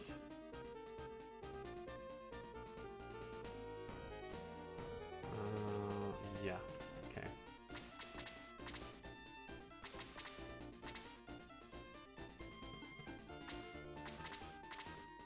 Yeah, I understand that. I also...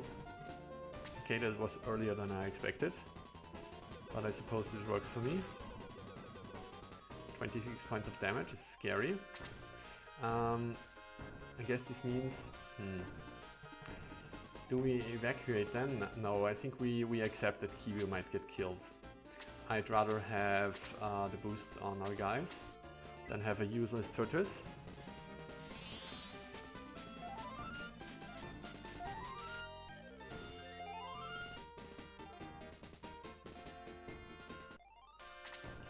Okay, I think this means we evacuate Chester, right?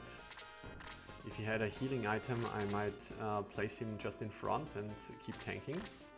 Agility 25. Then again... No, okay, let's move away. Let's move in.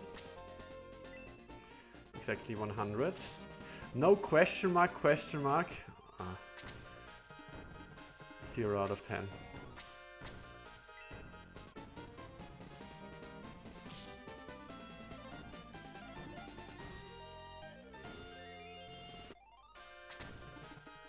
And he goes for Kiwi. Okay.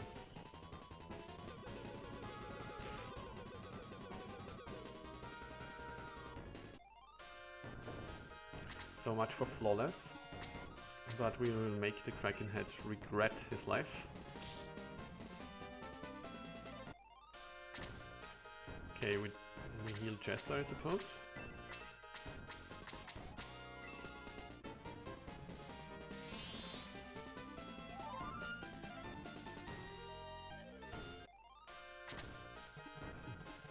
Inflated numbers, eh? I see. I remember that I wanted to ask you this before I started with the hack. I guess my question is answered now.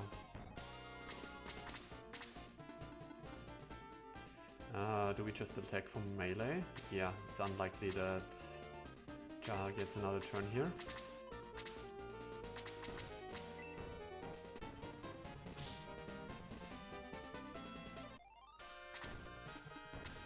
Bye-bye.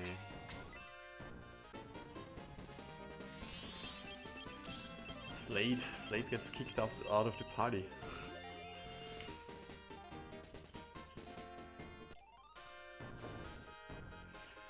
That you will need to see 3-digit stats? What? No, you were not seriously getting... Oh, No.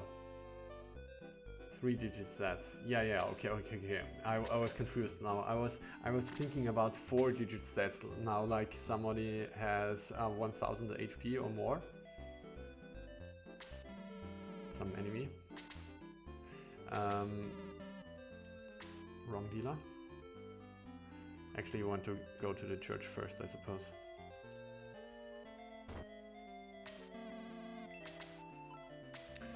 Yeah. Actually, compared to the mini bosses, to the new bosses, I would say that the Kraken, yeah, it definitely didn't stand out next to them, but that's fine. So I feel like in the original game it was much too strong, and so nerfing the Kraken a little absolutely makes sense. Did the same after all. Or rather, I made the other fights tougher and didn't boost the Kraken, so it doesn't stand out. About what you said before, like I should post on Discord, I assume we could do this. Yeah. Maybe next time if I remember to do it.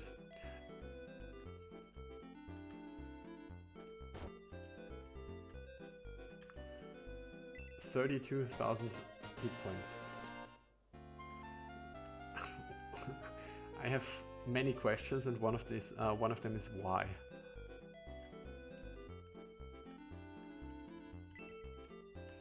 Can never remember which barrel has something here.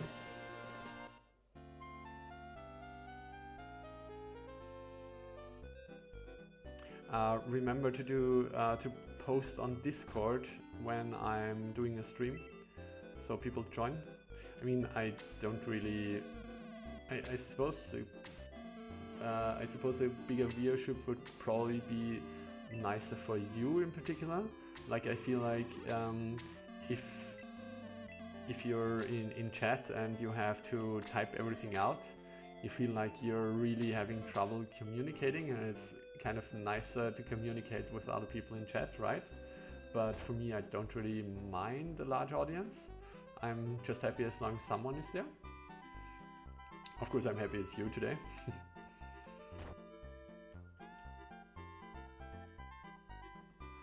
It is the maximum.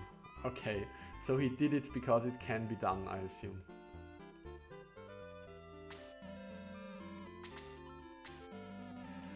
See if there is anything new.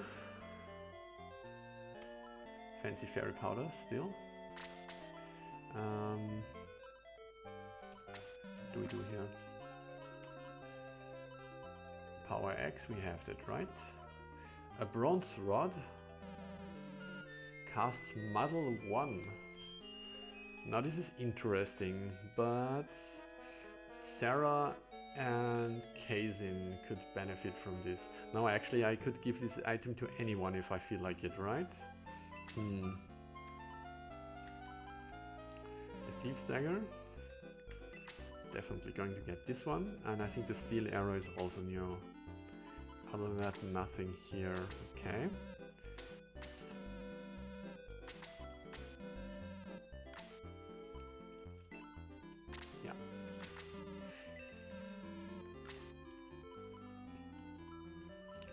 Only they can equip it, but you can't use it without it being equipped. Is that how it works?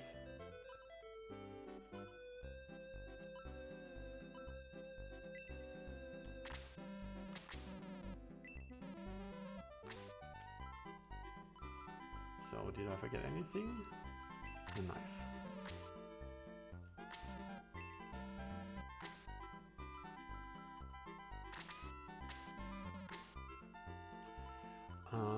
Yeah, I'm kind of holding back on purchasing new rods, because my thought is this, the attack bonus I don't really need, right? Because it won't make that much of a difference. Even if Sarah and Kazin can do melee damage, I'm absolutely not running out of MP. So there is no need for them to have a higher attack rating. and Muddle 1 is not that much of an enticing spell. Like if I have time to cast Muddle 1, I might as well cast Slow with Sarah, or just use a damage spell with Kazin. So I think this is another pass actually.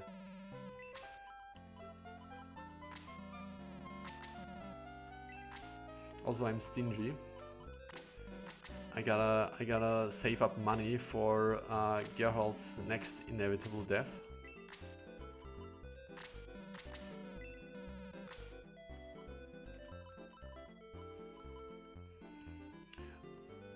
I mean, it reduces the hit chance, sure, yeah. But once again, it's a spell which has like, what was the chance of it working again? 50% for someone who has no resistances, right? And falling off from that. And like, throwing a coin was never my thing.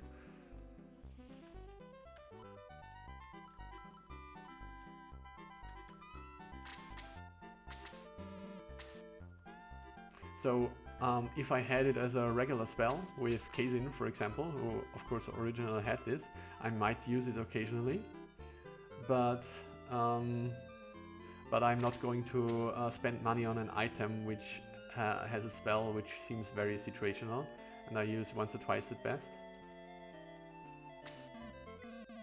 Okay, so you were just arguing to hype up this improved bronze rod. Okay. Yeah, Slate will do damage now. I believe it when I see it. I'm going to do another quick save, because you never know. Saves that as. Okay.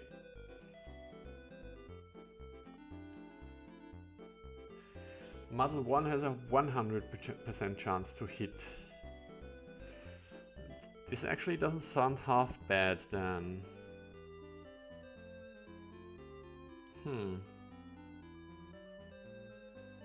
So what would be a scenario where I find this usable? When I'm in a pinch, when I've maneuvered myself in a bad position, and rather than kill an enemy outright, I want to cast a spell to have a chance of preventing the enemy from killing someone. So that's not a spell I'd use with Sarah, because Sarah would heal in such a situation.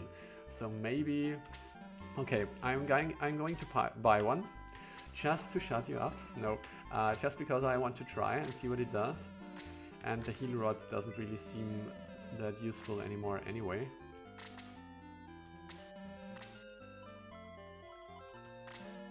Now that Kazin has more optimized stuff to do. Okay, so let's give this a quick check. Kazin now has 42 point attack rating, which means he's a little weaker than Chester. And a little weaker than Slade, which is kind of sad, really.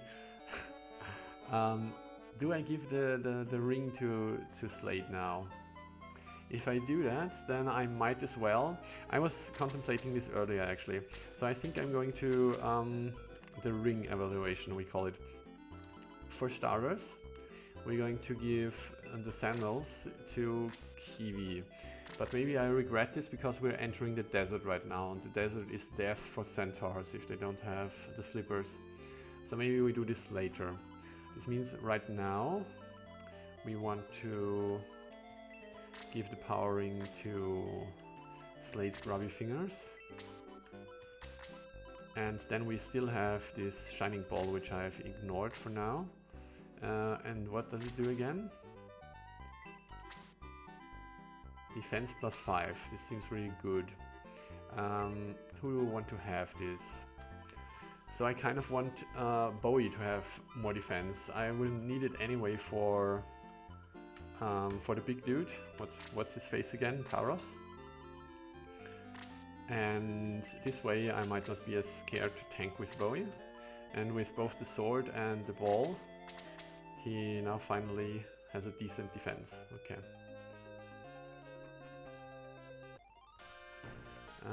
Yep, just realized the shining ball. Let's see what this does. Same old. Arrow launcher has suddenly appeared. The lady in black is here. The Soul something has the Soul. Probably will not hesitate to use it in this hack. Okay, okay. Looks manageable for the most part. Looks familiar for the other part. What's our play here then? This guy is slow. This guy is annoying.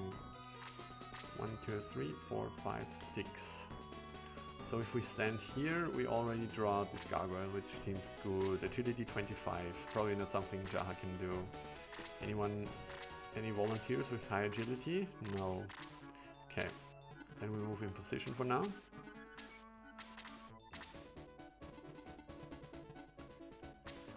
Sarah can stay back a bit. You move here, I guess. What is the stupid gargoyle again? Here, 1, 2, 3, 4, 5, 6. I mean, if he comes close to sleep 3 people, I'm fine with that. This way he would sleep 4 people, I think. I'm also fine with that. Oh, he grows. He goes from a boy who drinks soap. Yeah, it is really a mystery how he even managed to grow to this age.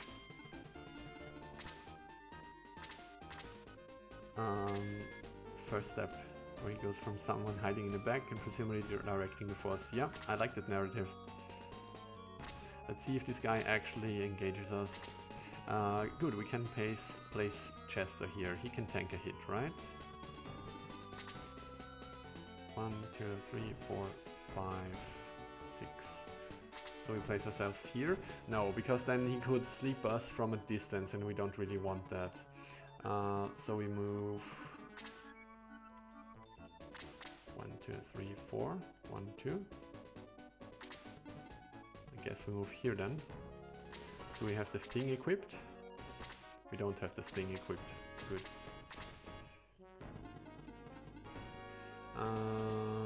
Move here. And then we have you. I guess you could play tank here.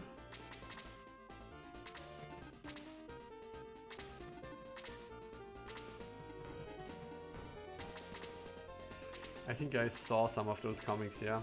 And I remember very vividly a comic where someone, like a one-screen meme basically, where where Freya is wearing the Master Monk clothes, and an angry Sarah is approaching him, like apparently he has stolen her clothes or something, and I really like it. Like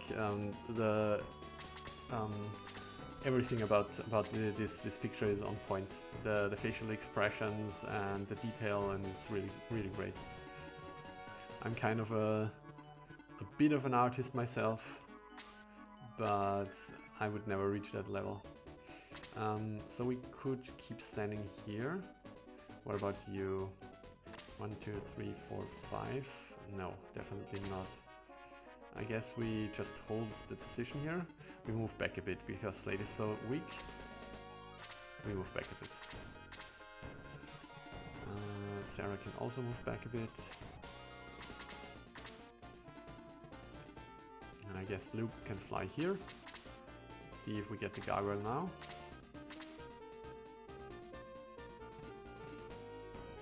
Or anything else. Playing the waiting game here.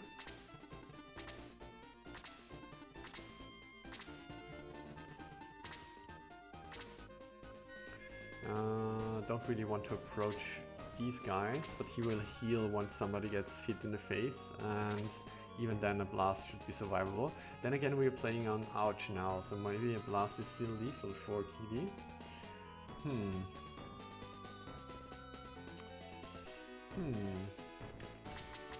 Let's see.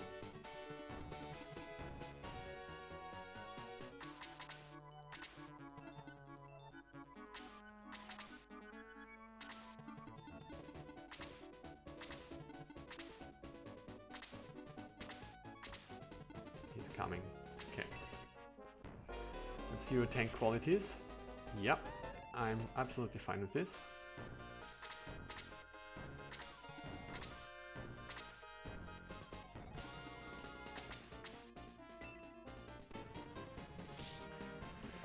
Last one, it is plus 50% damage, so 7. Yeah, I said blast 1, but I think he has blast 2. No, he does not. Okay, never mind. I thought I was stupid, but then I wasn't, but this made me stupid, kind of. Because I realized when using blast with Luke and Sarah before, that it was actually kind of decent damage it did.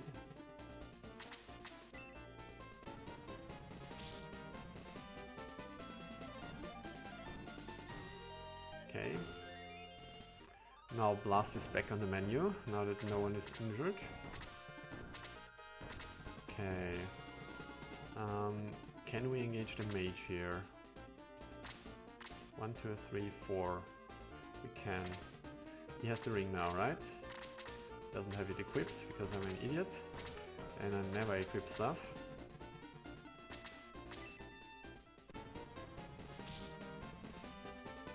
Might have to pull back if things don't go our way. Okay, we move down. This gargoyle is close. 1, 2, 3, 4, 5, 6. Deceptively close. Still, I think we go for it. Once again, if we get sleeped, I don't feel bad. I'd rather get sleeped than eat a lot of damage.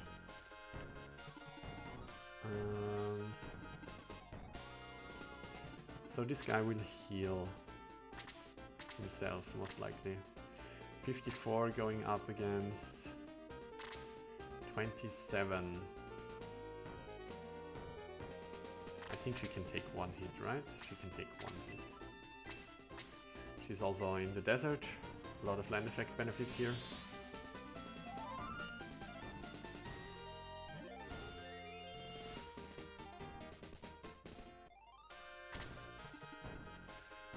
Do we go for it?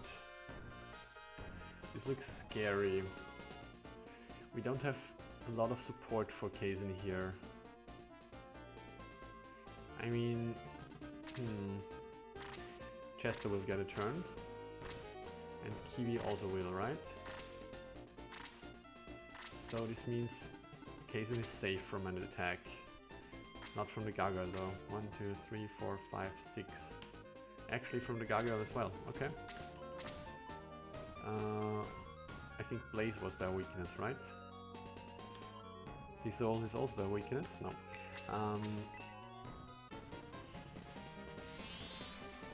Right, Construct, so probably not dissolvable.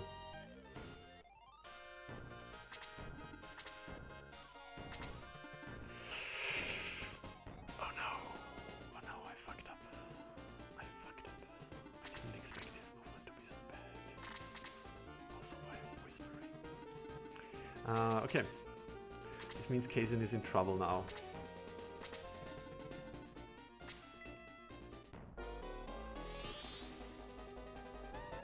Nope. I did not expect that, but I'm okay with it.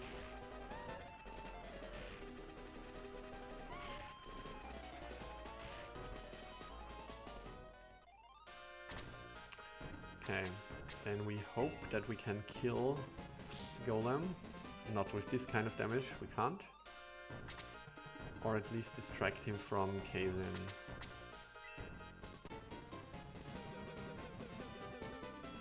Yeah, I mean, I feel like what was it? A sleep on Kazin wouldn't have been that bad here. And the arrow launcher is kind of a scary part here.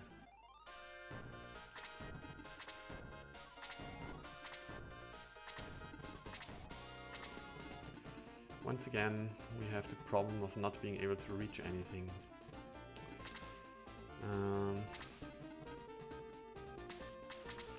Centaurs feel so bad in the desert.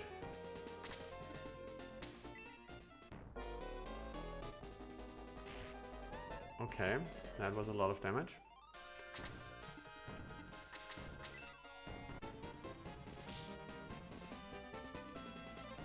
Hope you're happy about your choice to blast us instead of healing, you idiot. But I can't reach anything here. Freaking desert.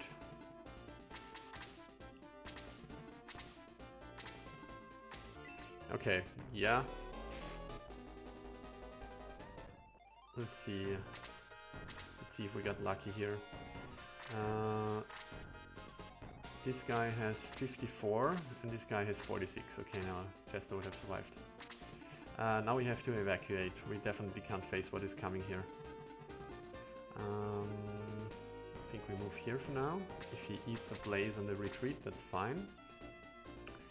Who needs healing? Chester needs healing. Someone else? Not really. I mean, you need healing, you idiot. I mean, we have 3 people here. Can we resist that?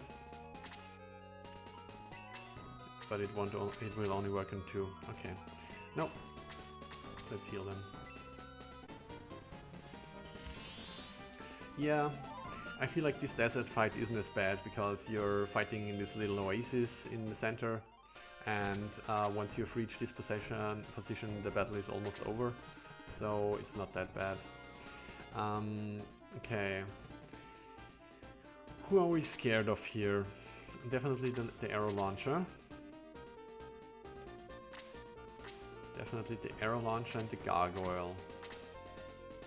What is the arrow launcher's defense? 28, 29. They're both not very tough. The arrow launcher is already damaged. We could go for the blast here. I think that's the play.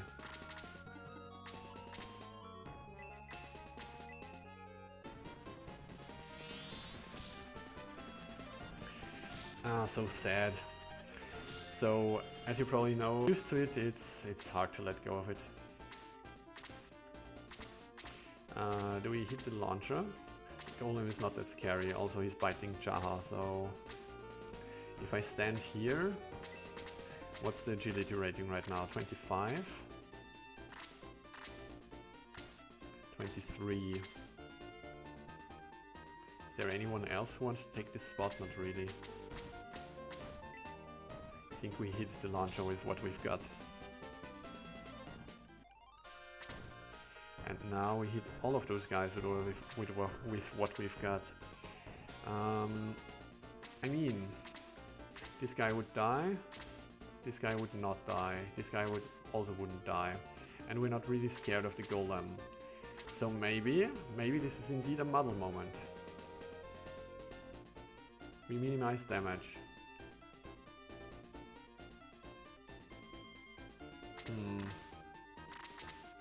What else do we expect to happen? We want to move away from here so Mei can take this space. Will Bowie get a turn before the gargoyle? Unlikely.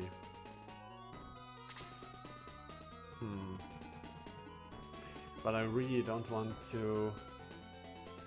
I mean, Mei is useless if I don't do this. She can attack this monk, I suppose, who would probably get a turn to heal himself. Okay, it's wasting too much time here.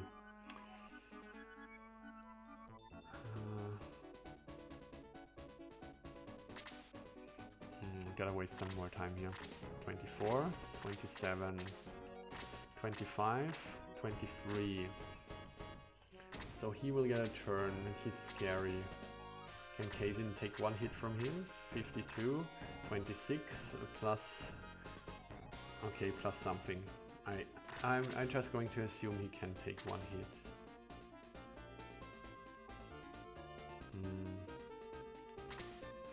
Let's do it. We bought this stupid rod, and we're going to use it.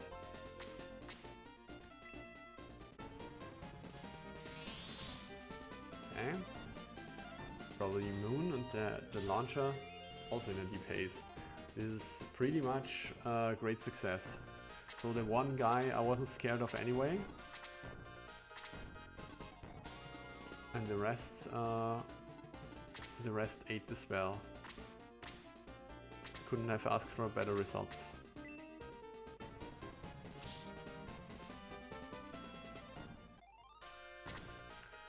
Okay, then you kill this guy, I suppose.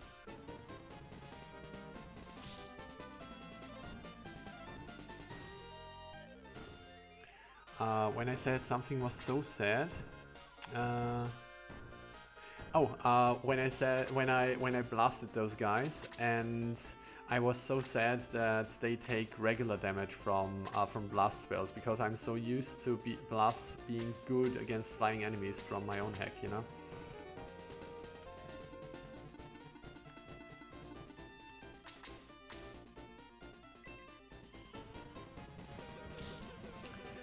Playtesting this battle a bunch, learned that splitting your force makes it honestly a lot of fun.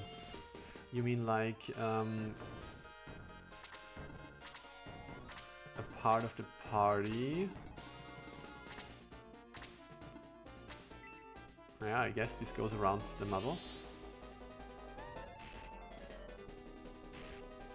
Yeah, fuck those two in particular. You mean like... Come on, give me a turn so I can show what I mean. 24 damage for a blaze. Yeah, feels like Arch indeed.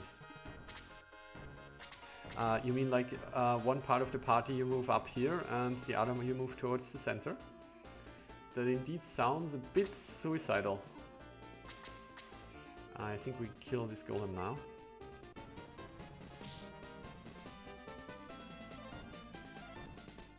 It's treated as a holy spell in Shining Force. What do you mean?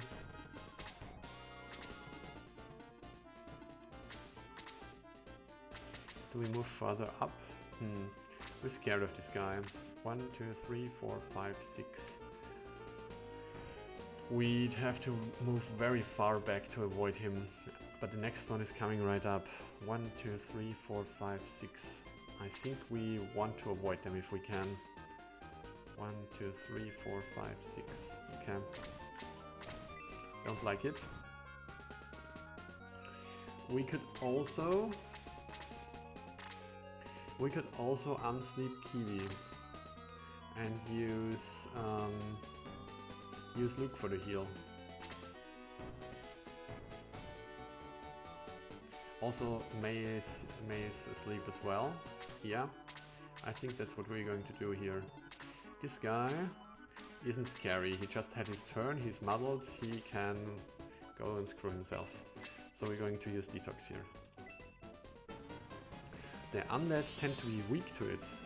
Oh, I see. Oh, I see. I have no memory at all that this was the case once.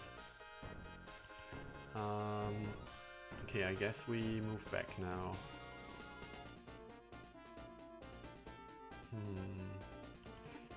Check again.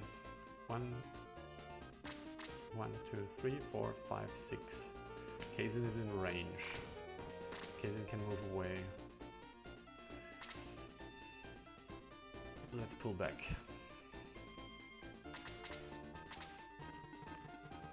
You give a heal.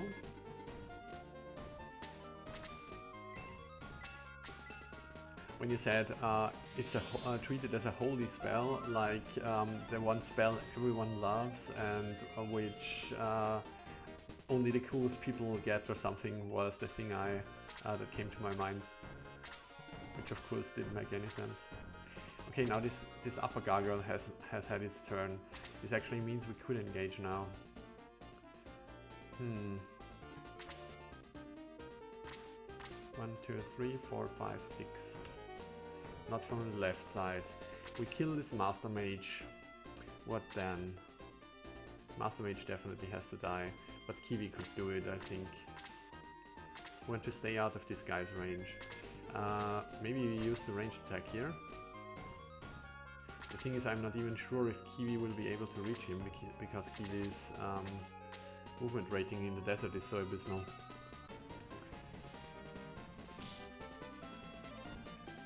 So maybe we want to put either Bowie or Jaha in harm's way. Still has a lot of HP. Go for the freeze, I guess.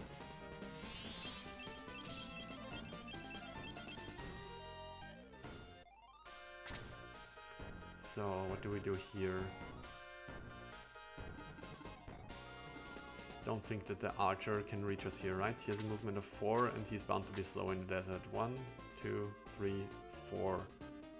Yeah, no way he could reach us. So take care of this annoying little mage for now.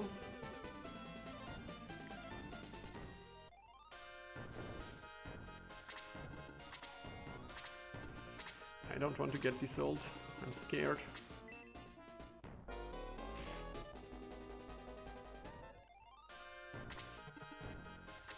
So you are not supposed to hit anything.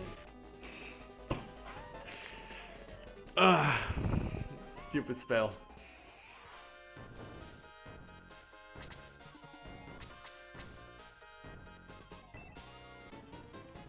I feel betrayed. Top 10 enemy betrayals.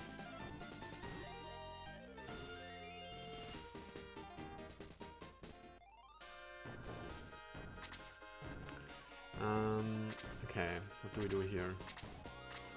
1, 2, 3, 4. Dissolve, we have learned Dissolve level 1 has a range of 2. 1, 2, 3, 4. So we have to move here basically. Okay. Stupid gargoyles. That's exactly what I meant. Stupid gargoyles.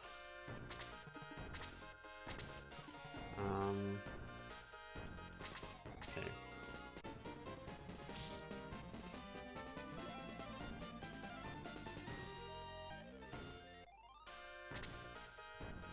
And we'll move you here, so you can finally achieve something in this stupid fight.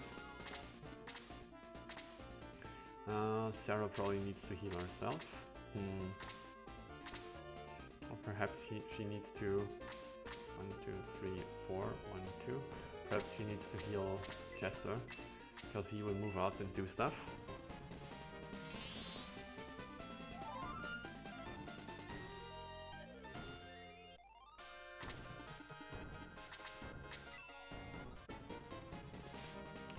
How often do you want to block me? Can you tell me in advance, please? So I can calculate how much of a jerk you are.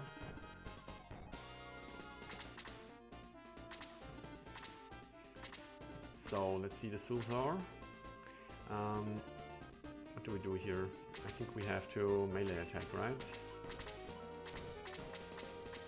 I swear, if this stupid gargoyle gets a turn and kills Sarah... Well done, Chester. Protect your childhood friend.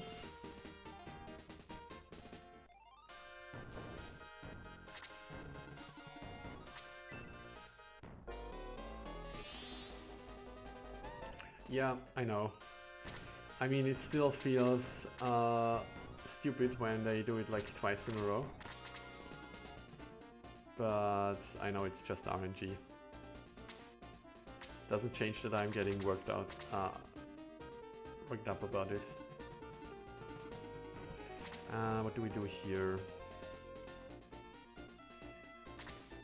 I think we kill the gargoyle first. We don't want to spread damage. We have learned that the gargoyles are assholes. Oh my god.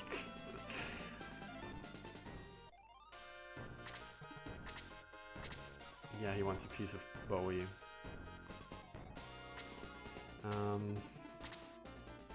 So I want to avoid this guy as long as possible. 1, 2, 3, 4. We haven't really achieved anything here. Okay. This way we can't get reached. Okay. Let's do it like this.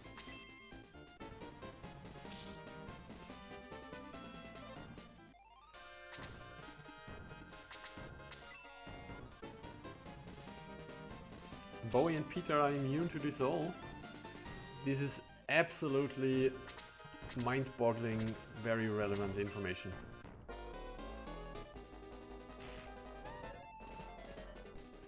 Thanks for letting me know. I assume you grew tired. Watching me dance around those idiots here, which I completely understand.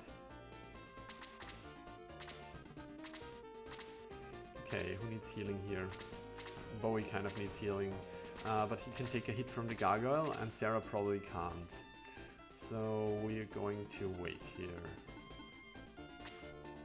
Move up, so she's closer to healing. Bowie? No. Let's keep her down here. Don't want to risk her.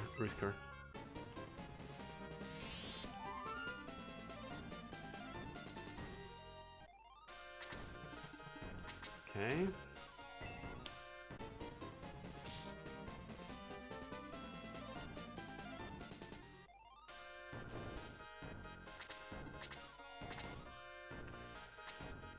Still waiting, I guess. Okay. Do I want to do this now? Not really. We focus on those guys now.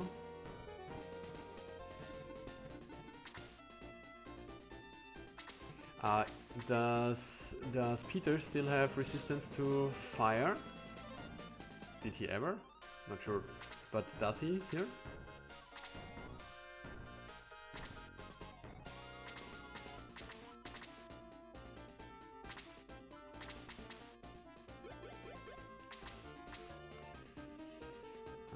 Do we want to do this?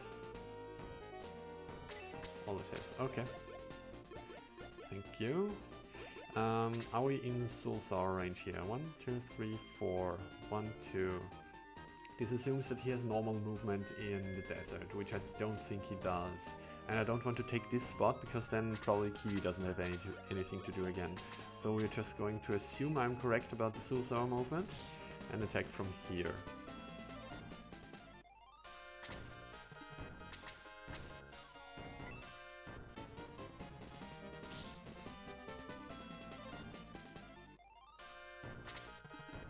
Okay, I was correct, very nice. May once again useless here.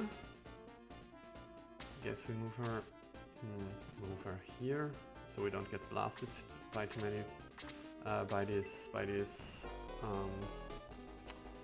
monk whatever. Okay, now we engage. Do we engage now? I guess we do. I mean, the Soul Sour gets healed probably, but still, I'm not going to wait any longer.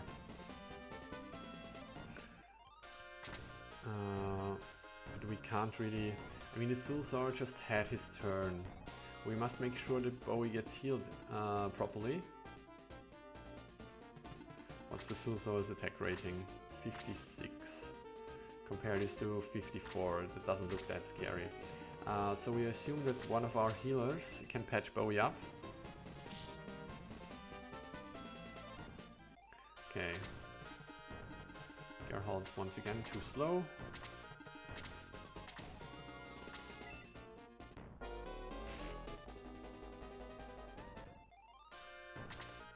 There's the healer who's doing the patching.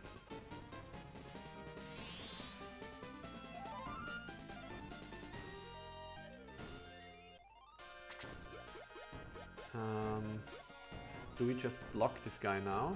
Or at least attempt to? No, I don't think so. I think we go all in on the Soul Sour. Maybe we can kill him before the healer gets a turn. And if not, he is low. Okay. That should seal the deal.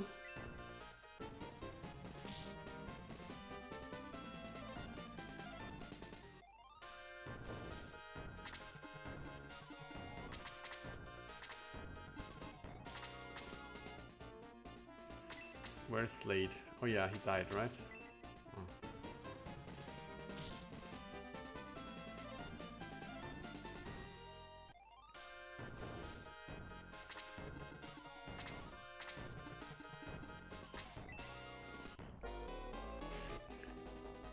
God damn it. Okay. I didn't expect him to do that much damage. I know heavy attacks was always their shtick, so I'm not that mad, but yeah, I thought that Gerhold would be able to take one hit, even if it was a heavy attack. Okay.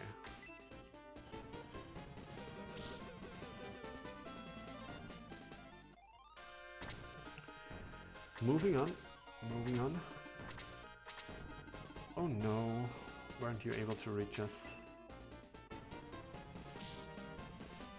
Yeah, but even with plus 50% damage, but yeah, I was kind of underestimating those Master Monks.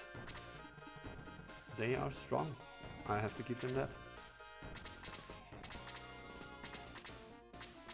Oops.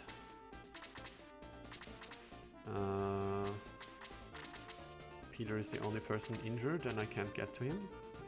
So I suppose...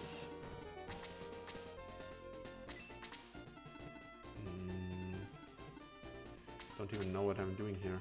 Guess I'm blasting.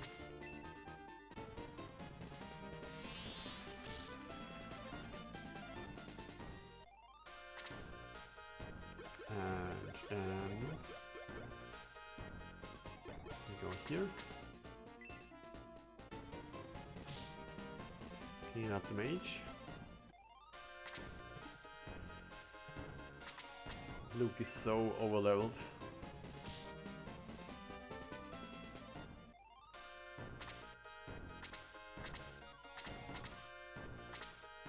If possible, I'd rather kill the Master Mage, but then I would stand too close to him. 1, 2, 3, 4. Won't be able to get there, I'm sure. Guess we go for you then.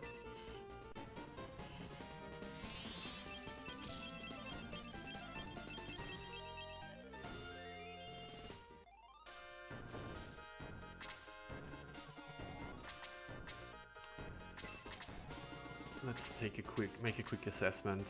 So average level seems to be 20 for the most part. So Peter is also up there. He just did 56, 59, he's even stronger. Okay, I guess this means we don't do anything here.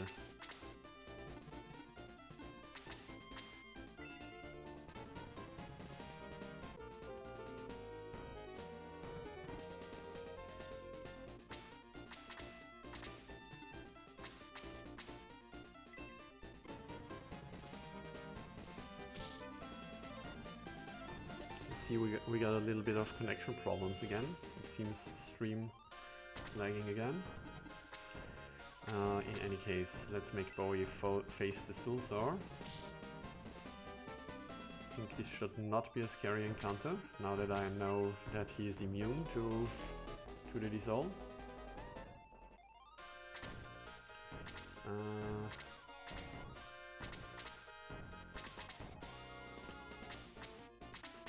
So Peter was injured, right? Yeah.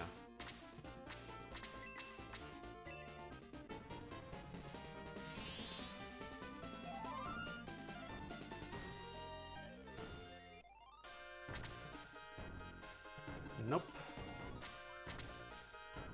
I mean, I guess if you want to dissolve Luke, go ahead. Whatever.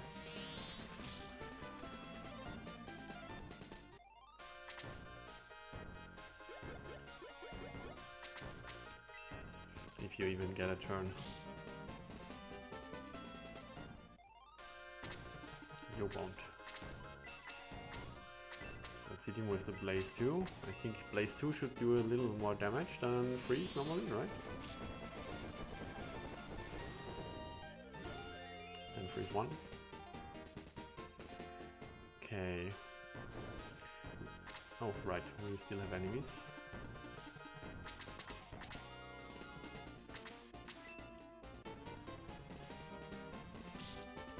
And now we don't.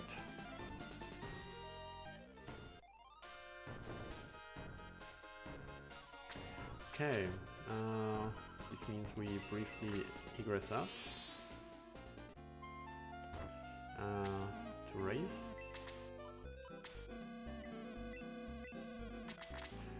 Usually losing one person, sometimes two per fight. It's bad, man. I want to see what I have to pay to get a cure here. For paralyzation, it will cost 20 gold pieces. Yeah, sure. Just so we hear a different music for once. Alright, and we can't promote here, right? Just checking. Well, nobody can be promoted now. Okay. This means we do a quick save in case the repeatable battle starts. In case this still works like that. I wasn't sure. Today I was running around a bit before you entered the stream, and it seemed to me like the repeatable battles between New Grand Seal and Bedeau weren't a thing anymore. But I just might not have noticed Peter shaking, Bowie shaking.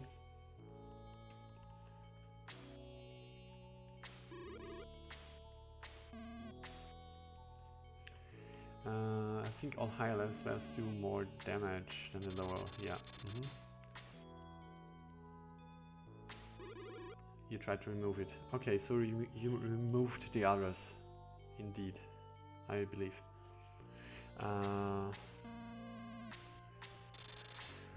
Time is up.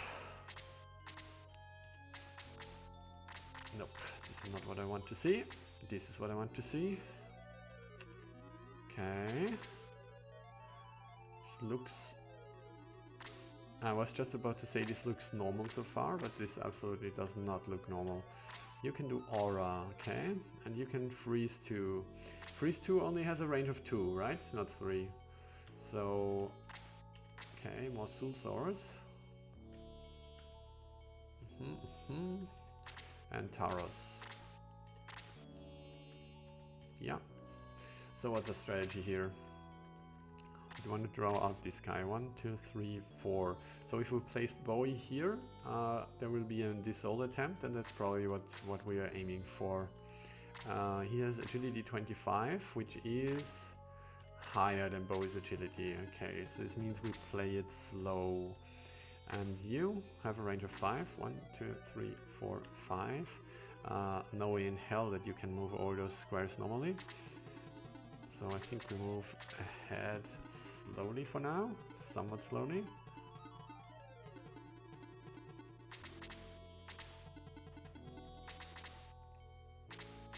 Gotta pay attention to the turn order for a sec.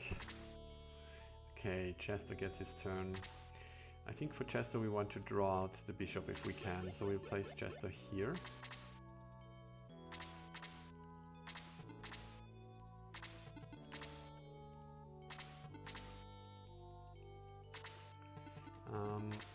Now this guy has moved.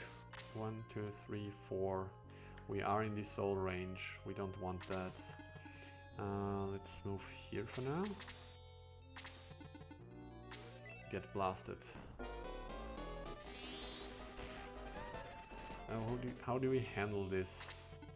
I really don't want to risk a dissolve that early. My guys have trouble catching up. 1, 2, 3, 4. So this is still a dangerous spot here. But this is not.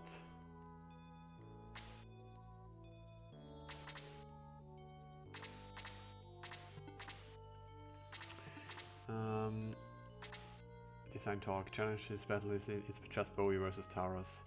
I decided to do that with all of those Sulsaurs. Quite the challenge to have a plan that guarantees no dissolves hit. Yeah. I think I might be able to navigate that because I'm very keen on playing around enemies' range.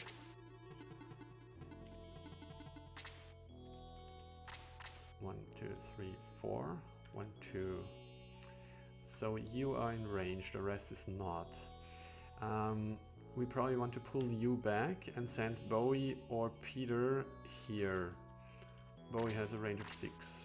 This should be 1, 2, 3, 4, 5, 6. Yeah, he should be able to reach this guy.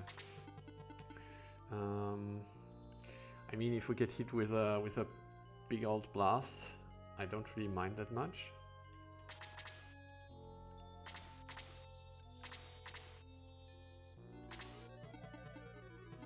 Now we bring in Bowie.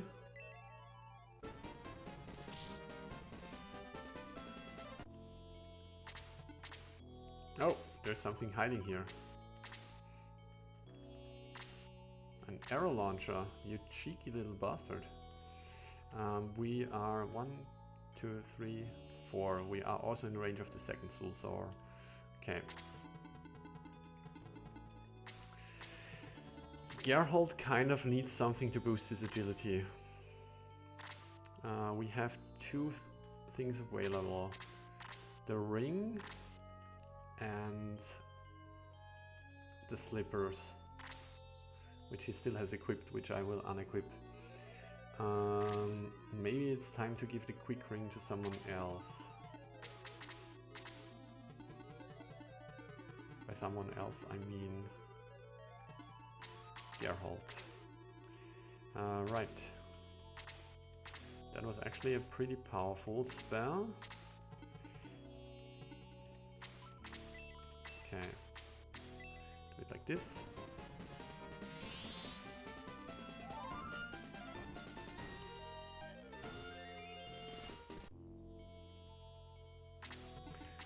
The original boss and Master Mage and Master Black Monk are around for 6, yeah. So I changed here, went for the next set. Okay. They only had three battles. What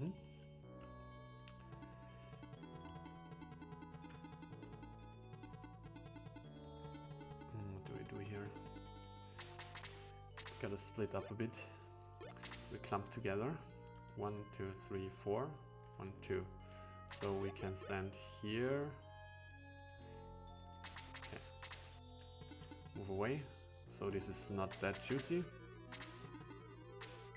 Okay, there's this blast I saw coming, but it's fine. Don't mind, we have a lot of MP for healing. Maze, Maze hit points look quite low. Yeah, so you went for the all centaurs have 7 movement, so they all have the same racial trait, and I went for the all centaurs have a giant hit bar. Different design philosophy, but a similar thought behind it, I'd say. 1, 2, 3, 4. So only Bowie can get hit here. So I think it's the Soul Saw first. What was on the left side again? An arrow launcher. 1, 2, 3, 4. You can only reach Jaha at the moment. Jaha is not under threat, not really. I could just put Kiwi here. No, then he's in the soul range. Okay. Yeah, I'm really scared of the soul swords. I will try and get rid of them first.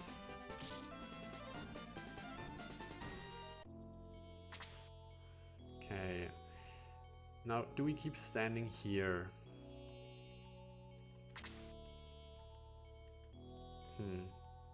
1, 2, 3. 1, 2, 3, 4. Okay, I guess we do. We can't reach around all the way. Peter kind of has lost a lot of HP. Attack 54, 56, 54 going up against 35 defense, plus 50% damage. This seems too much, since I think as a flying unit he will take extra damage. 1, 2, 3, 4. Okay, I guess this means we keep standing here and draw out the next Soul Saw.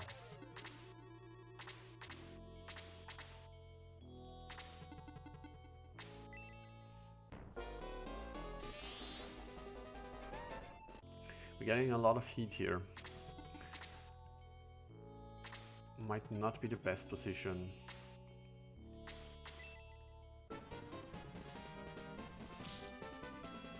And the Soul Saws are kind of tough. I might have drawn out too many of them. Maybe I should have just moved away with Peter.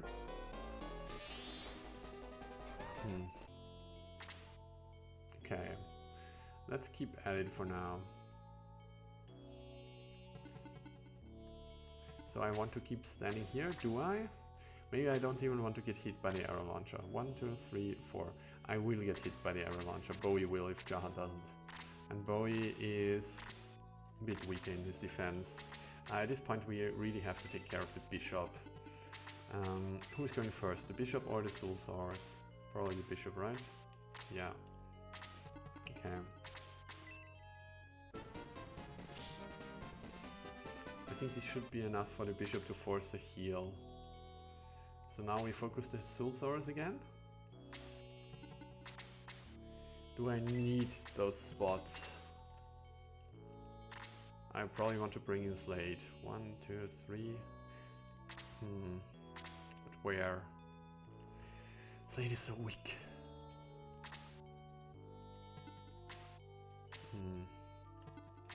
Guess we do this. I'm not really happy with what's going on here. I've put too much on my plate.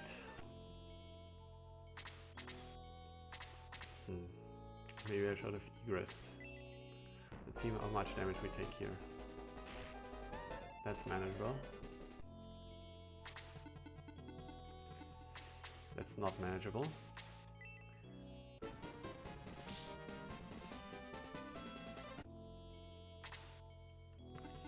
Okay, so you had your turn, and I'm not scared of you because I assume you will heal yourself. So this means it's open season for the soul swords now. So we go for this one first.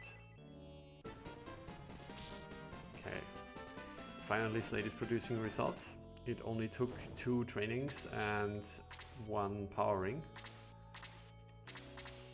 At this point, Jaha needs a heal.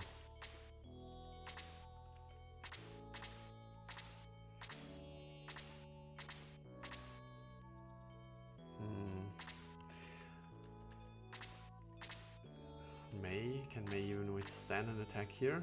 Do we just commit to killing them all? Does this work? I feel bad about this. We are at agility 39, agility 25, 25, 31.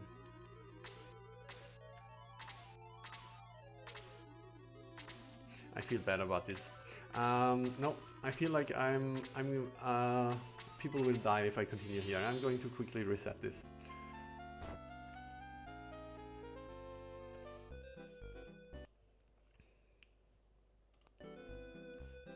Do a quick save again.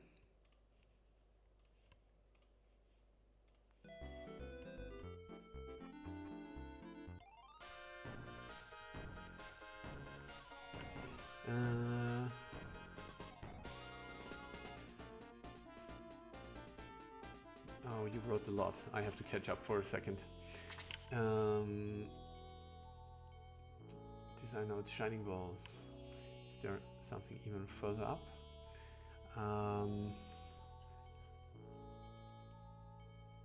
Like the Shining Ball and Bowie, Geralt is another good option. Yeah. Geralt, I'm not feeling him right now, I have to say. He has trouble reaching the hotspots, so let's see. Originally gave +5 attack. Yeah, seems kind of the first pick to give the fireball an attack bonus, right? You already had a power ring, so it felt +5 defense was a better gameplay option. Yeah. So lore-wise, it doesn't make that much sense, I feel, but gameplay-wise, it definitely does. The Dark Bishops are brought forward here. Originally appear after creeds. Swapped around spells. Bishops are always the ones, whereas cleric and priest heal. Yeah, I feel the same way. I also kept it for my hack. In terms of May's proper HP, I spent a lot of time thinking about how people understood the original cast. What made everyone iconic. For May, it always seen as the best attack archer, but she was always so squishy. Even more attack and is even more squishy. I see where you're getting at. Yeah. It kind of doesn't feel right to me that the centaur is squishier than the fragile elf, the archers, the Janet and Elric. But in the spirit of the original game, absolutely. Everyone remembers Chester for his large HP pool, remains true here. Remembered for his large attack. Number 2 in the original game, yeah.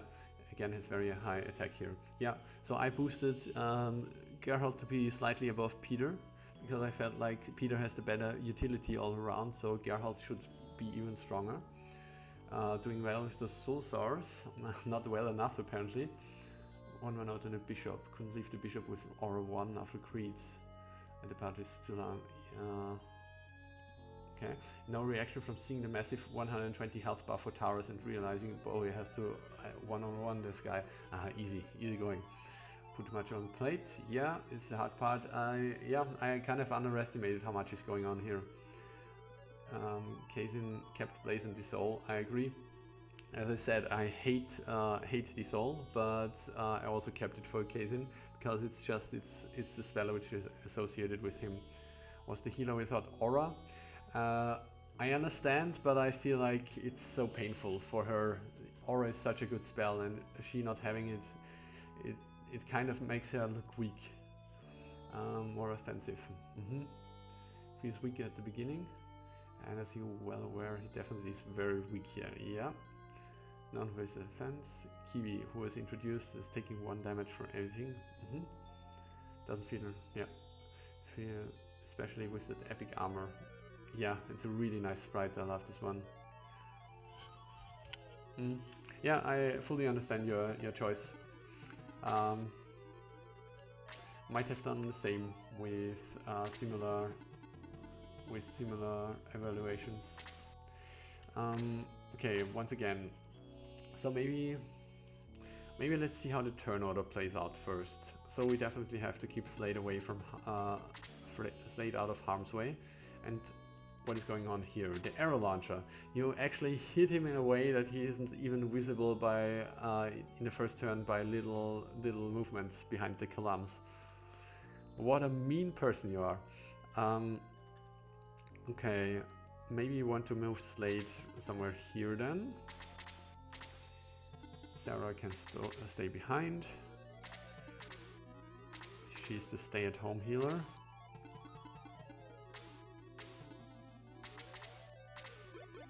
Okay, so with Chester, we drew him out. Maybe...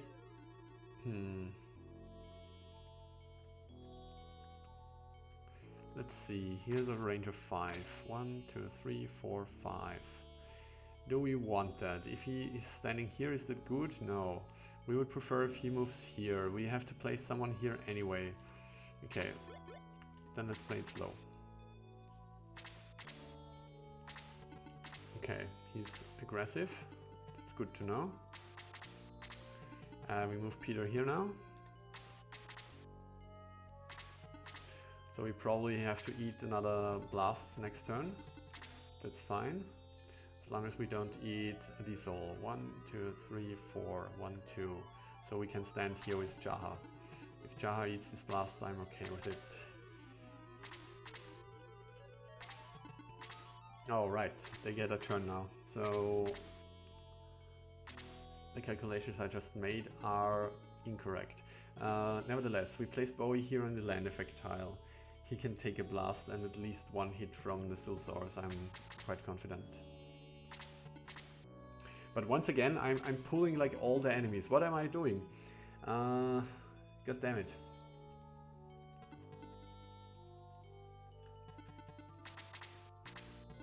Maybe we draw out the Sulsaur on the left side and then we just ignore him. I draw him out to avoid him afterwards.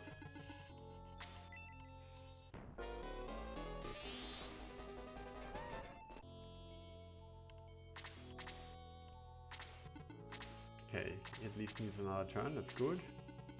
And Geralt definitely needs turns to get anywhere. So, do we commit to killing this Sulsaur? I mean, this arrow launcher has 54 attack and Slade is a weakling. 25. He will take so much damage. I think this is a 1 hit. So maybe this means we try and sleep the Sulsaur. 1, 2, 3, 4. Seems kind of reasonable. I can't stand here, right? No, he will catch me there. 1, 2, 3, 4. Okay.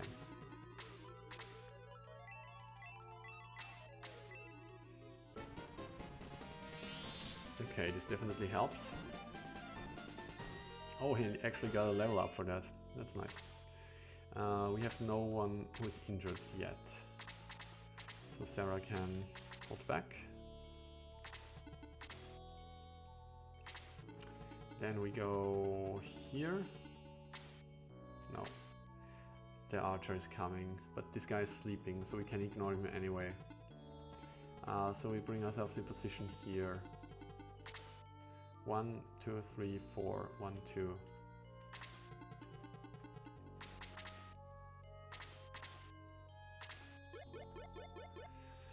Do we just put Chester out there so something happens? If the archer shoots at Chester, it should be fine. Chester has a decent defense.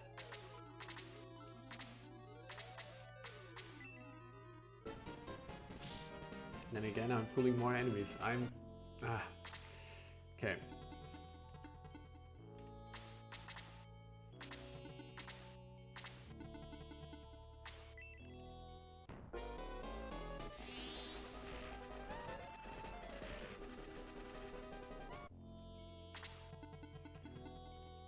So, not really a lot to do here.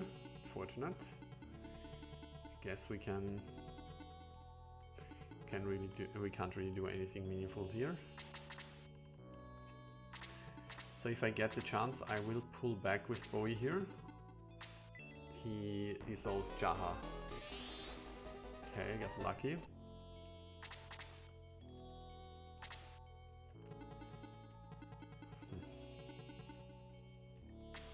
It's kind of a shit show. I feel like I escaped before and now I'm in an even worse position. Okay.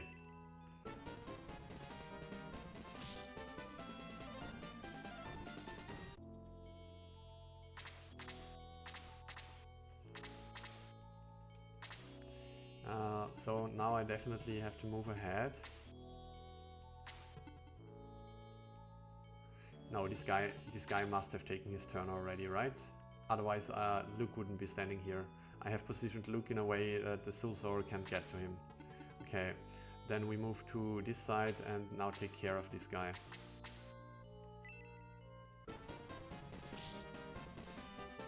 Some decent damage. How do we deal with those guys? I think the Soulsors are kind of priority here, right? But can we expect to kill this one? We don't have enough support to kill this one, I think, with these guys. So I think we have to expect one Soulsor attack next turn.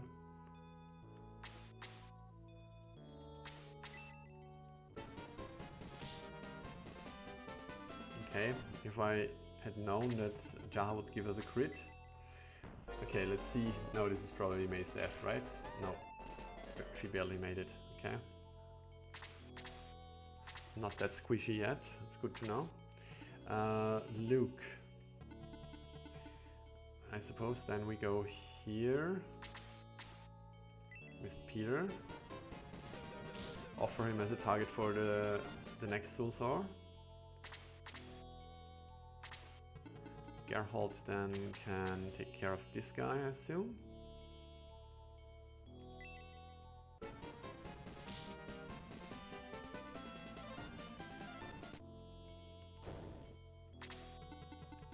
And now we take care of the Dark Bishop. We at least need to force a heal out of him. Definitely the enemy has forced a heal out of me here. Do we go for May? I think so.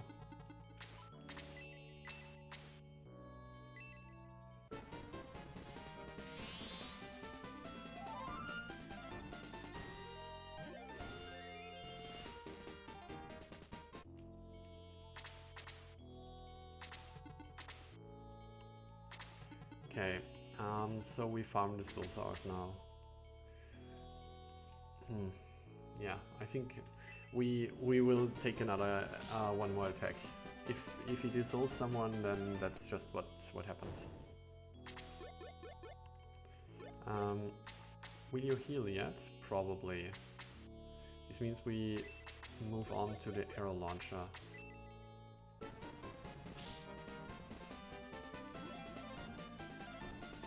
Level up for Chester, nice. Kazin is quite damaged. Didn't realize that he was so low. Okay, this means we go for the bishop. Continue working on him. As long as he's alive, Kazin is safe.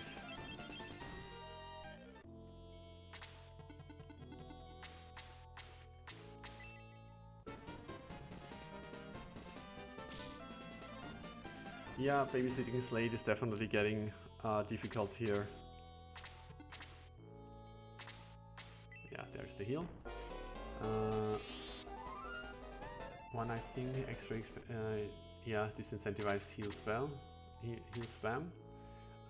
You can still do it for a while, can't grind with heal spam. Yeah.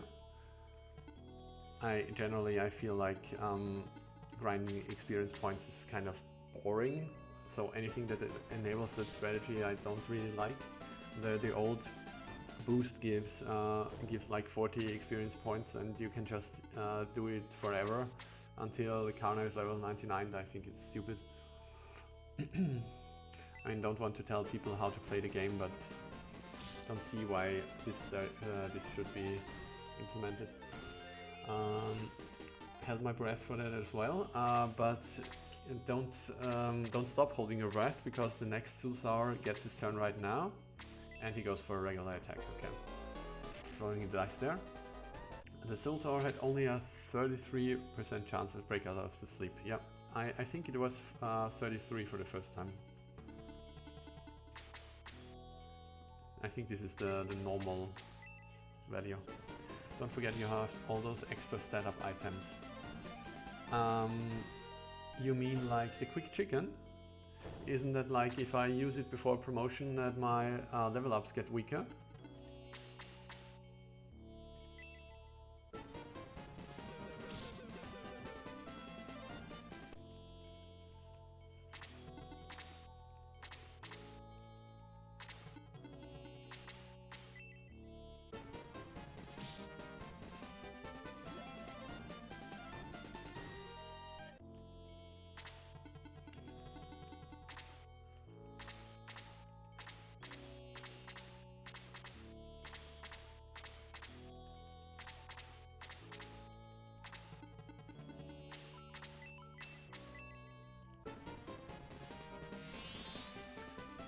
If you ever use it, then your level ups get weaker. Yeah. Yeah, not sure how I will handle this. Oftentimes I just don't use this stuff ever. Let's see. Finally we're cooking with gas here, with Slate. Finally we're cooking with rat. No, not you. You can go and heal Kazin, I suppose. Kazin is already healed. May is also already healed. I mean, I kind of guess I could top May off, because she's... Guess I could have used the heal too for both of them. Gotta keep that in mind, because on Ouch I kind of want the weaker characters on full HP if I can.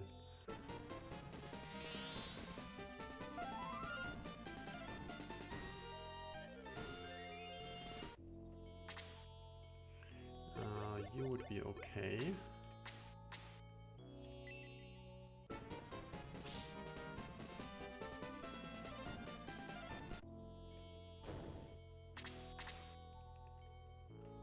A pity bonus, I like that. We could split the party here. That seems like a decent enough idea, actually.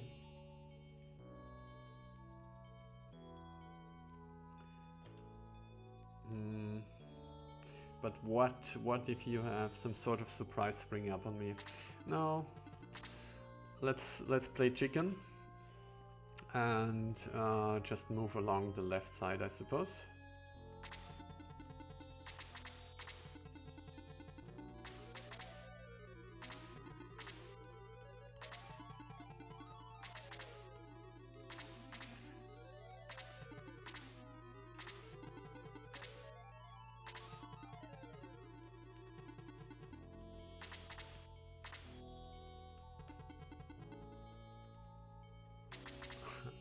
Okay, I'm going to be completely honest here.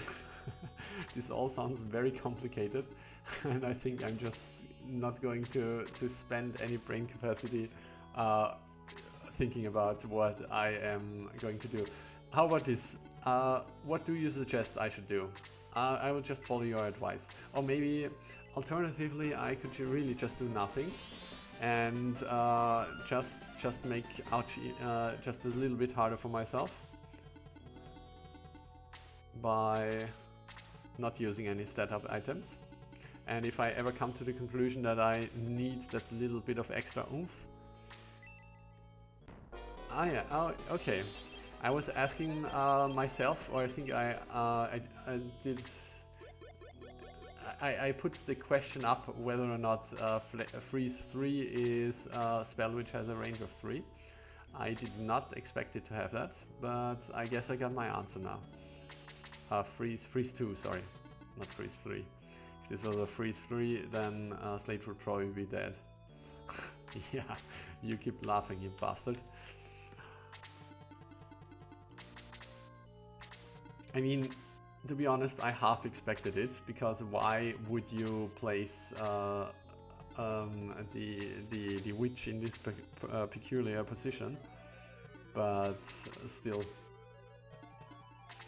I kind of wasn't paying that much attention because I was he intentionally didn't answer. Okay, you're even more of a bastard than I thought. I was kind of a bit busy of thinking about how I would deal with the setup items and completely ignored the fact that the witch might get me. I think this is 2 heal ones, right? Yes, 8 of 43. Yeah, we'll just give him 2 heal ones.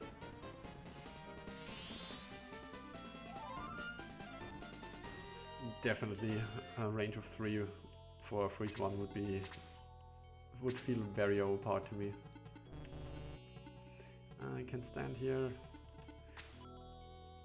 I mean, we might need the MP, I guess, so I'm going to wait. Oh, now she has tasted blood. Now she's coming for me.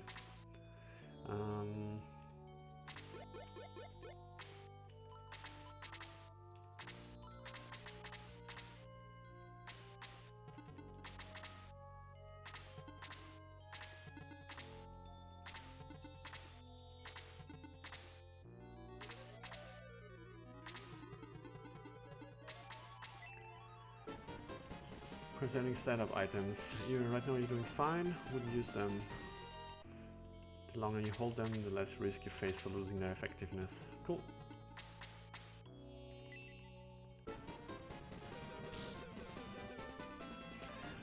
Random, have you ever played Frostpunk?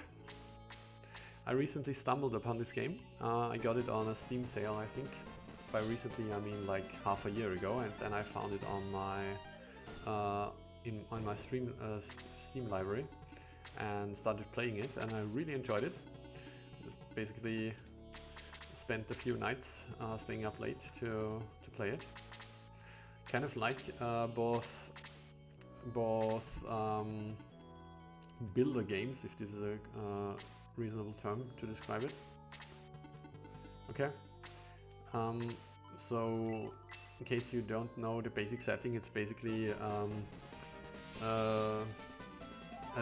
dystopia, like end of the world scenario, everything's frozen, blah blah blah, and you're like the leader of one of the last few humans alive, and you have to survive in this steampunk universe and build a city around a giant steam generator in a frozen world. And it kind of hits all my itches. Like, I really like those dystopias. Oh no! I totally didn't check it. I feel bad about putting Sarah in this spot. I thought there was no way in hell this gargoyle has this long reach. Someone played a sequel. Okay, yeah, I've heard that the sequel isn't as good. I'm not sure. I got the first one really cheap, and I like this kind of builder games and this kind of dystopia, and so it was totally my jam. Right, the fancy heat generator. Looks pretty awesome. In general, the style is nice. It's really depressing, but that's my jam. So I came to the conclusion that games which have punk in the name are absolutely the thing for me, because I also love cyberpunk. So if they ever bring out, I don't know, Shining Punk, I'm definitely going to buy it.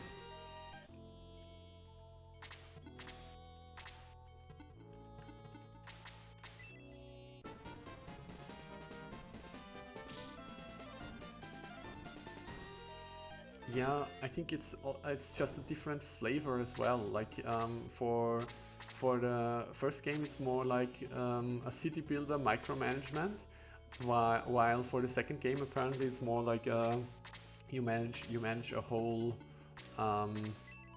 empire sort of game. I'll give her a heal 2 here. So the focus seems to be different, and it's not like the first game also really tugs at your heartstrings. Like you have to make those policy decisions, whether you want your people to, like, what is one of the decisions?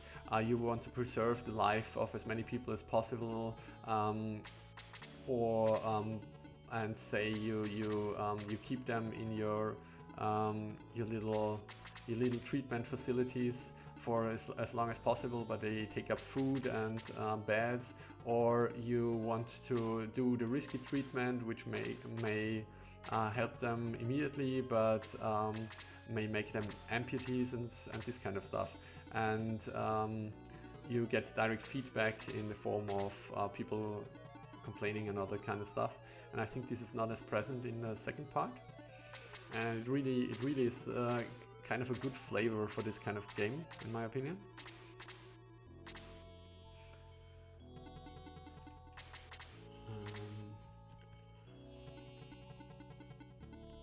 Oh, this woman. Gods, I have to really pay more attention. Now I've put May out there again. Okay, let's hope I can put someone between the witch and May. Catch up on this chat for a second. There's a lot more complexity, more hope. With my pragmatic approach to Shining Force 2, where I don't even steal. Oh, I'm just making fun here. Oof, okay. I kind of underestimated the damage. Yeah.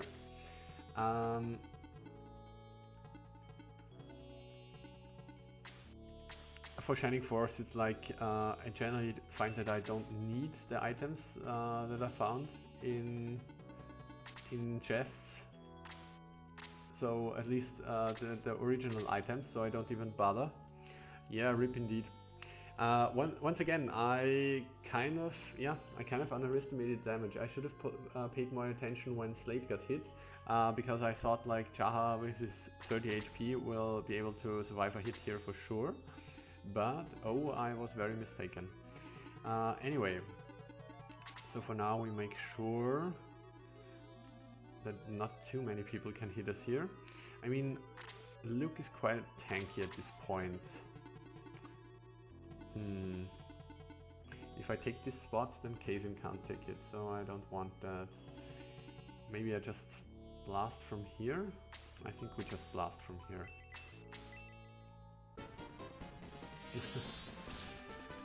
You work so hard, I need to steal them. Yeah, for some reason treasure chests feel different from pots. Like Zelda has taught me for years that it's okay to just break pots and take whatever is inside. But treasure chests just are different.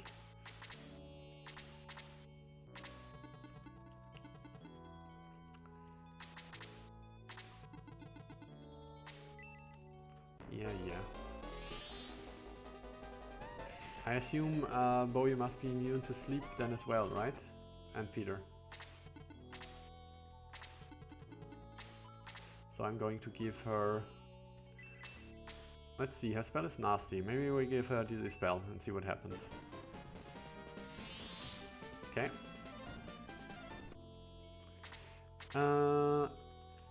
With Chester from here, because I wanted the spot for Kazin. And Chester doesn't really do that much damage, so Kazin's turn seemed more valuable. Yeah, immune to all status effects, I assume so. Once again, gotta concentrate. The Dark Madam now isn't relevant anymore. I have to I have to bring down the gargoyle, and I have to put, wait a second, 1, 2, 3, 4, 5, 6. So he is actually not in range.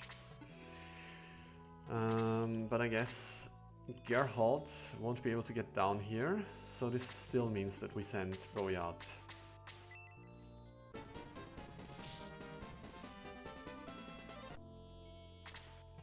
Yeah, definitely hurts. I was absolutely not prepared for Jaha to get killed there. I gotta do better.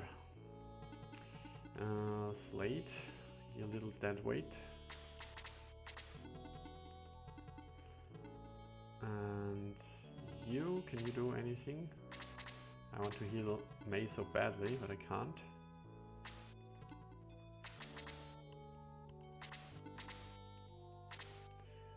I suppose now I could, but I'd rather block off the gargoyle from reaching her.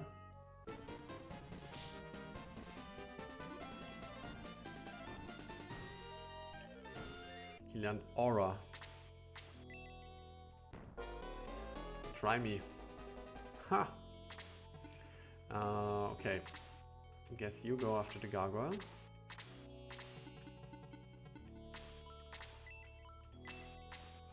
Should do, right? I mean, give you a freeze, whatever. Yeah, so the guaranteed dispel definitely feels good. I'm not sure. Not sure if it feels too powerful. But for a range, for only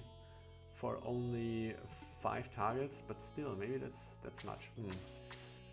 Maybe 100% chance, but only 1 target for level 1, and level 2 is then more powerful with 5 people. Not sure. Good. Do we pull back May here? I mean, I guess if the Dark Madam wants to keep shooting at us, I'm happy.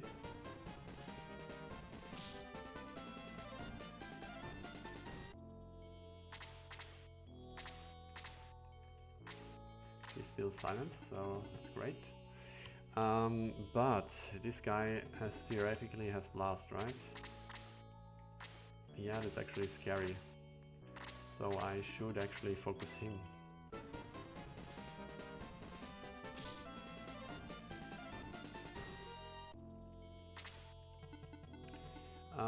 Taros has a range of 3, right? Right?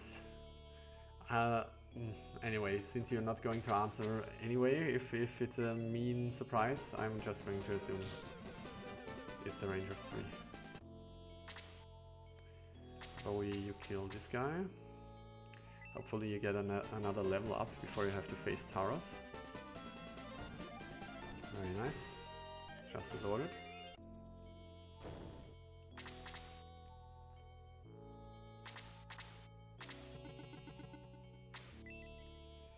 Here comes the next sleep. May decides to slack off. Geralt once again having trouble reaching the enemy.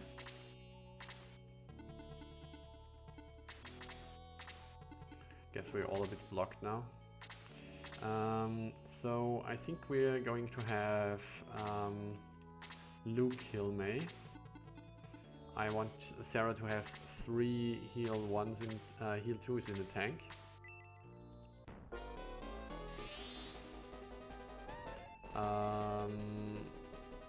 She just used this spell. What did she do? Muddle. She could cast Muddle despite being silenced. Is this supposed to happen like this? I thought the spell would kill all spells she can cast.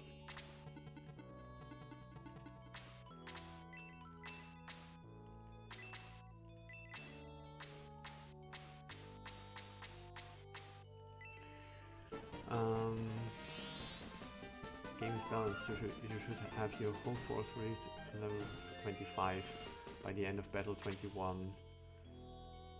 Don't use train, that's been confirmed by me. That means that assuming you balance your levels, don't let Luke jump ahead like you have. people will be promoting around chess. Yeah, this matters because if Luke doesn't know Aura Banan, he might have a choice of picking Kana. A range of 5, obviously.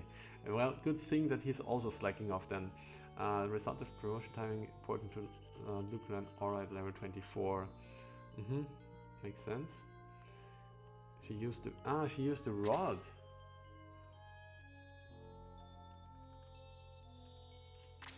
Well,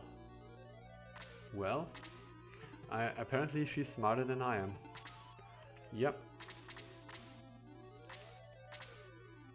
Okay, the gargoyle is here. I mean, if she wants to keep using muddle, I don't really mind. Give him the dissolve. It's such a stupid spell. Oh, I hate it so much. I hate it so much. I want this spell to fail whenever I cast it.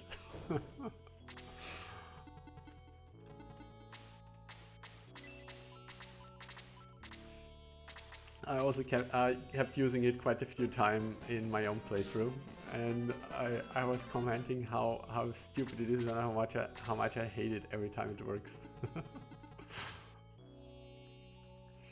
Okay, so these jerks don't come over here to play, but I guess it's okay.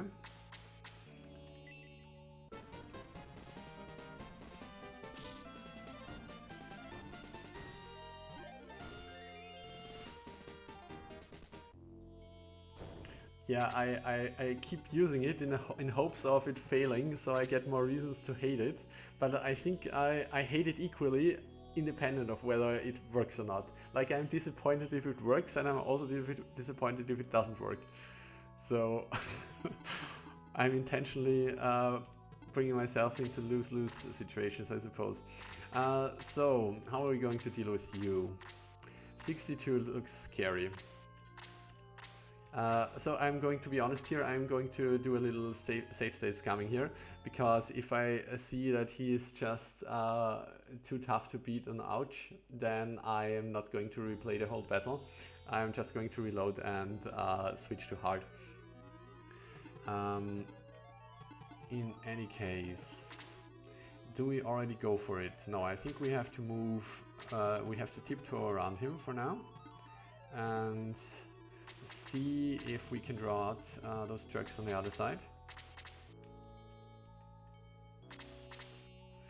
And at least when we're confident that the rest of our force can deal with them, and they don't interfere with the epic showdown between Bowie and Taros, then we are going to send Bowie in.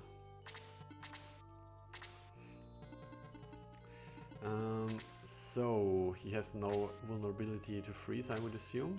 1, 2, 3, 4, 5, 6. 1, 2, 3. If I put him here, then the witch should come. Yeah, he can stand here.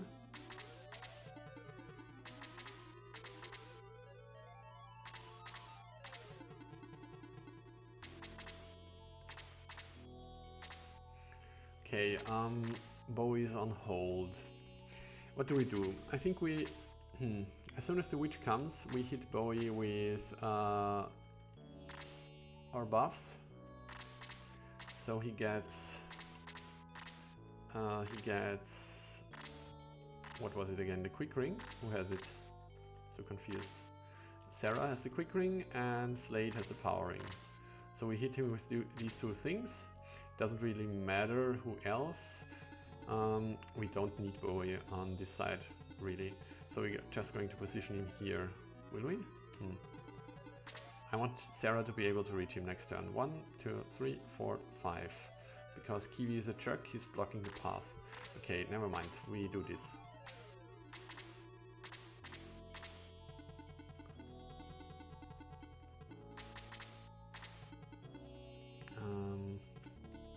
I guess we go for it. Will be a while before Bowie gets his next turn.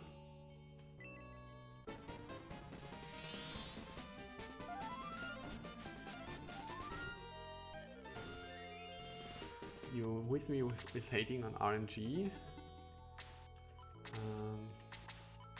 continued.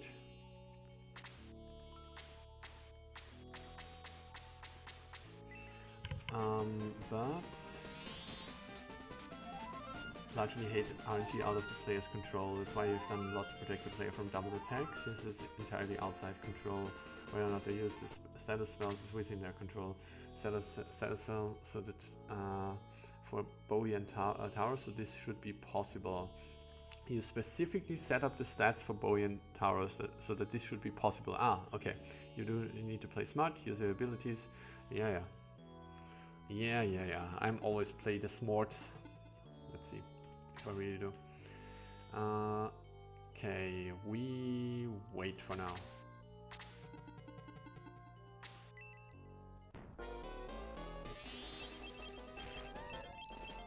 Yeah, that was painful. You can see why Jaha would die to that. Good.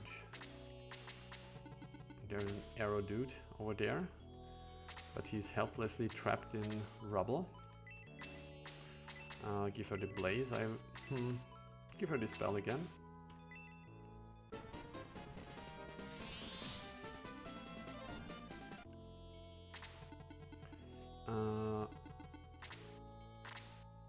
Yeah. Okay.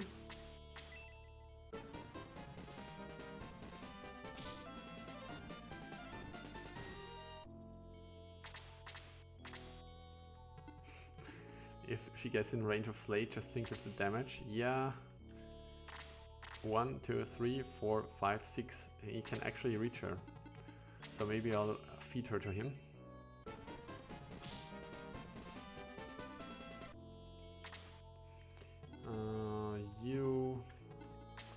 You take a break from life.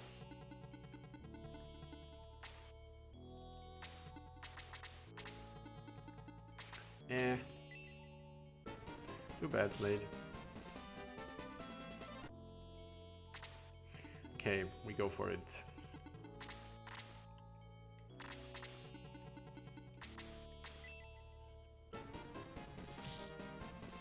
No, that definitely looks good.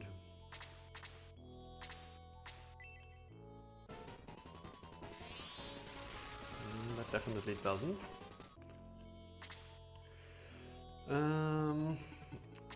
Do we bring in Sarah? She would get hit by the thing.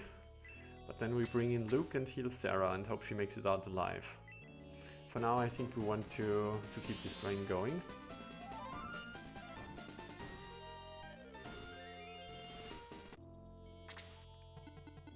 Wah, wah, wah. Oh wait, now Sarah is in bolt range as well. He could target her. Gotta keep that in mind. Oops. Going for Kiwi, are you? Okay, Luke already took his turn. That's not optimal.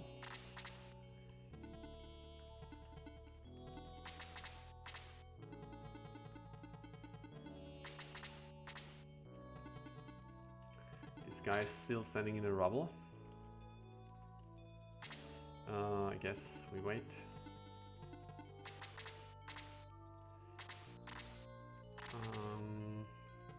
Yeah.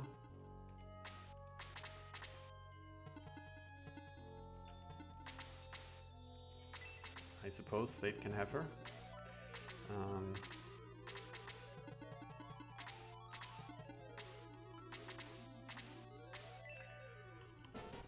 That's better.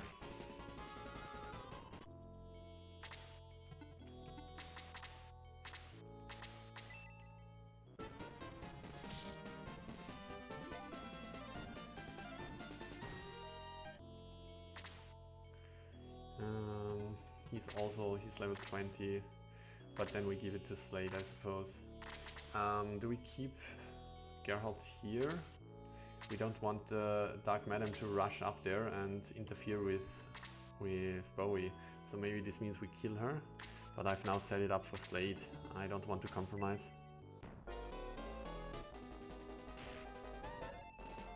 By the way, have you done something with the AI? Because in many cases I feel like monster act much smarter than they used to. Other than the healing AI, I mean, with targeting.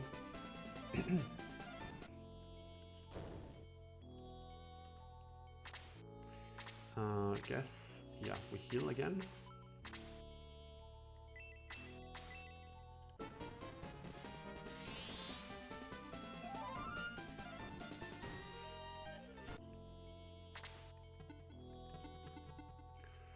He did not bolt, right? It's very inconvenient that those two, I have to perhaps manipulate the turn order somehow. Luke just has an high agility as well.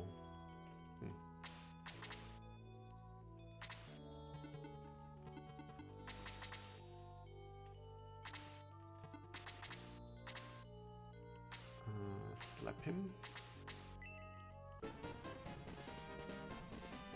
The weird thing is that original has 7 movements. The warrior movement height, animal stealthy, yeah. The reason it's all weird is because every other animal has the stealthy movement except... Wait, did something just happen? I just read and the camera seemed to move weirdly. I'm just going to watch the stream for a minute. No. That didn't... Nothing popped up, right? I'm just seeing things. Okay, never mind. Stealthy movement except for pre-promo Slate. Why they make a mistake? They just thought it's 7 move. Yeah, 7 move. I mean, I feel Slate has an enormous reach in the original game. Lowering his pre-promo move. Yeah.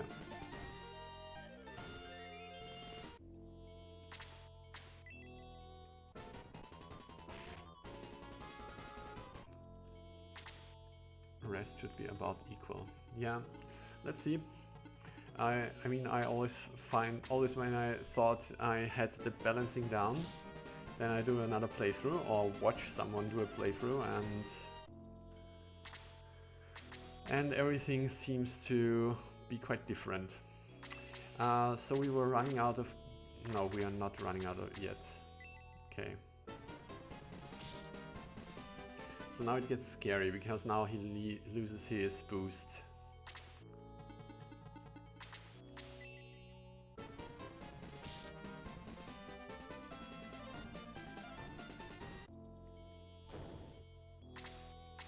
Here comes an attack. Let's see how much it does now. It's still very manageable.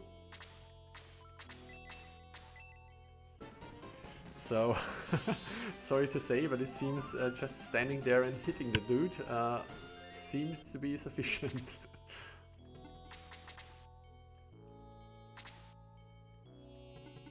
Do we just teabag him? Oh, I wanted to teabag him with Luke to add insult to injury.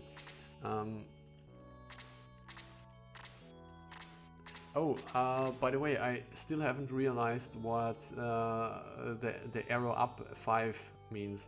Like, does this mean like this is the 5th real boss? The Kraken was the 3rd?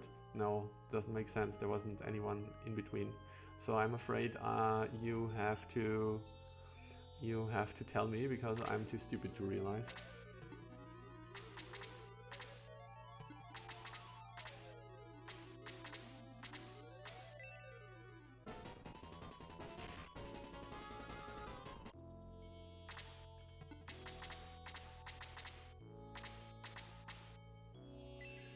Probably won't kill him, right? It did. Okay. You've changed the aggro regions, altered some of their AI codes. Okay. Some enemy casters I also took advantage of some tricks.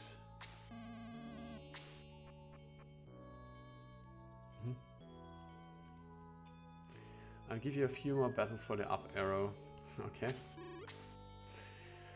Yeah, I mean, the Jaha death was unnecessary, but I still think in the grand scale of things, everything worked out okay.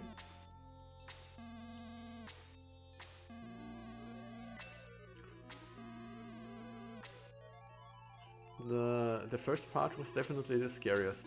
when we got swarmed by a lot of enemies, but then again it was partially my fault for sure, simply because I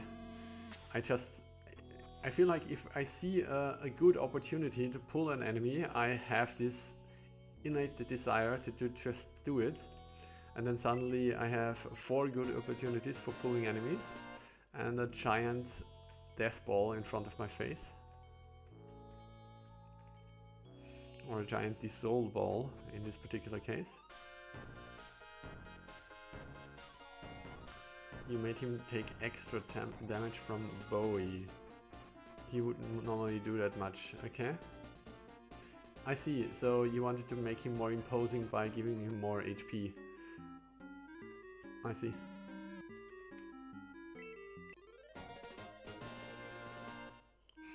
I mean, he definitely looked scary, but yeah, I mean, with the powering and this little trick, it definitely seemed to take a lot of damage.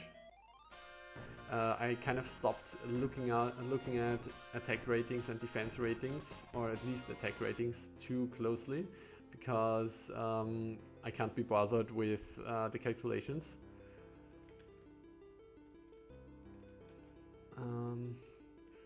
Were there any items here? I think only the secret book, right? So now we move around.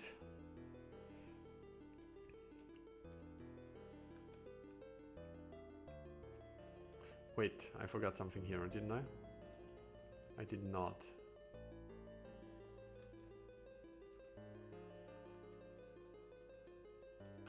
Shouldn't there be chests somewhere around here? Am I confused?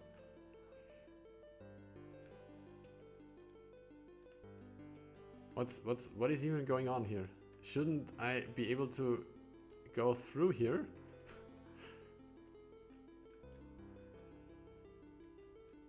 What is happening?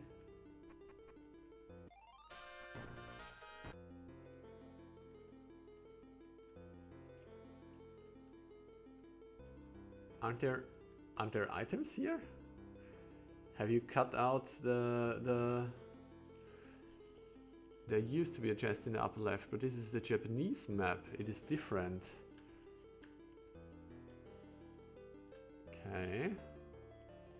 Well, I guess then I'm just going to explore this thing for a second.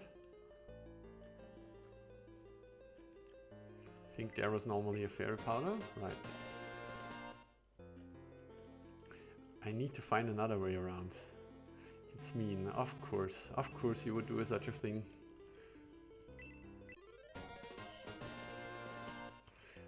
Let's do a quick save here. And not quick save. I think I'm probably going to do one more battle, and then it's time for me to stop for today. Not really sure when I will be able to continue,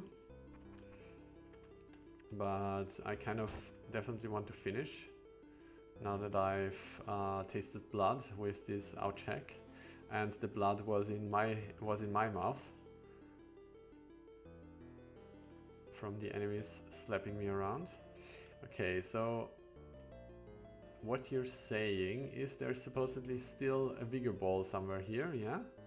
And I just have to find a different path. Guess we can try that.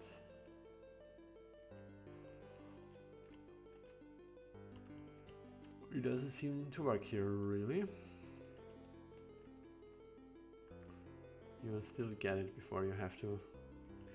3 items here: secret book, brave apple, and bright honey. Okay, I got the secret book. I'm kind of no longer interested in the rest then. Okay, may take a little longer to explore here then. But if it's not here, if it's in the bushes under the canopy here, I'm going to ignore it. So we took this part, and we found the secret book here. There's no more bells here.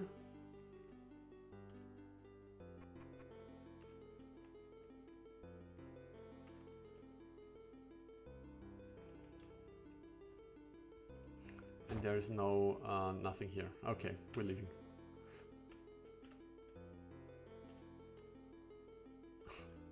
I mean, if it's under the canopy, gonna be honest,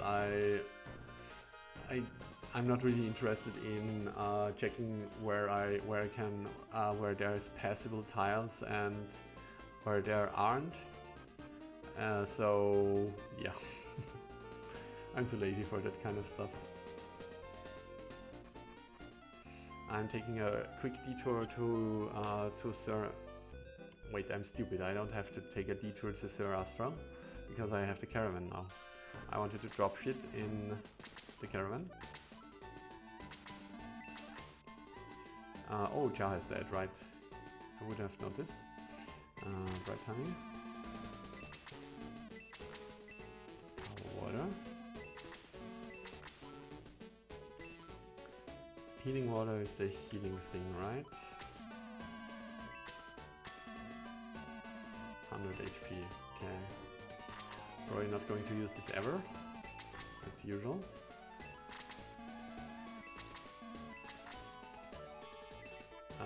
Blizzard, no thanks. The chicken.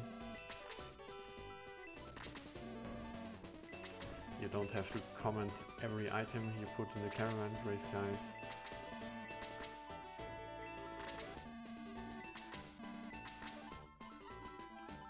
Okay. Oh, that's right, we want to get Rick. I totally forgot about this dude.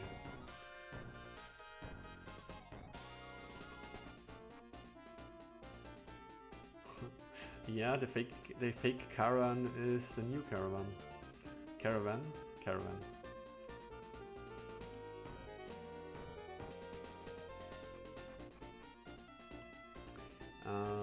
Doing a quick save to avoid the fight.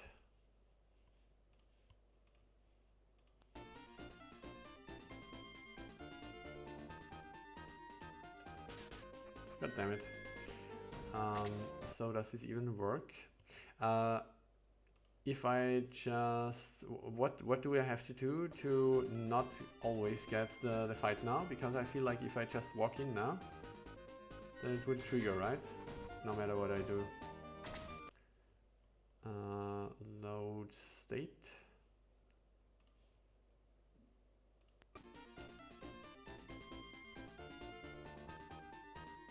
Maybe if I enter this thing again.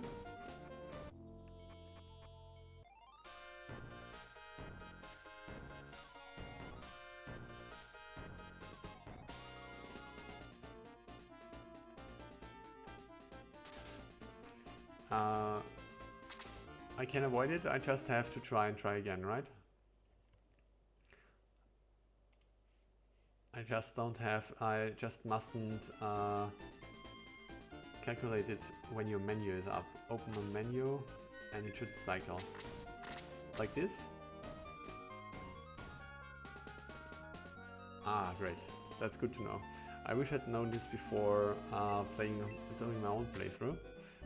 Because I got stuck in one unnecessary random battle and I wasn't aware that you have to open the menu for this. Welcome, Rick.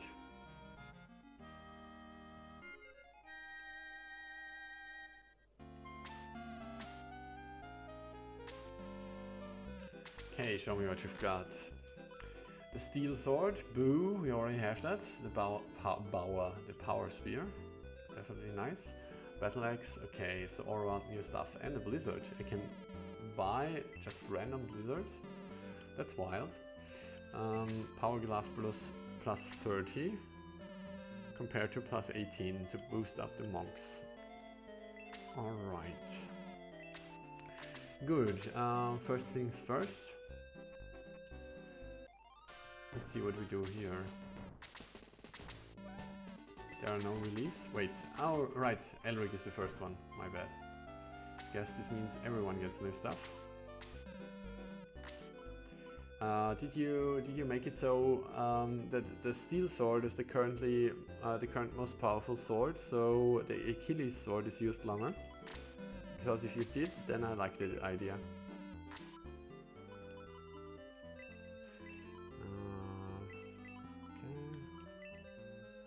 still haven't raised Jaha. Seems quite likely that I will enter the next battle without doing so. Would be an absolute Grey Skies moment.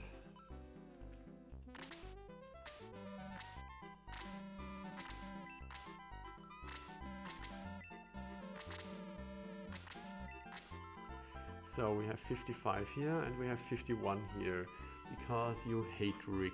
Chester is your boy. Rick was better in every way.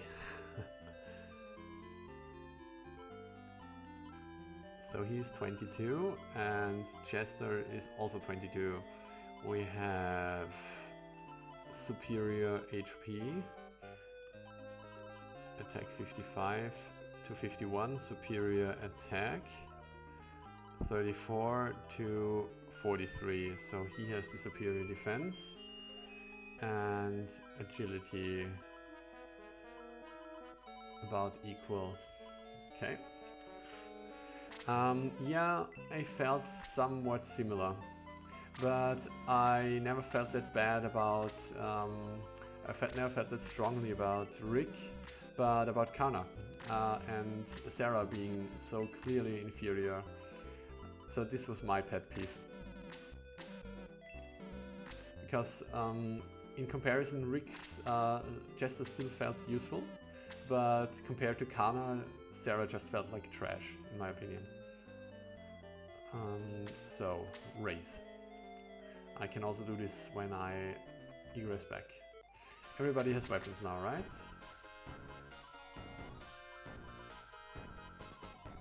Yeah, looks good.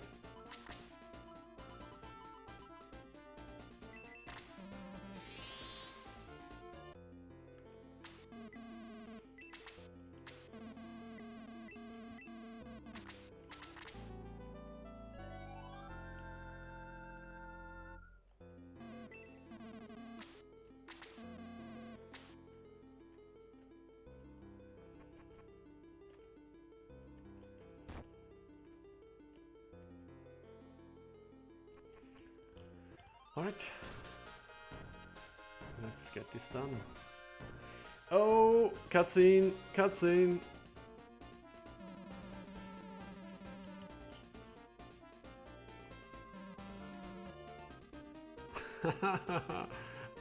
I love it. A reason why the stupid gargoyle is hanging out there. Hanging out up there.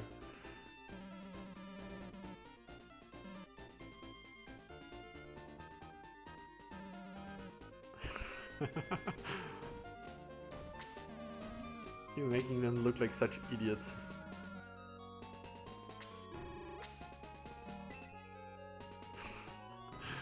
Amazing.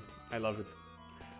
Honestly, the cutscenes are, I think they're like pretty much the best part up until now. Like you can mix up battles, and of course it's always nice to experience the old Shining Force 2 battles in a new way. But in the end, like the core of the game is the same, and I like the original game and I like this. But new cutscenes are just a cherry on top that the old thing didn't have. So I love it. Good. Let's see what this doofus does. Still just sleeping. We know them with their Evil Freeze 2 spell. I'm seeing double here. Interesting. I'm seeing double again. Does anybody here have anything special? I think normally you would get the blizzard here. Okay.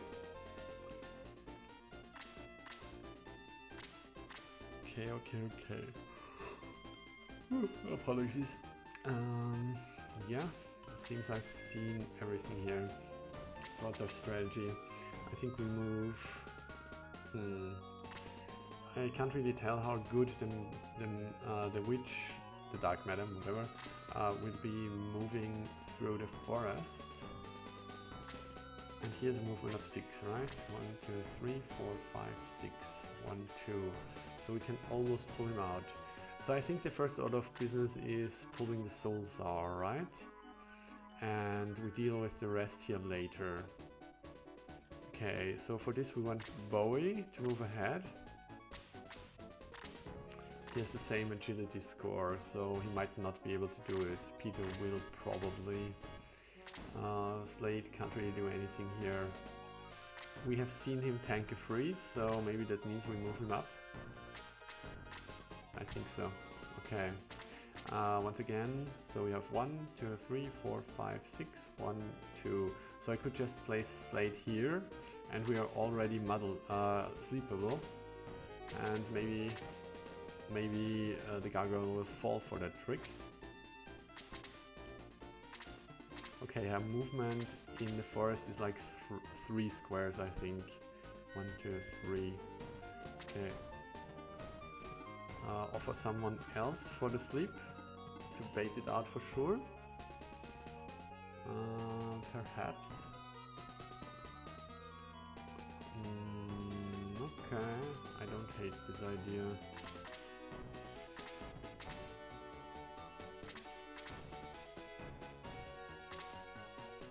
One of your most hated fights in the original game.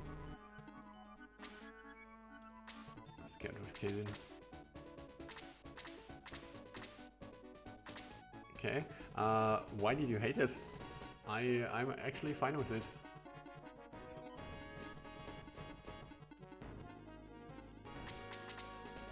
With the original version, I mean. Sorry.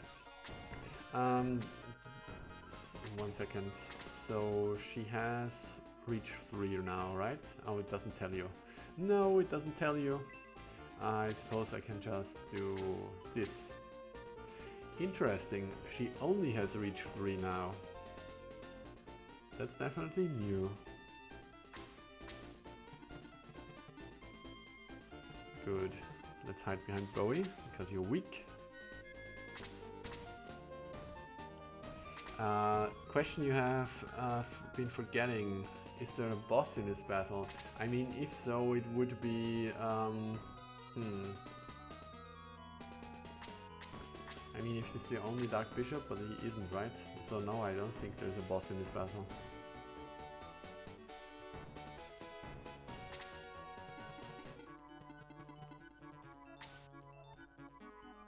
Keep standing here. Could move 1 square to the left. Yeah. And for you, so we expect him to be able to move 2 squares, right? So we have to stand here to get these souls.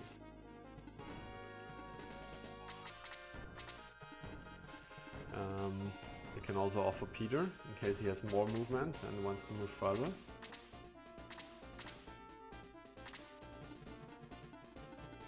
You go down here. Yeah, okay. Come to daddy.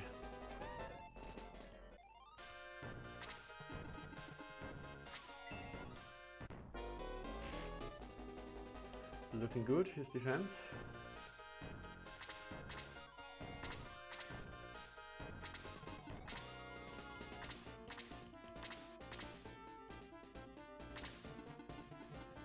Once again, Gerhardt is a disappointment with never keeping up with the rest. I feel like he needs more agility. And I don't mean in the sense of... like I know in my own hack, and I believe in the original game, agility is kind of a weak point of him, I believe. I don't really want him to give him the slippers. So maybe indeed it is the quick ring. Like usually I use it before the final fight, the boss fight. So yeah, I think we're getting there. So I can give an empty slot to Sarah and just take the thing. Maybe that's what we do. Okay, so you could move 3 squares, 1, 2, 3, and then you have a range of 3, 1, 2, 3, okay. Move the gargoyle first, and then we need a few flyers up there to slap the witch into the woods before she can hurt us. Okay, she moved only one square. That's interesting, that's kind of new.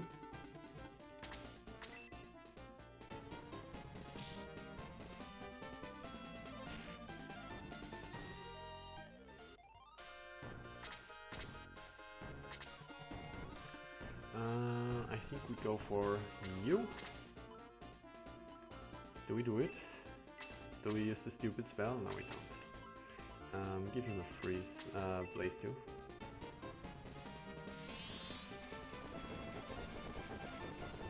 Looking okay here.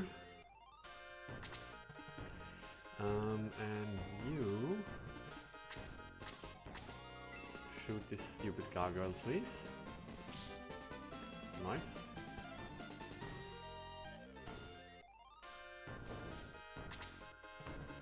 Unfortunate.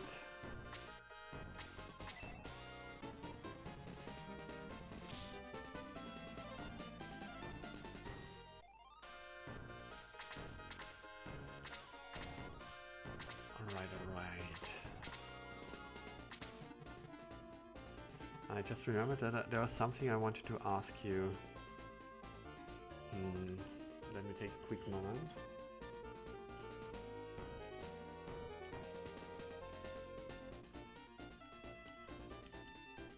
Oh yeah, the whole difficulty thing. So, for starters, I've been thinking, I'm going to be honest here. Ouch, in this hack so far feels easier than the normal mode in my hack, and I don't think that's okay.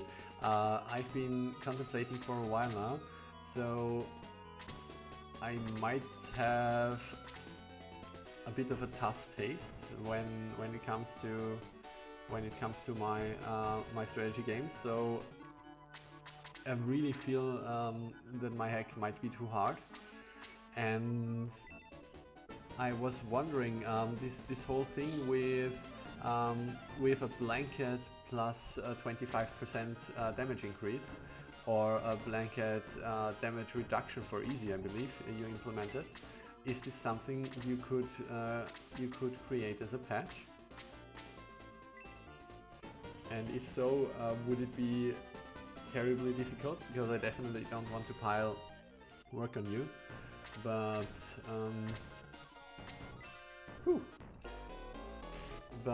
yeah, I really feel like I would have implemented this myself if I saw any way to do it properly.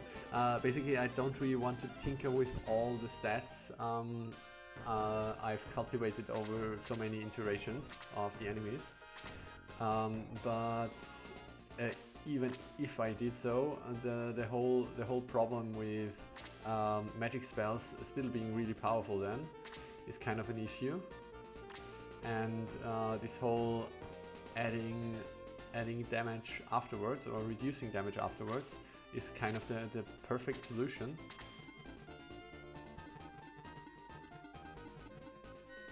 If I'm making sense right now. Okay, what do we do with Bowie here? I could send him up to draw the witch down. This is it would be kind of an okay play. But actually, I think she might just attack Luke, and I'm fine with that as well, because Slade and Rick can reach her next turn. So I guess we send Bowie down. 1, 2, 3, 4. Can attack Kazin. I don't want Kazin to get attacked, so we place Bowie here. We also offer Jaha, but we are careful because he doesn't have a good time with witches. Witches be B, you know what I mean?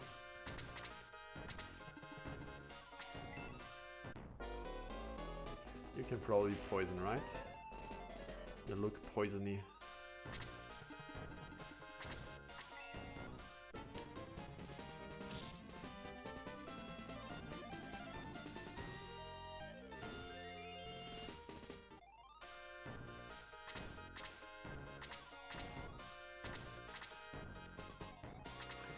Yeah, so right now the game is really enjoyable for me. the bosses definitely feel scary. I mean, the Griffin absolutely wrecked me. But other than that, I don't feel like I'm breaking a sweat. It is just a chill pace. Like, I never felt like there's a fight where I am under threat of not making it. So basically for the Taurus battle, when I egressed out, it was more like, yeah, I don't want to struggle and I hate it when people die. Now it always annoys me, but I think even then, yeah. So it's working out now, but it definitely doesn't feel like the monstrous threat that Ouch might symbolize. Or rather, you might want Ouch to be. I'm babbling, sorry. 1, 2, 3, 4, 5. So if we stand here, we get attacked. And he has blasts, blast 2 and aura. So do we want to draw it out? Not with Kiwi though. So actually it's gotta be Bowie probably. Are we in range right now? 1, 2, 3, 4. No, not really. That's good. And we can still stand here, right? He has movement of 5, he has also movement of 5. 1, 2, 3, 4, 5. That's cheeky because this is quite the phalanx you've created here. As soon as we move to one of those spots, we get massacred. I like it. So we deal with you first.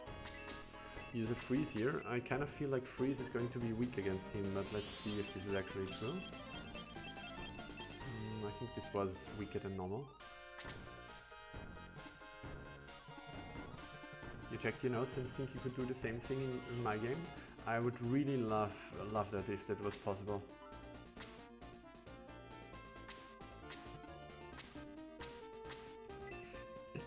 You would have my eternal gratitude is what I wanted to say, but I think you already have it for all the stuff you helped me with.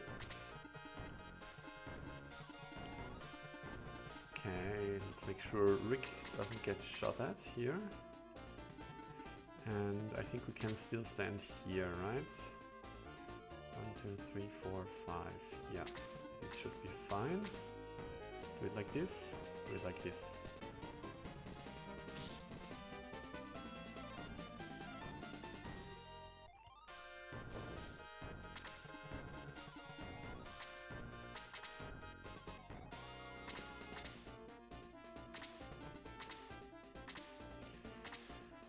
And do we get another witch? Or do we deal with those guys first? He just moved towards us, we kind of have to respect it, right? Agility 27, agility 27. So all those hobos should move, 1, 2, 3, 4, 5, 1, 2. So if I move Bowie here, I think I kind of like that. 1, 2, 3, 4, 5, 1, 2. I could move Bowie to this square here, and this guy would be the only dude which can reach us. But no, we are kind of spread out with our party. We don't want to engage so many enemies when we're that spread out. So I think this means we deal with the witch first. 1, 2, 3. 1, 2, 3. So we place Bowie here, get ourselves frozen, and then we move on with our lives.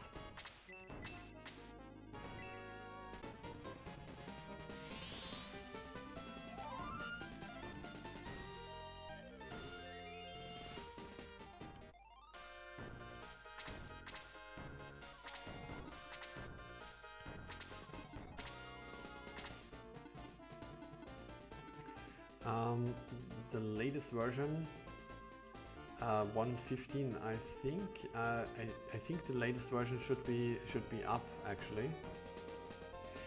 So little design talk here. What would this mean? Like this basically would remove the original system, or like right now I have this patched system which boosts the damage like by by what was it again? Version 1.030. No, that's really old. You could download. I think the easiest way would just be in the Shining Force forums. It should be 1.15. So the question here is, with the current system, I have the Whiz patch, I think, where it currently reduces, I think, the damage for easy and increases it for normal and hard and super. Maybe you could take a brief look into the guide. No, I'm going to take a brief look into the guide. Sorry, I'm babbling again. Turn to grants, guide. So, what's the difficulty currently? So currently I have easy minus 15% attack rating for the enemies, normal attack rating, hard plus 15 and ouch plus 25.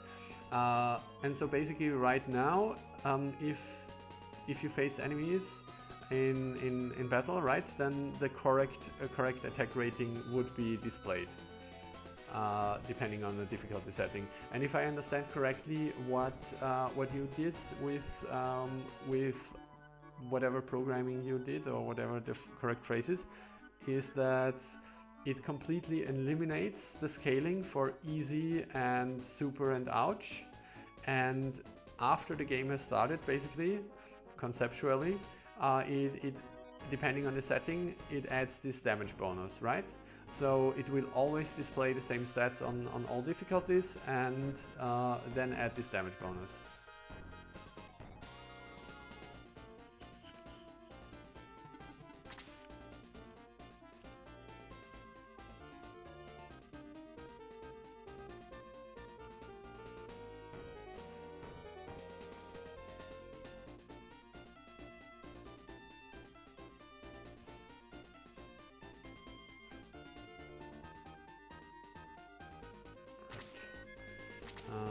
The witch, is it coming? 1, 2, 3, 1, 2, 3. And we move to the right, I suppose. Yeah. The stats are identical, but there is a damage bonus as a secondary effect. I understand. Okay, so I would kind of have to live with the stats not being precise, which is kind of a bit of sad time. But then again, may I think about this a little longer?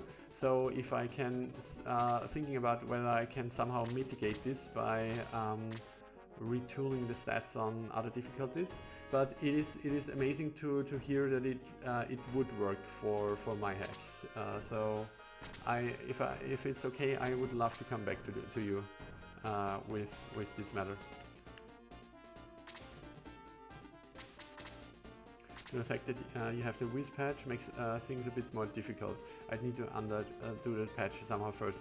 That actually is no trouble for me because I already did it once, so I could quote unquote provide a clean version.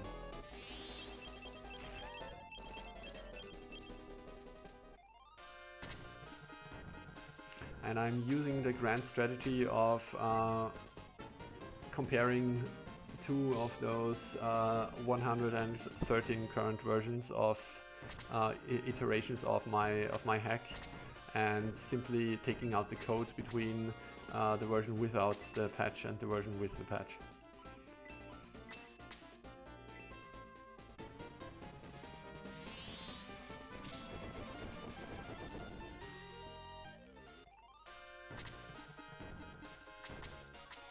It's an interesting choice, by the way, making the promotion arrows, the maze arrows here, range 3 only. Oh, okay. We pulled him accidentally. Yeah, definitely interesting choice. I wonder if future arrows will have the original radius. Yeah, I hate this. I really thought we would have time to move away here. but we did not. Now probably the other guys also get their turn. No, they don't. So we have time to move away.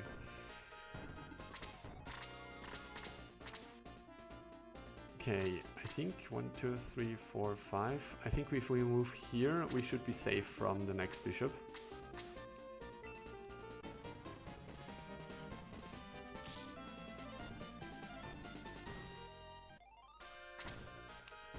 And I suppose you can stand here.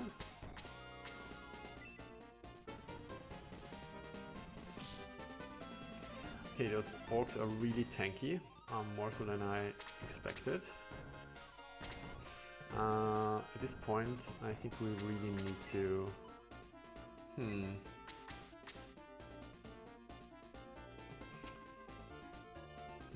Once again, I'm having a lot on my plate. Maybe 1, 2, 3, 4, 5. So those guys already had their turn, I assume, right? Because it seems like a good play, but we are at the beginning of the turn now, right? No, she does no longer have the thing. So maybe the play here is to use slow to make sure they go last, basically. And also make them more killable.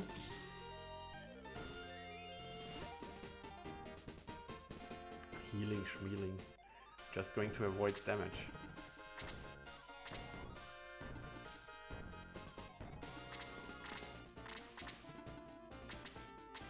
Watch me get counter-attacked and party killed by, by this Dark Madam. Party wiped, I mean.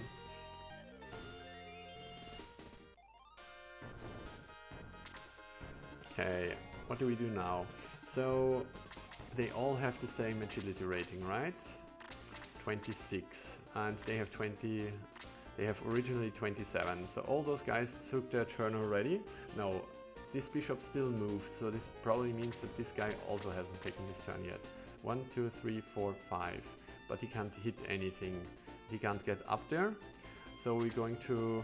We could also target the bishop from here, because then he is blocked. But if Peter just kills him... unlikely. I really want the bishop dead, but he will get his turn late. Who do we target first? Who do we hate more? Nobody likes orcs. But those guys can blast. I feel like the orcs are more controllable. We're going to heal Kiwi, and he's going to continue tanking here. And then we put Jaha. We put Kiwi here, we put Jaha here. Chester will move to the back, and this means we have 2 bishops we have to take care of. 1, 2, 3, 4, 5. No. 1, 2, 3, 4. Let's not risk it. Let's make the bishop block him. And that's the kind of critical hit I like to see. There he goes, and he can't do anything. And now we move in Jaha. Jaha can stand here, sure.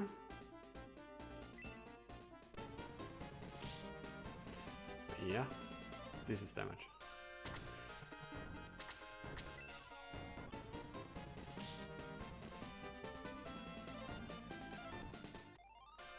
So our next priority is the upper priest, because he doesn't have his agility reduced.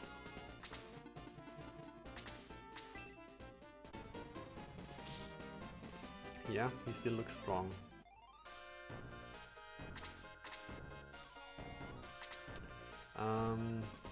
So now that the orc is dead, we kind of have no use for Kiwi right now.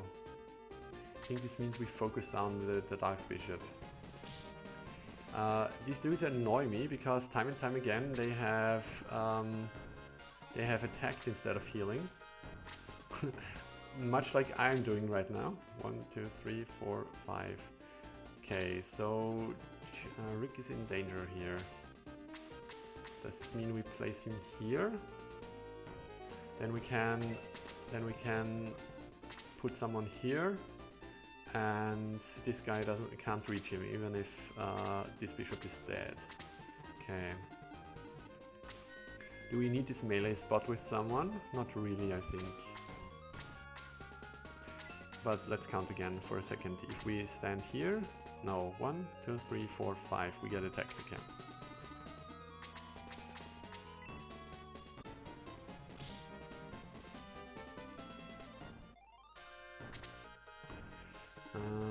That's unfortunate. Agility 27.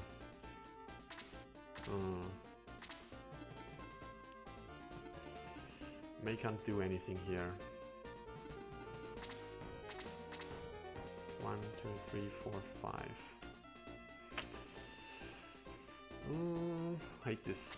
I hate this. I keep whining. Okay, I think we wait. We can't kill the lower bishop, and he's not a threat right now. We need this guy to take a turn and attack Luke, perhaps. Okay, we start healing now. Who gets the heals? You definitely need a heal, and you definitely need a heal. I guess when in doubt, we ignore Kiwi.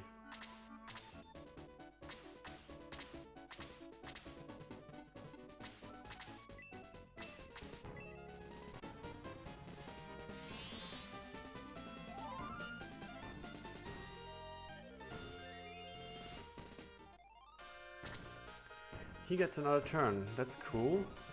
I guess this means...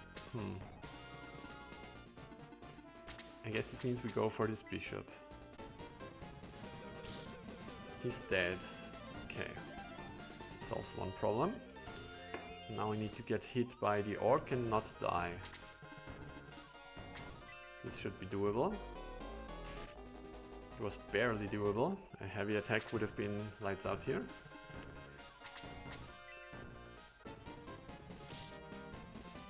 It's quite ironic that Geralt feels a bit like a glass cannon here.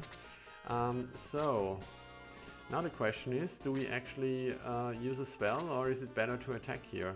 We have 44 going up against 22, so that's probably more damage if we just punch this guy. But then that means 44 against 22, this should actually be lethal, unless he has some kind of damage reduction. But if we do this, no one else can get here. And else, in this case, would be Bowie. Oh, we don't want Bowie to go here anyway. Okay, I think this means we block the path and hit both of them with a blaze at the same time.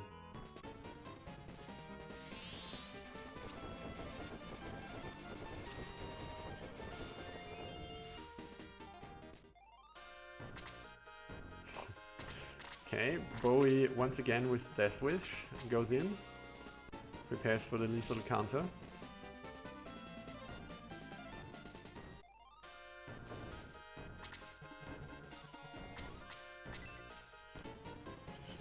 And now we finally bring down this Titan of an orc. They actually feel just as strong as they do in my hack, like really tanky, maybe even stronger, but they have a bit less HP, I believe.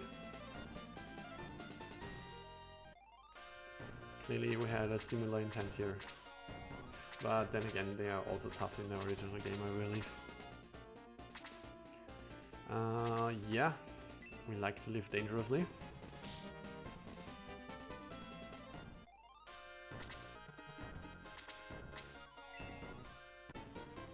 See the kill? Nice. Okay, I feel the storm has passed and I can finally catch up on the chat. When you saw me waltzing around with two people who had like 10% HP, did you think I would make it out of here with everyone alive? Because I sure as hell didn't. OP Peter saving me. I mean, the guy was slowed, but the heavy attack sure helps. Based on my feedback, you changed Sarah to learn Detox at level 12. Yeah, thanks, I'm glad I could be of help. I'm happy to see it made useful whenever possible. Okay, I guess we move up here, this path.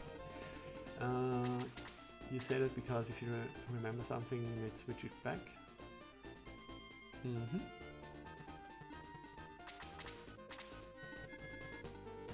It was 100% damage. He'd be 100% dead. Yeah, I mean, I feel like 100% might actually be excessive. Maybe it's like, maybe the sweet spot is 75? I don't know.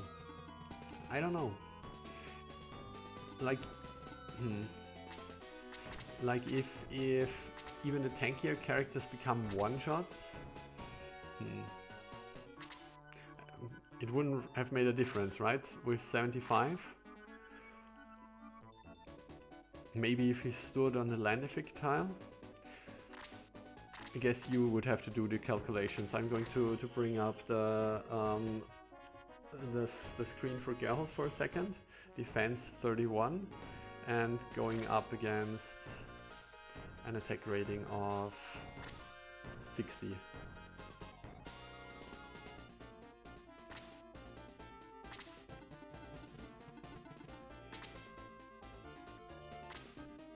One, two, three, four, 1, 2. We have some time. And we need a lot of heals.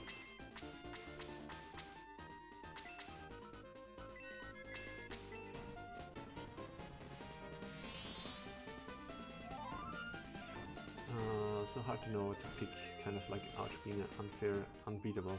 Yeah, I mean, I feel like if it is indeed completely unbeatable, it defies the point. But like I feel you still have to be able with your stronger characters to tank hits, and maybe 100% really is excessive. Like 50 feels like a proper game with chest hair. I'm going to be honest, but not in all instances really. Like if I can get that is the issue, right? If I can get the enemies to do what I want, to make them attack just Kiwi in melee, and perhaps hit Bowie or those with much HP with spells, then everything works out well. But I feel like there are situations where you can't control the battlefield just because there is so much stuff thrown at you, and at this point, like it doesn't become a challenge, it just becomes mean.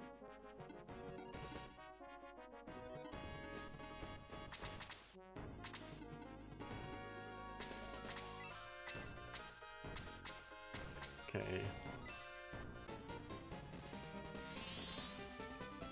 In some ways I got really lucky with the block of monsters. Supposed to work is that the bishop starts spamming aura on the orcs and you can never get past them. Yeah, I mean, I of course did this amazing clever play. No, I mean, they kind of... I in some ways I got lucky for sure, like at least when seeing that Kiwi survived with 1 HP, right? But yeah, might have to watch it again. I'm in the heat of the moment, I felt like for the most part I had it under control. 1, 2, 3, 4, 1, 2, still out of range. We're going to draw out one of those guys first, I'd say. Is Kiwi still super injured? He is. We probably want Bowie healed then. And Jaha tanking. Oh, wait, right, he has aura now. Do we make use of this? I mean, I guess, why not? Throw out an aura. 7. Yeah, let's just do it.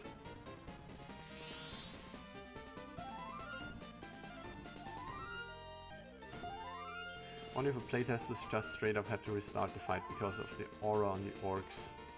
Ran forward first instead. I mean, yeah.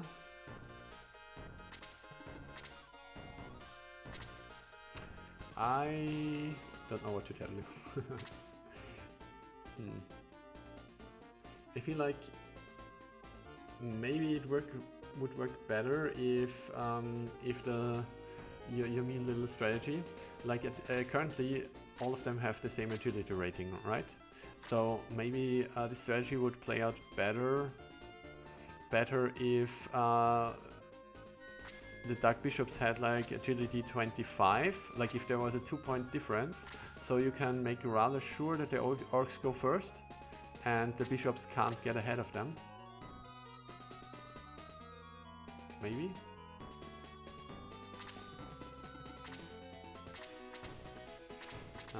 Heals on Bowie. Okay.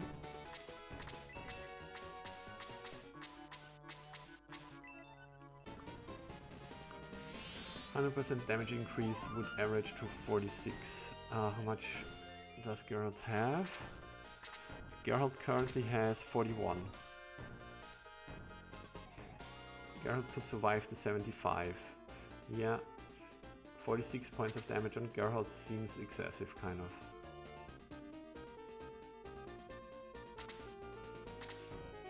Yeah, a 2 points difference wouldn't guarantee anything, that's true, but on average, like, I think maybe it would be the way to go. But of course it's your soup. Whatever you're cooking, I'm fine with.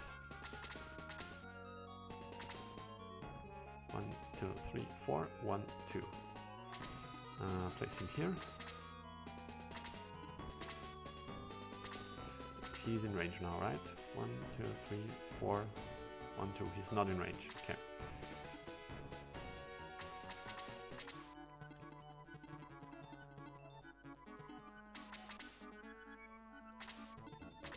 Yeah, delicious soup, and it has been quite spicy sometimes.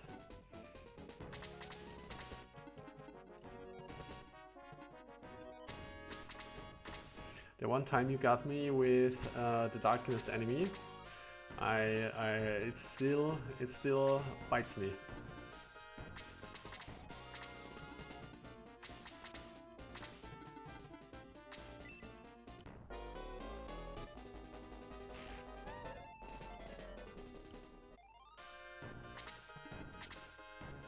Yeah, Kiwi continues to sit with 1 HP and a prayer. I mean, let's be honest, even if Kiwi would take like 3 or 4 points of damage, it would still feel okay. I know it's not your design intent, but do we go in with Slade yet? Or do we want wait for the second archer? What's even going on? He has agility 44.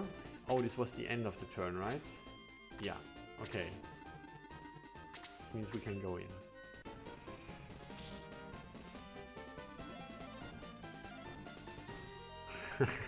How happy you were when I died to the darkness.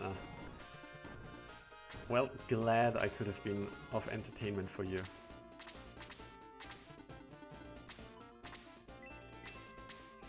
I hope you quiver now after I've destroyed Taros on Ouch.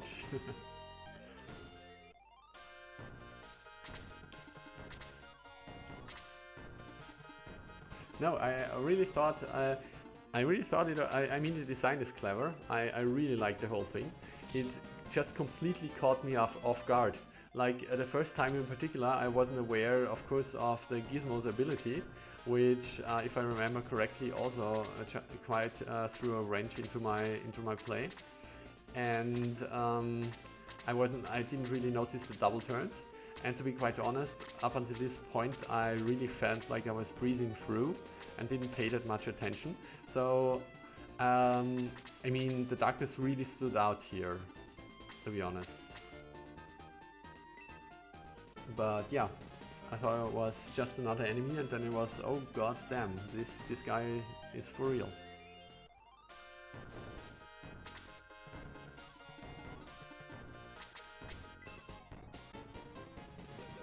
Okay, you definitely have a better memory than I do. Yeah.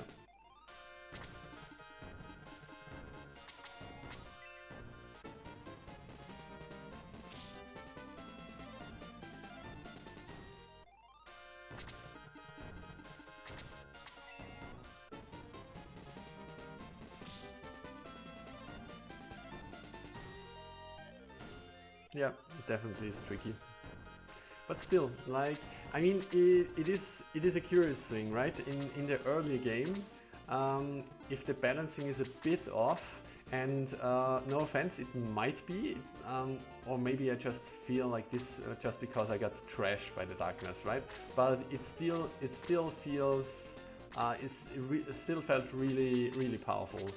Like, let's do a quick recap round on the bosses so far, and please remind me if I am missing anyone. So I think the darkness was the first real boss, right? Because the Goliath Knight, I mean, it's basically a propped up henchman, but the darkness was the real first boss, and this one was terrifying for sure. Like, it was an amazing fight, but compared to the other enemies, it felt almost out of place strong in this fight. It really made me quiver. Afterwards, what is the next one? The witch is also just a spicier regular henchman. And then I think the hobgoblin is the next proper boss. The hobgoblin didn't feel terrifying at all. The hobgoblin was just business as usual, I feel like. I'm not sure if it even got a turn, or maybe it got one attack off on Kiwi or something. I would have to look it up, or maybe you have a better memory. The one thing I can say for sure is that I didn't feel like he was trouble at all. Then we have Rommel. Yeah, this guy definitely was more terrifying, but I think this was because he had a good support. And I mean, the fact that his sleep, he used sleep twice, and once it totally didn't work, definitely made him look weaker. Nevertheless, this one was scary. This one was scary. Perhaps it might be better if he only has enough MP to cast sleep once, I'm not sure. Then again, this might make it too easy to just draw him out with sleep, and then you can rush the party because you do no longer have to watch your formation. So yeah, but Rommel was strong. Then we have the ancient beast, yeah, the evil griffin thing. So this guy was definitely terrifying. But once again, I think part of the terror here was that it completely defied my expectations, right? Because I was like, there is no way in hell this thing will just storm down and attack me now, and it did. So I was completely out of place, and I had to play reactionary, and my formation was bad. So I feel like this one, despite the fact that I got quite a few deaths here, I don't think that this guy is really that scary. Like, he did a lot of physical damage, but if I had a good formation, I think I wouldn't have found him scary. Then we have Taros, and Taros is a cool battle for sure, but maybe I also got lucky with the RNG here, right? Because he not once did he bolt Sarah, who just stood as a support healer, and just brought up Bowie back to full. So maybe this made him look easy, but he definitely didn't feel like ouch for me. He felt like a decently tough boss, but he definitely didn't feel like ouch. The Hobgoblin's attack is scary, but if it hits Kiwi, then it doesn't really matter, does it? Yeah. Yeah. So thinking about this, like, and this was a thought I had when the question about the enemy AI popped out for me for the ancient beast thing, because it went down and it started attacking Peter, and I started healing Peter, but it was just breezing around, and attacking my weaker guys and killing them, and moving along my party, and with its good movement it was evading my attacks as well. So this is why it felt quite terrifying. And this is why I say when I would have had a better formation, it wouldn't have been that scary. So for the Hobgoblin, if he comes in and attacks Kiwi, because Kiwi is the only target, and then he keeps attacking Kiwi, of course he's not going to be scary at all. But if he switches the targets, and if he has some kind of mean effect like slow, I'm not sure if he has it, then it's a different story, right? But the thing is, for the Hobgoblin, because of his map, because of the fact that he's on this plateau, and there is this choke point where you can draw him down, I don't think he has that big potential of feeling like a dangerous threat, or at least not as much as the Ancient Beast, which is just so mobile that you can't really control it as easily. Okay. Now I'm out of breath, and now I'm done here. Sorry if I was just spamming you with thoughts. There are those 5 with double turns. It attacked twice, but both times on Kiwi, the Hobgoblin. Yeah, it's quite scary if it hits Kiwi. Yeah. Didn't have lucky RNG, I just played it right. Yeah, I'm not sure. I mean, I do believe I played it right, and I was also prepared to pull back in case stuff gets scary. But I think RNG was part of it. Like, Bowie was boosted, and he ate melee attacks all the time. So definitely RNG was part of it. Could have been scarier if I had gotten unlucky. So gotta concentrate. I completely got lost in my train of thought, and so this is one guy more than we normally face here, I think. So probably we don't want to engage through the forest. This seems like a recipe of disaster. So maybe we want to move along the bottom here if we can. If they come at us, then we'll take the bait, but otherwise we'll move along the bottom.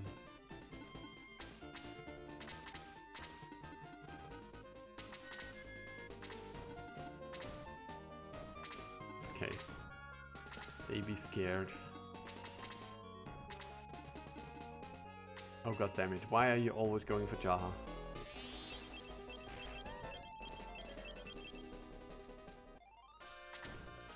Okay, what do we do in this situation? I feel like it's kind of a trap. It's a trap and we should move back.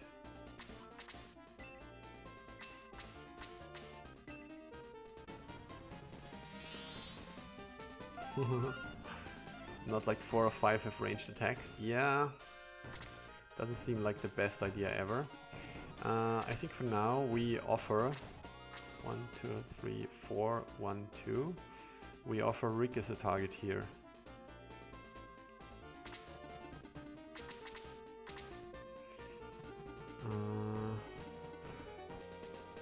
Can we do something here? Not really.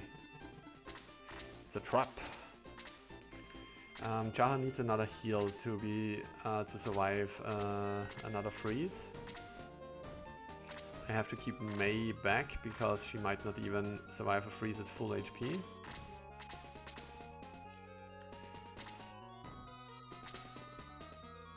And with Kiwi not taken into account, I think everyone else should be good. Okay.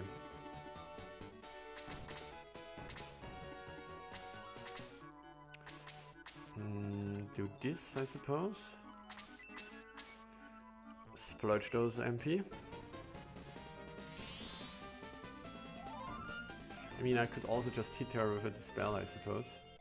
Maybe that's the play if Kazin has the reach. He does not.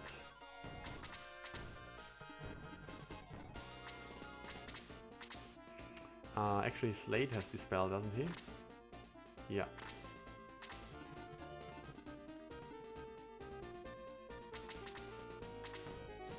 Okay, scared. She has 3, 1, 2, 3. So I would have to stand here to be in the safe zone. Guess that's what you do.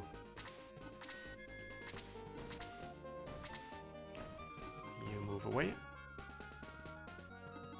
Quick check. No, no way in hell. 1, 2, 3. 1, 2, 3. So we can stand here.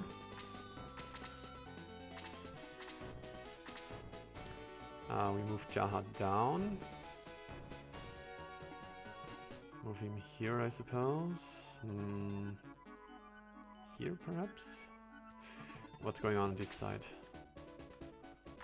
1, 2, 3, 4. 1, 2. 1, 2, 3, 4, 5. We're in range here.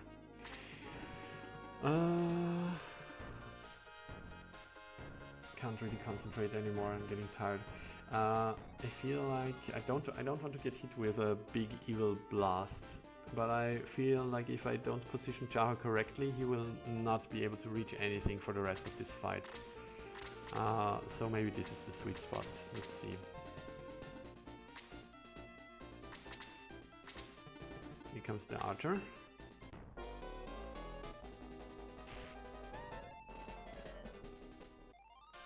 Actually, I think this might be bad because she has a good range. 1, 2, 1, 2. Oh, she's actually in range of him. Okay, this means we have to dispel here.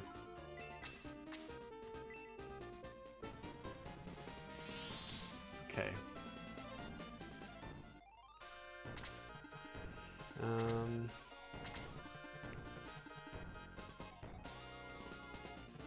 Does anybody need heals?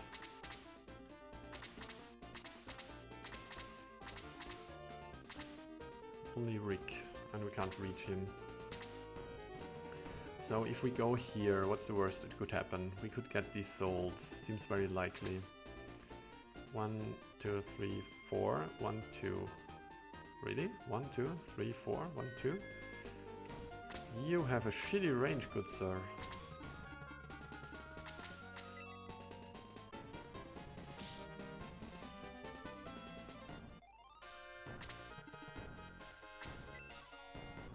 There we have it. It's very nice that the enemies play dumb and use their spells despite being silenced. Definitely feels more rewarding than them playing around it. But then again, I've had my good share of being silenced and still attempting to cast spells with characters. Okay, what do we do here? 1, 2, 3, 4, 5. I think he won't be able to enter the forest here. 1, 2, 3, 4, 5. But he will be able to reach Rick. 60 going up against 43. Might be a bit dicey. 60 against 43. It would normally be 27. But with the whole ouch thing, maybe this means we want to place Chester somewhere around here. Don't think so. She's still silenced, so if it wasn't for the short range, I don't think the soul source having the soul would work. Yeah, I agree. Yeah, I think as a kid that those soul source stole your soul or something. No, the fact I didn't think they did is because as a kid, of course my English skills were limited. I didn't play a German version of this or anything, so I had no idea what this actually means. For me, this was just the mean blue toad-like guy. What do we do here? 1, 2, 3, 4. So I guess we tank with Peter, right? Yeah.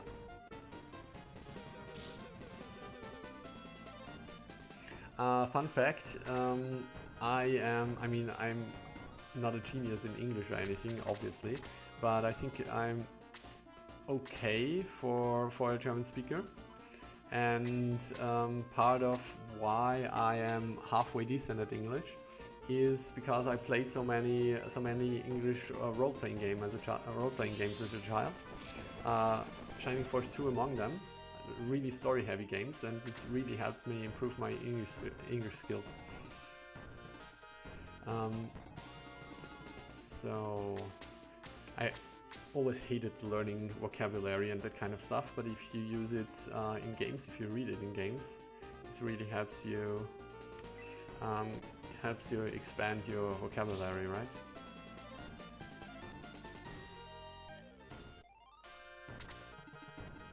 Okay, here comes the hit on Peter. Hopefully it's not too brutal. No. Completely forgot that I could have used the rings by now. Alright, both our frontliners can't be dissolved. I like that.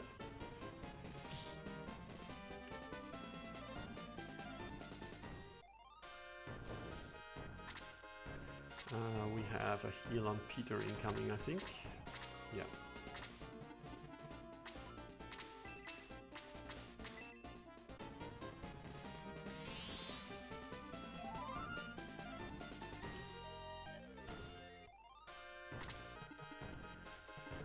And we can engage with Kiwi here.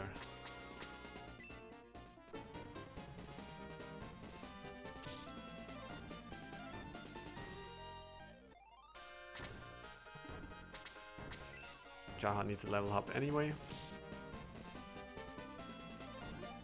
There it comes.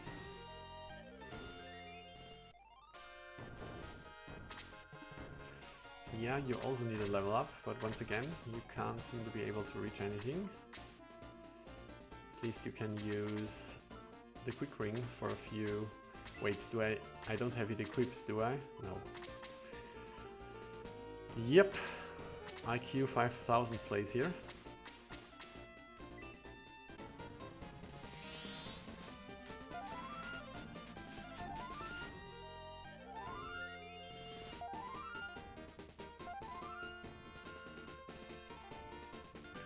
Points of experience. That's not nothing. Oh, that's too bad. That was deserved. And there I thought I could get away with battle without casualties for once. Too greedy. Wanted those XP for a little guy. Have I mentioned that it's a stupid spell? Because it is. But actually for enemies I like Dissolve. I think it's nice that it forces you to play around it, and even like it increases the stakes, sort of.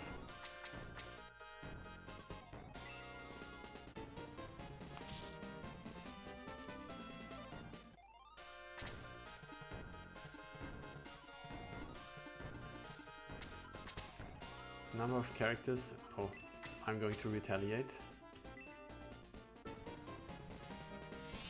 Oh my god.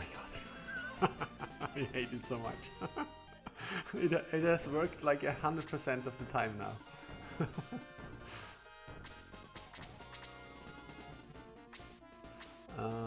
1, 2, 3, 4, 5. I guess we box him in then.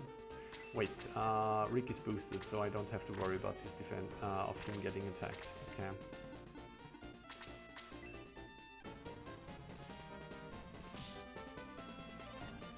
Harpy Battle isn't nearly as nasty as in the original.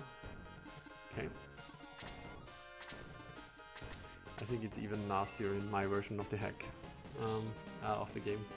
I really have to think about the balancing. Yeah, I actually would love to do this fight as well today, because I like using Elric. I want to see him, I want to see his stats, but I think it's about time I close this. It is 5:30 in the morning where I am.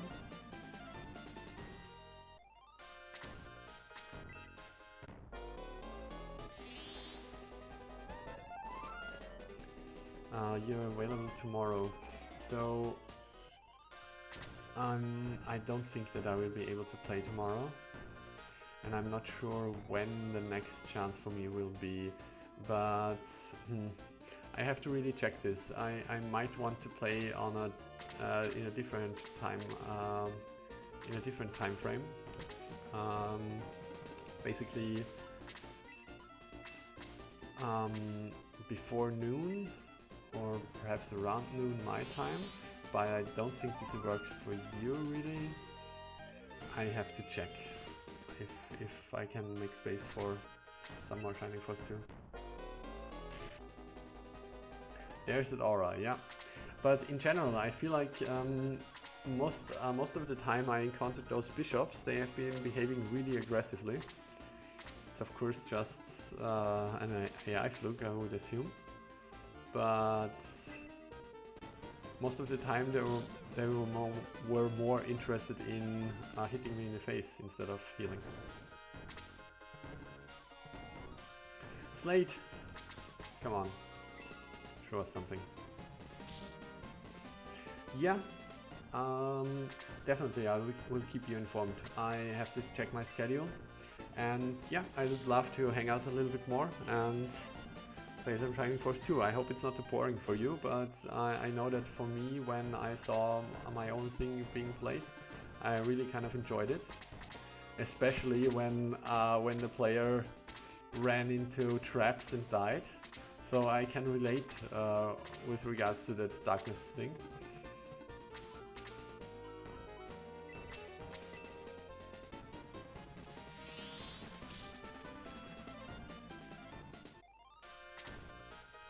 Glad to hear it. I guess we can't afford a slow, can we? No. And then just do a random heal.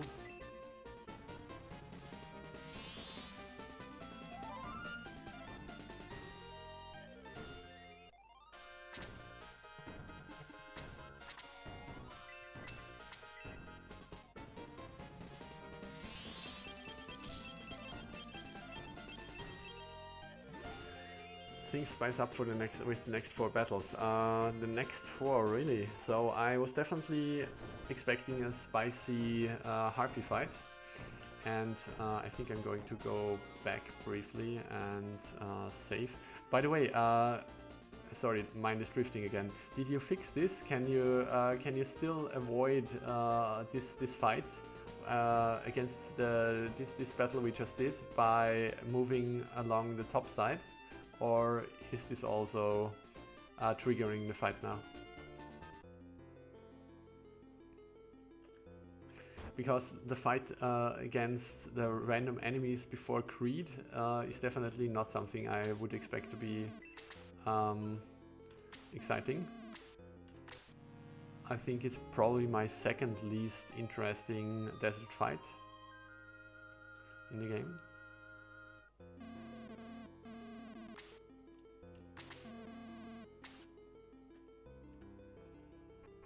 Oh, I have to raise Kiwi before I forget.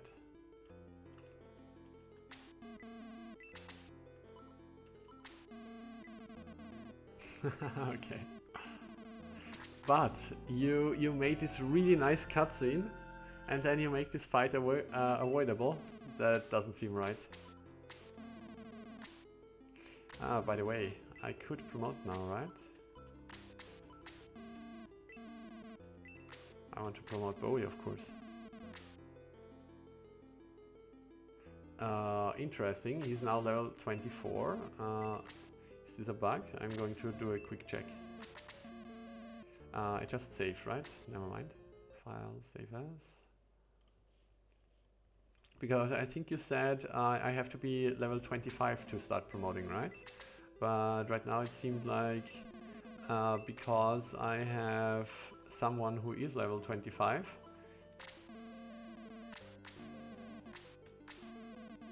I can promote at level 22.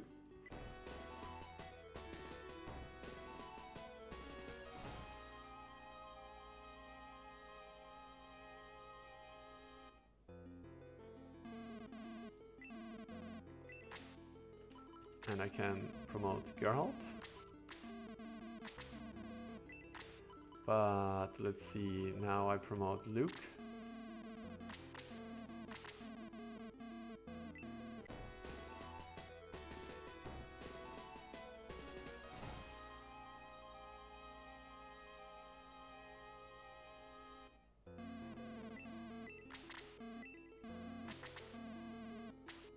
And now I ask him to promote again. Yeah, it seems like a bug, right? You've just made Rick weak. I need to fix that. What? I don't know. I don't understand what's going on. But yeah, that's a bug, right?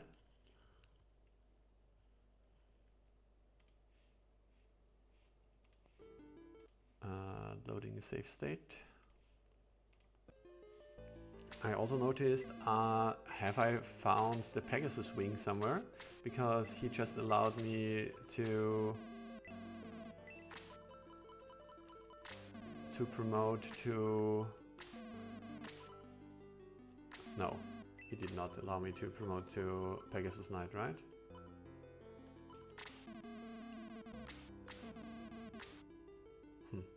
I'm so confused.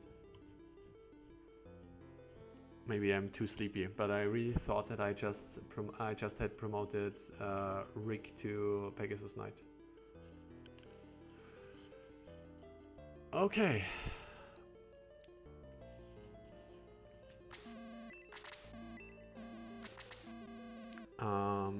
Yeah. I suppose that's it for today then. It was cool, just as yesterday. You used Shining Force 2 edit option to change the promotion level. I didn't realize that Space King didn't code it right. Let's see.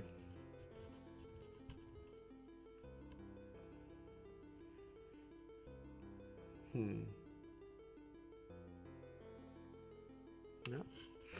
Okay. So Hedge, it was a pleasure.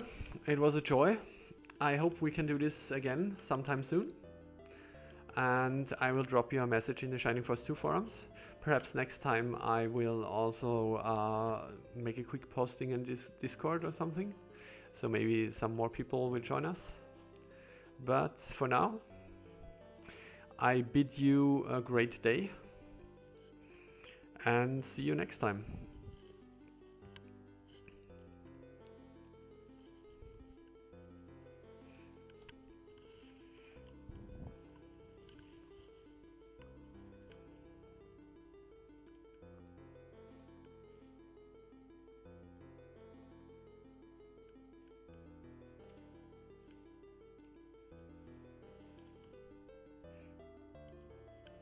Going to wait a second longer in case you're typing something because I don't want to just rush out and cut you off in case you do.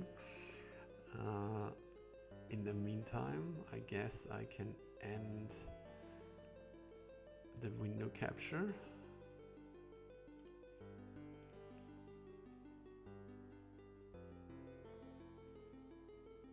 And this as well. Just going to end the game. And now we can throw in some chill music.